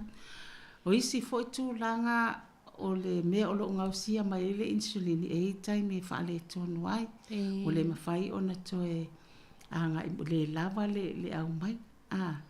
A wae ala na le mawhai a foi ona toe ngā solo atu.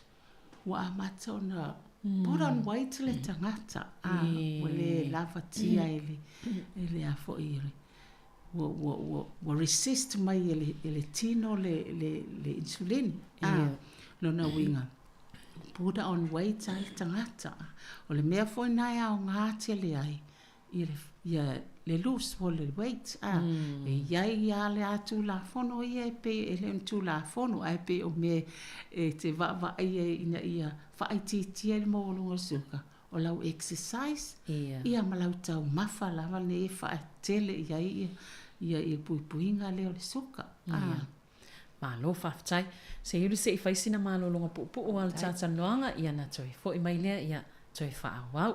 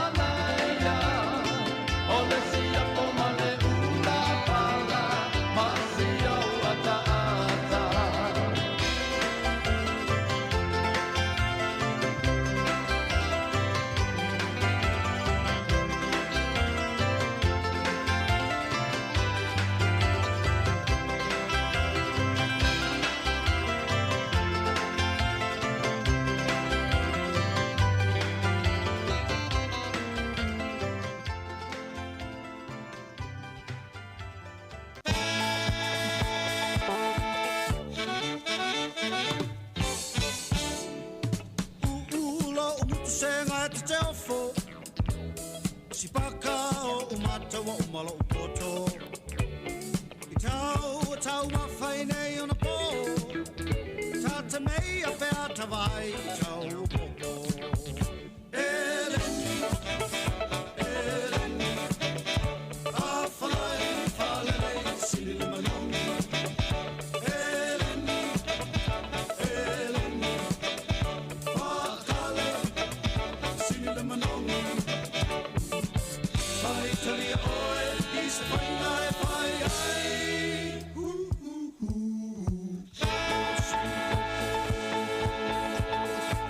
fai ai ai. Whaatau aloa si fai malofa, o le manatu e o mātou polonga. Atasi I matasi tai tau I le langi, wale iloa e le au angelua o iai. Eleni, Eleni, a whalai whalene sili le manongi. Eleni, Eleni, whakale sili le manongi. Whai tali oe is whai ngai whai ngai.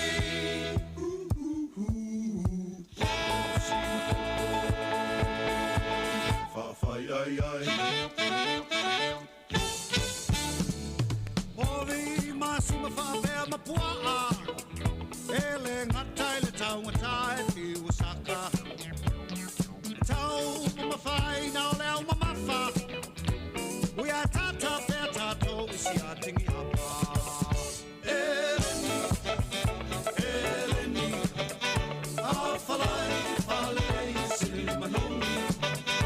Eleni, Eleni, whaakale sili le manongi.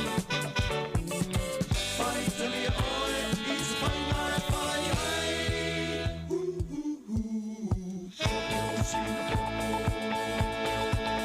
Whawhai ai ai.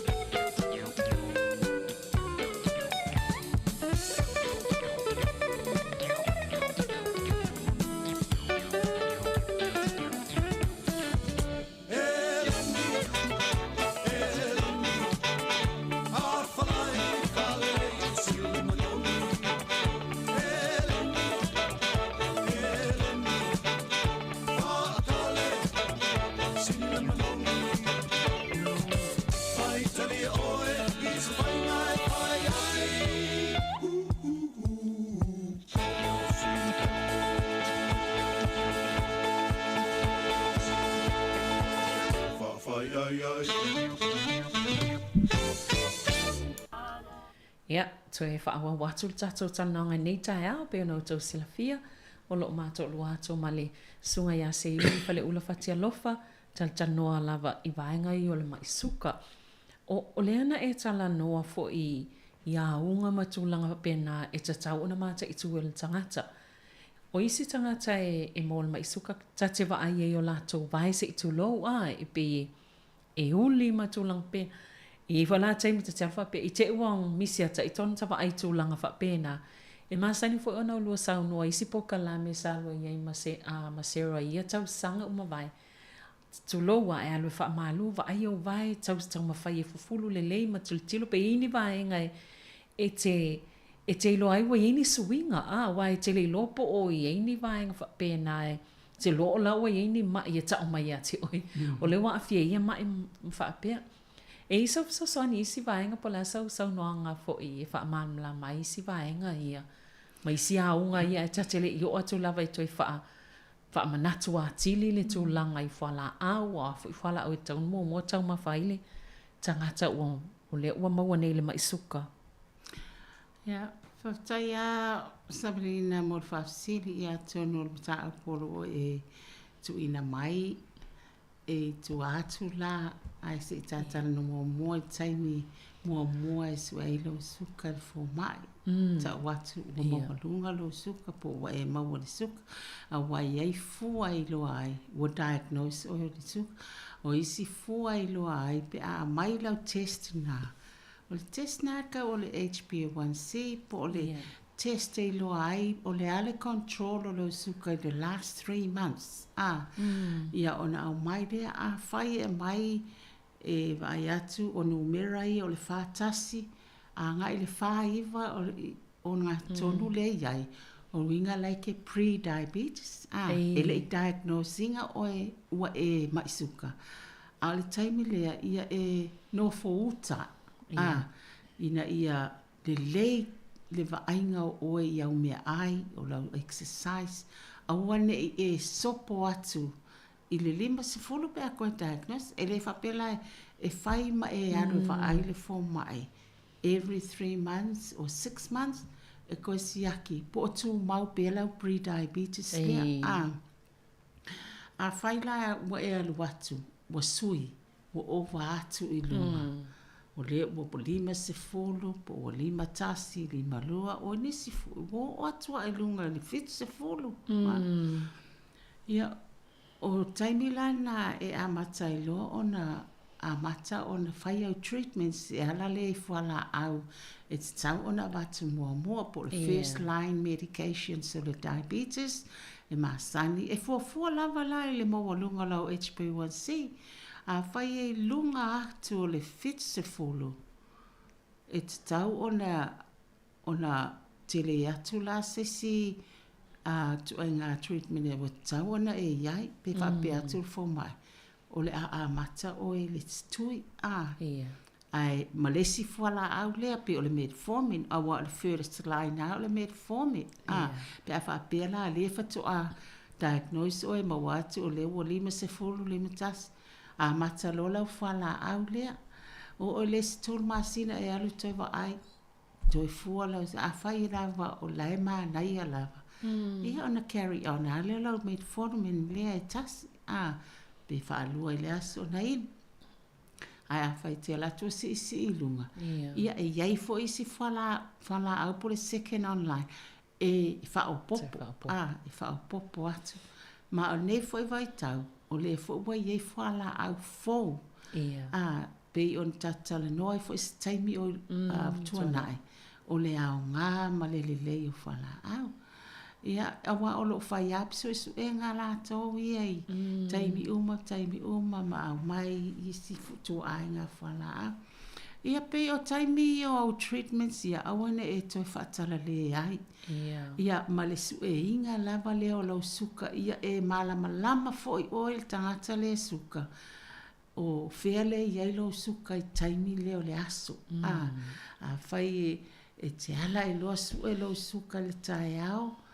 O le vā lava o le whāma le valu. Pe o le lea ai. Mai se al tae au fua e te tau ona whā I le ono. Taimi le I tau mawha. Ia we. Ia. Au nisi taimi o tua nai o le ua umana tausa. Ia iai lava le valu. Awane e sili atu. Ona loa lea o lo o nomo lava le alu lo suka. Ia iai fo ila nisi taimi o atua I luna le se fulu. Ia e o inai whailo mai e I ate oe. O le ale mea o trika aile o suka le taimi lea.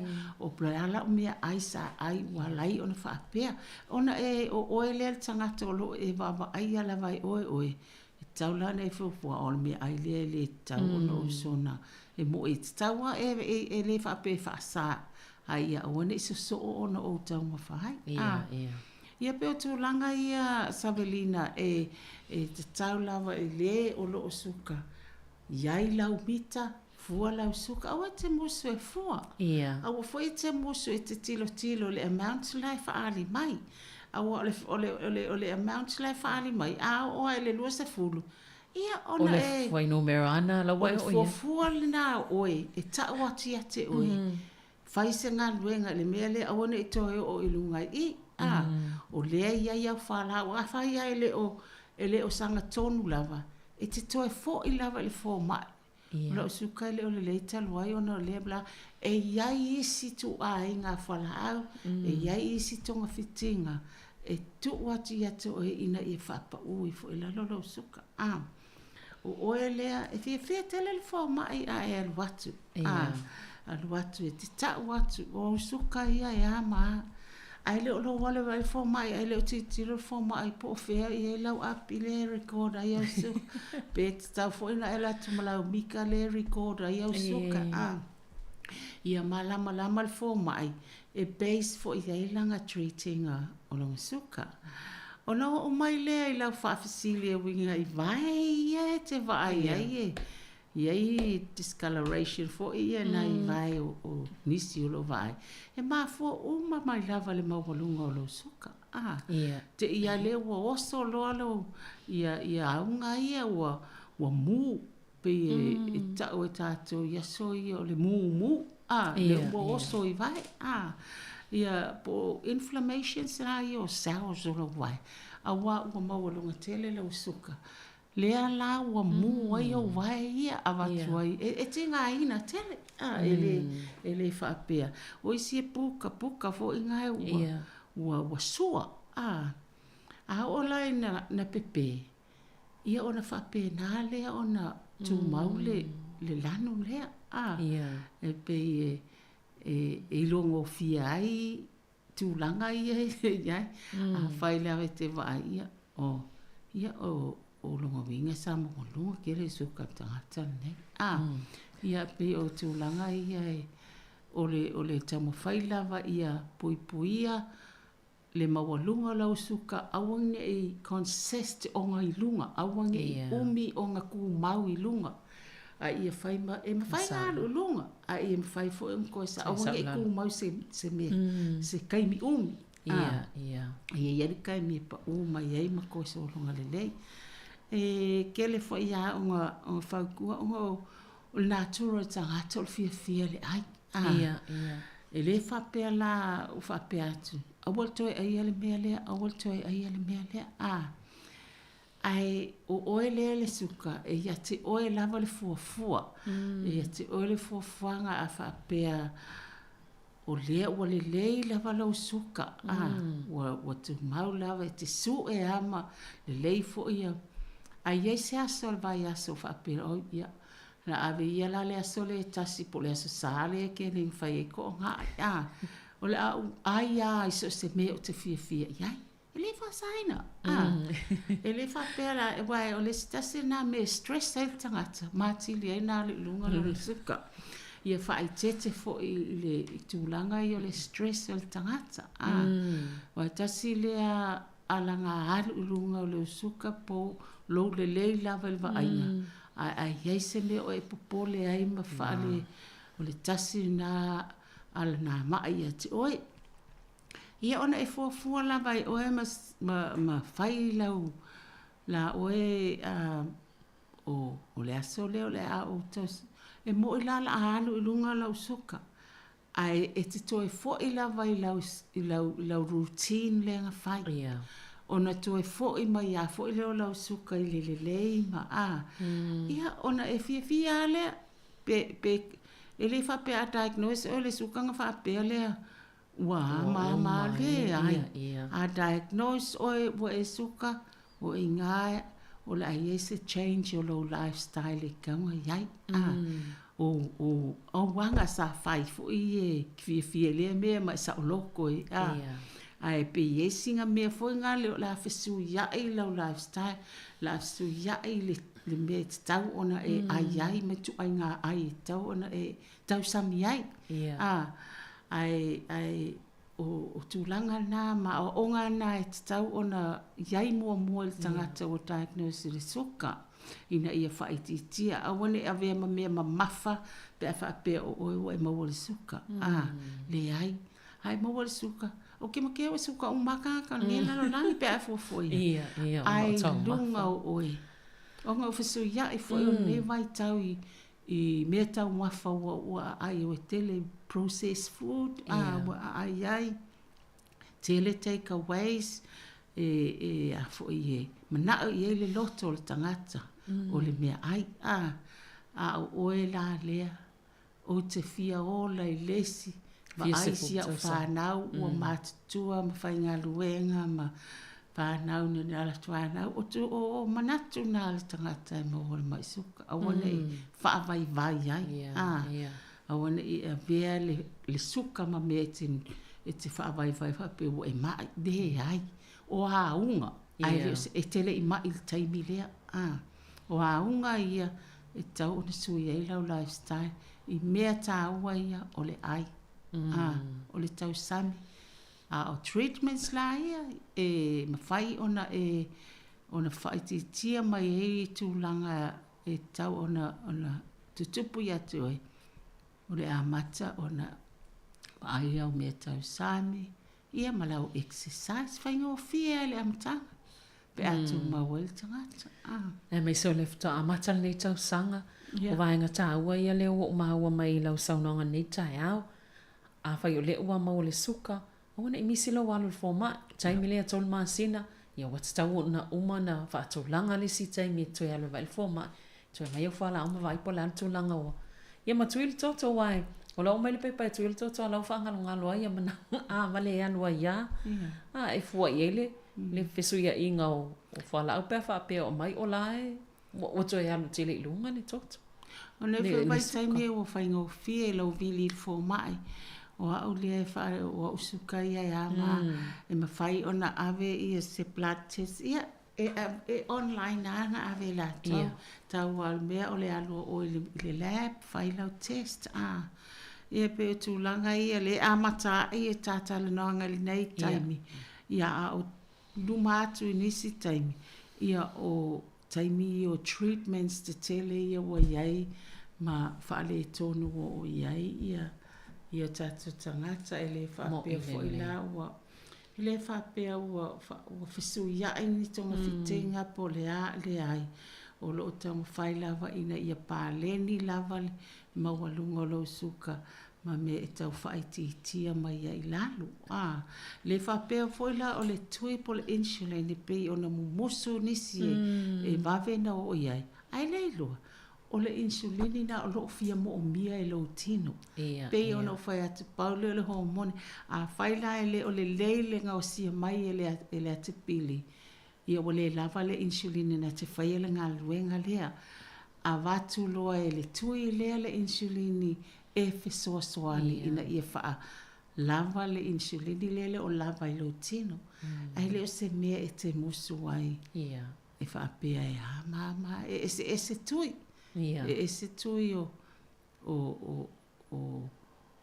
bioantibiotics po o me wha apea siama. E se fo le tui o lo fia mana o mia e lo tino. E fesoa soani lele ngā luenga le pe ona o ta ua se taimi o tuanai. E ave se na mai le suka le mai ala toto o wane e tele ni mea e wha puni ai le whingaso loa i le toto lo tina. Malo, whaftai whale ula ia ona o le tā taimi nei tai au. Au talitonu o mātango fia lava vaenga ua. A matafa manatu ai ia lea fu inga se ngasi o lo. To tele nei o tātou tangata Pasifika o lo o a fia ai. Ia e ta ia laina i fo ia ngā solonga nei tau sanga, ta ia laile tau mafa, ma ta ia laile wawa inga leo whala au tūlanga whapena ina ia tū mau pele le leo soifua maloloina. Ia o tātou i nei atu no, ia wā fo inga luenga o whianga iai, ia whaftaima po kalame, tātou fo isi taimi o iluma, ia tātou i tatano fo ilea inisi vaengai, toi whaamanatu wā tili o ngase ngase o le suka. E whaftai Savelina, whaftai mo nei a wanoa tā ua ia e moni lava ua lewa fo i tātou te le i toi tala noa i lunga o le ea pe ona māsani ai taimi o tuanai.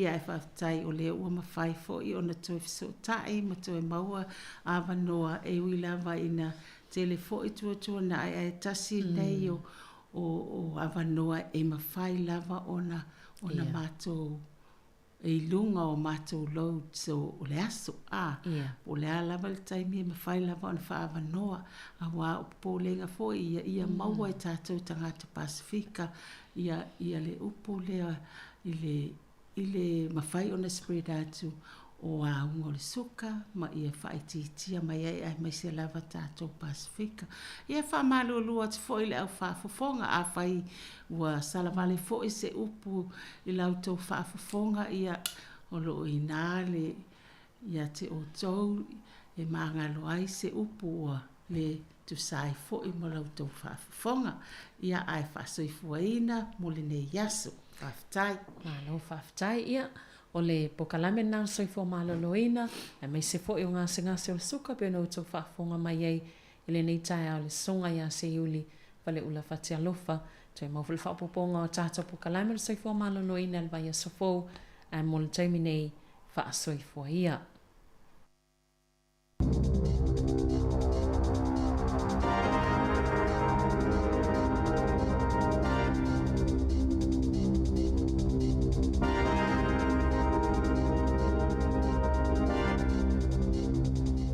Te whaatalo whaatol whaapoponga o talafou mai lisi ufonga le lau mua mō le nei au auli. Ua whaalie lea soini li poti la tamai, leo o atu le ono se fulu walu ngā albenga e ono whaamuta mai toi whaatulanganga le televisi New Zealand le TVNZ. Wa li poti a fo o le amatanga o Aperila e ono whaamae aina ato o toa i suinga, ua whaatulanga ina. O ana nawhina whaelo atu ai le au whai ngā albenga le TVNZ e ise whaasila silanga o le awhai lea so, e winga i le tu o talafou ma ia mata i tu le leia lato e-maili ini whaalinga o le amomoli atu ai. Sata ua le minister o whaasalalau nga Melissa li le leitio New Zealand, sa whaia sa lato talanoanga ma le TVNZ i le asofa raile. I whaamaumaunga o tupe le TVNZ na whaali ai e se fulu tolu te si ma le 5% na pa ua iana tupe maua mai le tau sanga taluai. Masali puti ai le ono i ai o ni whai unga whainga tau le a whaia e le TVNZ ono o tu langa tau tupe. E le ise foi numero whaapito o manatu i ele minister lango lango whale, e tatau na au sia i suinga o polisi mo le ave i senga o tangata mai whale tali malo o nono fuai, ai ave i whale ale malo e wha nono fuai mo le taimi nei, o ana na whina wha silsila i le malo, o le ave le wha mua i a inga i whana witi, o sfulu lua wa yaso pe sile atu fo ile umi, talu ona nono fuai whale sa mapu i ai, mo ni taimi vave, ona uale aini mea i nono fuai, ma o le ave le wha mua i a ilatou, o lo ilisi wha tali moni fale, na whaalia le minister fale Chris Bishop, o leo te lenga o le whaamoemoenga, ina ia whaamuta i le whaafitauli po o se mala o fale e whaamautu i tangata o matua mo mia ina vave lava, ia whaititia i mai le tolu a whea inga, le numero o tangata i whaanangolango i le whainga, ma whaititia i fo ima le numero o tangata, e umi taime no fai fale tali malo, pei tai e eile langona o tama po taka, e leo le toi whao nisi fale le malo, e fofo ia whaafita auli, e ia avel whaamomoi a inga talavou, tamaiti, a inga valu sela olo no fai fale tali malo le taime nei, ona uale ini fale no fai, e lata i le tolu afe tamaiti o loo iai le taime nei, a e lua se fulu lima afe a inga o loo i le lisi whaatalitali mo social housing.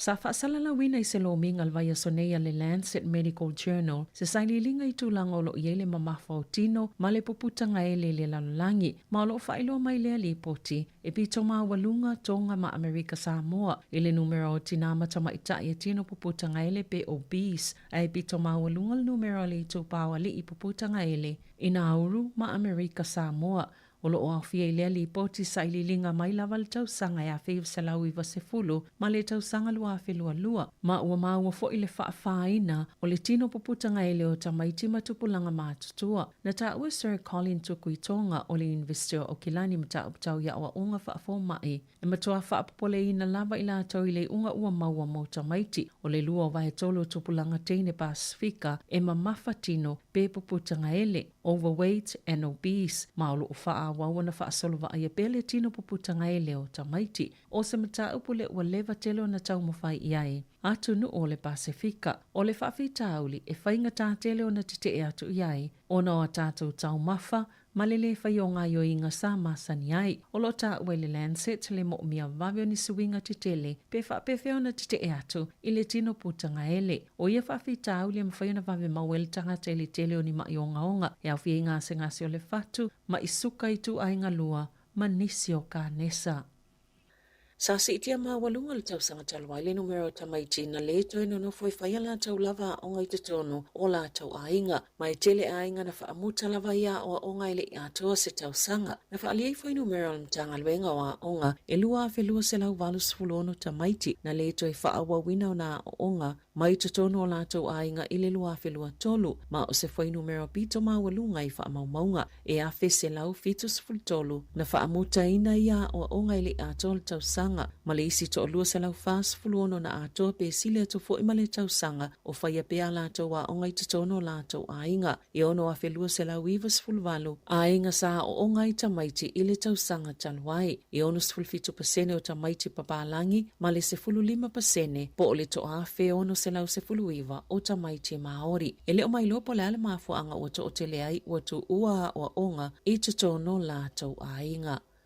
Sa mawhaiona toi te tala ina lwaya sonei le whale o loa e mawai o loa e au noa masitotongi le Free for All i tutono porirua. Talo mai anuari na tāpuni ai o nol si itia o hami o ngā tū whanua mawhainga tau wha amatau. Sa whai e wha asanga i lau whainga aluenga. Mulimuliane na liliwane le to'atele malango-lango i le au-aunanga ma mawhaiona toi te tala i le vai aso nei. Sa whaalia le whaatonu sili lo na whaangai e tia ona o le tele o le lango-lango ma ele o yeise manato tangata ina ia si se isi no whanga le whale o loa. Ele ngata ilea, sa muli mawina le to'atele na mumuli atu tau mafa na ta ua D. Clantsworth o lea ua whaapipi i se polokalame whaatua tuaina mo le puipuinga ma le saonga le mua tali ei whaafi tau lia sao lato whaafia ngai ai o loo vava ai fo ile au nanga i se isi no whanga fōe te le paka mō ta vale.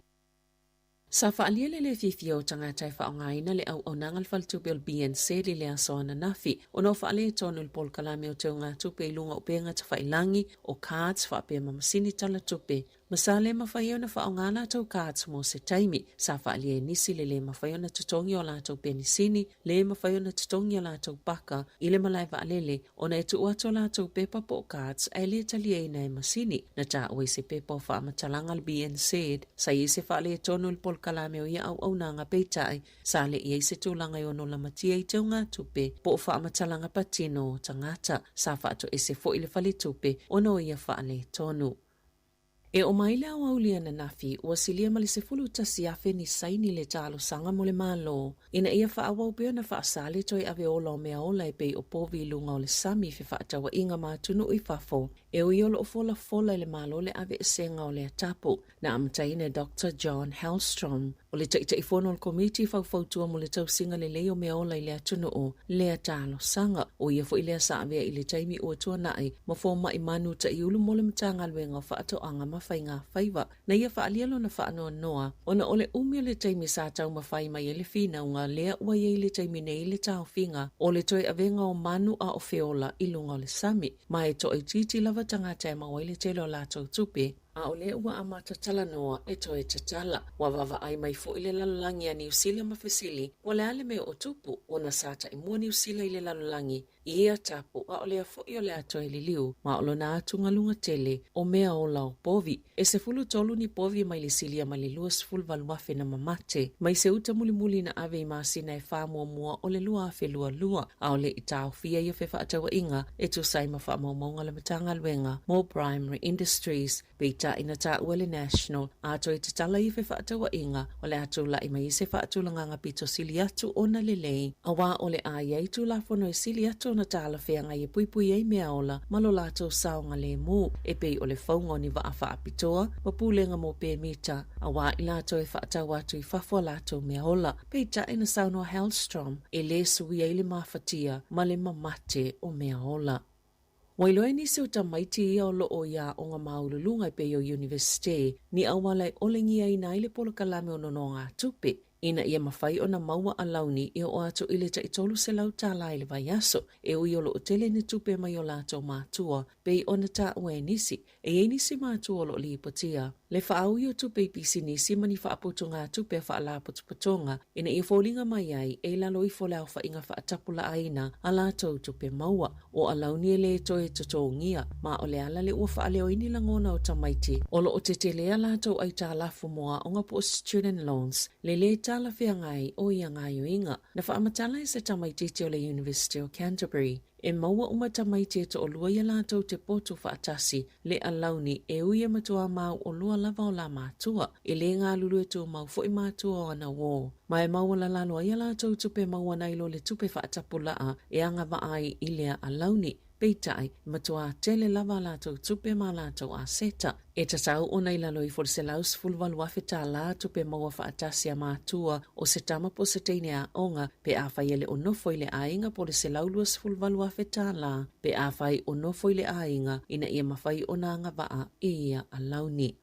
Ua pāsia le pile ave se aiva ngā tupe lau whai la fonga o loo whaatupe i nai li po tia mai si o manga whaaleanga nuu e langolango i nai tangata solitu la fono o le tai awana nawhina pāsia ilo na whaitaunga whaatolu le teutaunga o le pili o le Legal Services Amendment Bill pe o na whaanatinati ai le pālemene na whaalia le minister o whaamasnonga Paul Goldsmith O li poti nei pe ona whaingoina o le section luas fulfitu o le ato e fo lava i lona mafua anga a mata ma wha amuta i le whaitau miliona o tupe lau whaila fonga o lo wha aluina ai na wha alia le so upo le wha la potopotonga o le People Against Prisons Aotearoa e wha ailonga lanu le swinga ma o le ave senga o tupe le malo lo wha atupe ina ia li poti o le atele inisi li poti le sao ma umi wha salanga le tala whianga i o tangata i whale pui pui.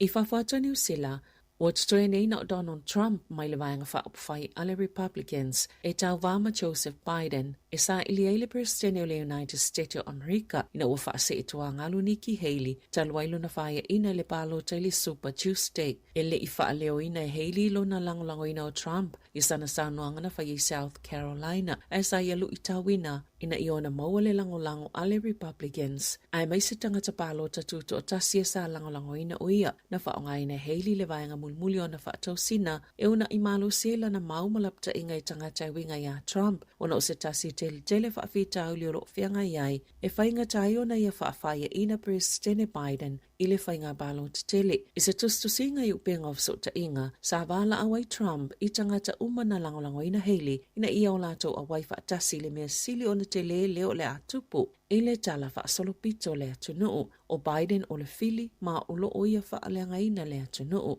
Ai ua wala au Biden i so se tasi na palota mo Haley e talia ma le fifia i la tau. I le palota i le asolua na lipotia i le whaia ino Biden i Amerika Samoa. I taalonga.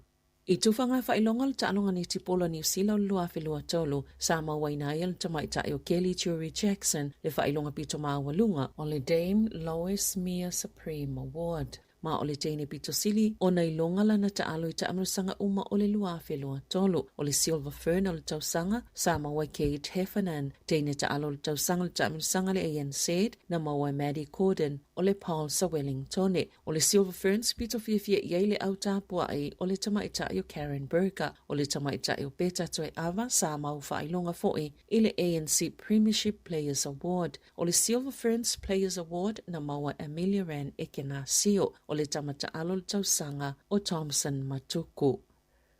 E tolu vai so ufa asala i Jody Barrett o le Hurricanes ona o se pu ele tala whaingai i a Jody Peta i o le awa le Reds i le talonga i le aso sa talawai. Ufa asala Barrett i le pepa mumu i le talonga aina mai ele lulunga al komiti ufa asala i naiva i aso i tolu ufa i titia mai le ono mai aso. Ai ele i toi whaia seisi fa asalanga whaupoko i a Nigel a Wong o le Moana Pasifika. Lea fo ina fa asala i le pepa mumu ona o lana pu e se tasi o le awa le drua. Wato ina atu i le lapta inga ai wato e ave eselona fa asalanga o le pepa lanu mumu mai ona fa maunga.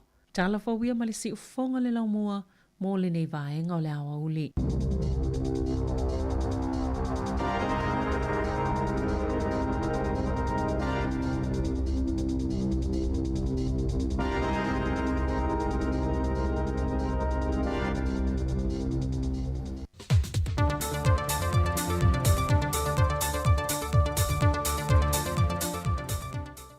O te toi whaatalo whalu tātua tunu o se isi wha o poponga le nei. O telefon mai sa moi meolo te tupo, mo le nei aso tofi. O le manino malmulmulta i o ta iala tu ina mai ei fesoa swani mai pa anga sa moi tunu i fafo. Wa lava le fai mamoli mau o le wha awa wina o fesoa swani, e le nganta o malolo fai pa anga ma sa moa, ai wha pena fo i whale tupi te tele o langi. O le maule pe o na wha ai loe le whiunga le minista o tupe, le whiunga lautum ia a whawele se vai. Tupi ni, i le ngati doi wha tupi le lang. Ia wha pia fo i le International Monetary Fund. Ia misi fo i la so swani mea sa le misi. Ia mana isi atu no i tai pe o Japan msai. Ia le wai so swani le yu. E pe o na so swani ia le pa au mai ia tatu panga masa niani. E sa au tūlanga le mai tau. Pe usi tia le tūlanga. I la ua ia vai. O le mea le ua attract le ua it's good governance. Wa me ta wana a mo le maua le ua nei i le mea le o le principles a ia good governance. The transparency, ma le accountability. A manino a meo. Ia, ba accountable ta tau wha ino tupene. A le malama meo. E tu mai le of so swani pa ngani ia ole sila tu langa vo te fifa manino tatu ile tatu tu langa ole si ia lunga tatu te mau ainga man tu si lunga tatu te mau ainga ia ole me vo ile e tu me vo ile ia fa tonga ni man tu la te lo fa tonga ia fa tu pe ni la e te le so swani ave tu mo vai la tu te mau ainga ai o pito i vai the least event bila ta tu le ma ka me mai lunga le me mai lunga le si ia me fa la ta tu ti vai to ai wai e me i lo ta tu lunga ma fa so solo ngai ku ia le atu wa tu ti ho so sonia wa ta ke da ia so sonia atu no fa tu ngani ia ve tu no e o pito i ma wa la no te ma least developed countries Le fionga le minstau tupe, le fionga lautimu ia a foa wele seva ai. O le tūlai mai o le sioki o loe lauina mai te tono le atunu, e le o se mata whaioi le al malo, o na ele aini pisinisi mani whale o lo le malo, e te tau e no lato tulia company waa, mo le lauina mai o loa, ina ia le sioki e pei o na tūlai mai se teimi o sola. Na whamanino le whiunga le minister tupe, le whiunga lautimu ia a fōwa le sewa ai e le wheloa inga ma le sāwali. Ine mawhaiona tu i titi ai fo ile toi tu la i meo ni i tau whawhi tau i enke mana. Anu whawhita i sil tau o sidi. O sil fia le tatu o tunu o le mea mua ti fia whamanino. E le se mita whaioi le malo, le au mai o ni o loa. Whaatau ina mai o loa, e wafu e mea mui e le infale o loa le malo. So le ngā ruanga tonu wale me sei pisinisi i le au mai o loa ma toi whatau atu. Leo whamatuku ai tue pisinisi private sector. O le la tau ala le mta whaioi e se me mta whaioi al malo. Ko i le mta whaioi al malo, le tilo i au au nanga fo le ina ia create ile enabling environment e o lai pisinisi. Ma tupu ai pisinisi. Ia a mta whaioi ala le o le whatau ina mai o loa ma toi whatau atu. Sia i le private sector i tātou business. Pei tai o whaale tonu i le tuai o na maua e lo tātou tunu o loa. Le hoi sa sisi la fo i ma titi le tātou malo tūlanga e whamau ni elan ni lea. I le awhianga o wa, i whio inga o wa, i le ngatala i awhianga o i tau alala. Ia me se tūlanga le wa i ni wakile wa o tau mubusu i a una so wa a whio i la tō wa. I ona la mele o lamati e mele o kiring hijack e. I runga le vasa, a fia ia la tau wa, i o e tamu tāwa, ia, mana a fia e soi fua la tau tāti whainga wen, i se ila ia ma kapten whio i wa. I peo tūlanga i o lesi tūlanga, ia o lesi tia tau swau, kau mosua ia, le fui anu e runga kau o le freight, ia peo nei vahenga la ia wa, a fia e whio ingo o wa, ia la ua tupu ila tūlanga lea. Mai o le toi tū lai mai e foi o lea lava whaafi tauli, wa manatu e le whionga le minister, e te tau ona i eise ngā yo inga le malo e ngā lulu e whātasi ai, ma pisinisi i le atunu, e na ia maua pe o loa mana o mia o tātou tangata mo aso uma. Ia, mai, o le mele o tupune, e ui whapea e le o se matafa i o i le malo. E la ua i ia vai mo le anga i luma, tau lola tilo le malo le mele, ua i la ua ai iei mo le anga i luma. O le atupu pe le mele, langa le atupu pe whawhita uli e lalanga. E a fia i whio ingo wa ai, ma le whila ua ingo ro. Le whionga le minstau tupe, e whionga lautimu ia a fua wele sewa ai. Ua whailoa manino e le whionga le whaaton silio na tanga luenga le sui fua mano loina, ai ono Dr. Alec Ekeroma, ua whaamaunia le toi pepesi ai o le whaamai le tenki fiva le tātua tanu, i lona tali tanua, o le titele o ti munga iu mawai atu, wa toe wha te tele mai ele namu le o lo lato fe avea ia le siama, mai o lo iei fo i le tūlanga wha apapore ino le mtanga ruengo le soi fua malo lo ina, ma toe wha maaro sia e lo mapui puinga.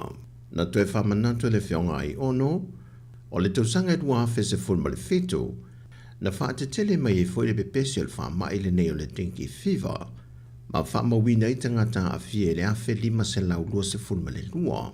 E wha maumonga e tol se lau tol wiwa i lantou na tau fie mautanga se ngasi ulu mtotua e te ngā ina, ma le tō wha na wha mawina na male li wai. wa toi whaasana la wai nei lam te inga o soi fua malo loi nei le antanu. Ina ia toi whaamanatu tu langa pui pui ngō le lava whaamai. Ina ia whaamamata whaafale, ma whaatama ia no whangai tautu fua i le namu, e pei o vai ngai to ai le swa vai. O le lua se la wafe tā lau le bloketi o le tasili miliona tā la, na fausia ele official fon whaafai le tu malo faleata numero mua, pei foi na bunbul ta ia isi o tu malo i lalo lavo ta ia lo le bloketi, le foi na fausia ele latu official fon whaafai, le o lo whaatuina i sina monga. Pei tai o le afa eka le o lo iai ma le fale, na lisi mai le felela, ona o le tausa i lia leo se no whanga le nante me fausia i le ofisa. Na whaadia le whaipule o le tumalo. E le iai ni se ni ngā limo ni whianga inga tustusia na whia, sa na o le afe lima se lauta la sa tutongi atu i le felela, o le lisi o le whanua i le masina. E na whaadia le whaipule o le masino Januari na whaate ia ina tu do o atu se whaalinga mai le felela, wa iei le fuafuanga o le awha tau ese le fale ma le whanua. E le talosanga le fionga le whaipule a manu le leuanga i le felela, e mawhai ona toi si tia le tau o le lisi le masine le lua feta la, mai pe mawhai foi ona tu inatu se lua tausanga e lisi matong tungia i se ia moto le tau o le whanua. O pupolenga na whai loe le di felela, nei meane wa tula i mai se isi whai ngā malo i le lumanai, ma le wha awawina le poloketi, o na tula i mai leo nisi lave lave le lisi no le whanua, anga i atu i lalo le poloketi. E whase lau whase fulua awheta la le tau le ua whase la lau wei lea whanua ma le whale, e lunga o pengta wha i langi in maketi. Ai whase lau awheta la, na tu ina tu e le whionga le li whaipule, e tu mai e le whanua mo i la tau. Wa tu ina tu se talo sanga le whaipule ma lana komiti wha vai o le tu malo, e le whionga le minista ma le komiti wha afoe le poloketi, pe mwhai o na whaonga aina se leni mai le poloketi, e whaatau motu e lo le whanua ma le whale, ma ave lo ma aseta tu mau le tu malo, pei o na ia ia i lalo whaavai o le poloketi. O tala fo ia bai sa moment real ni aso lo tātou tanu, whasoi fo ia.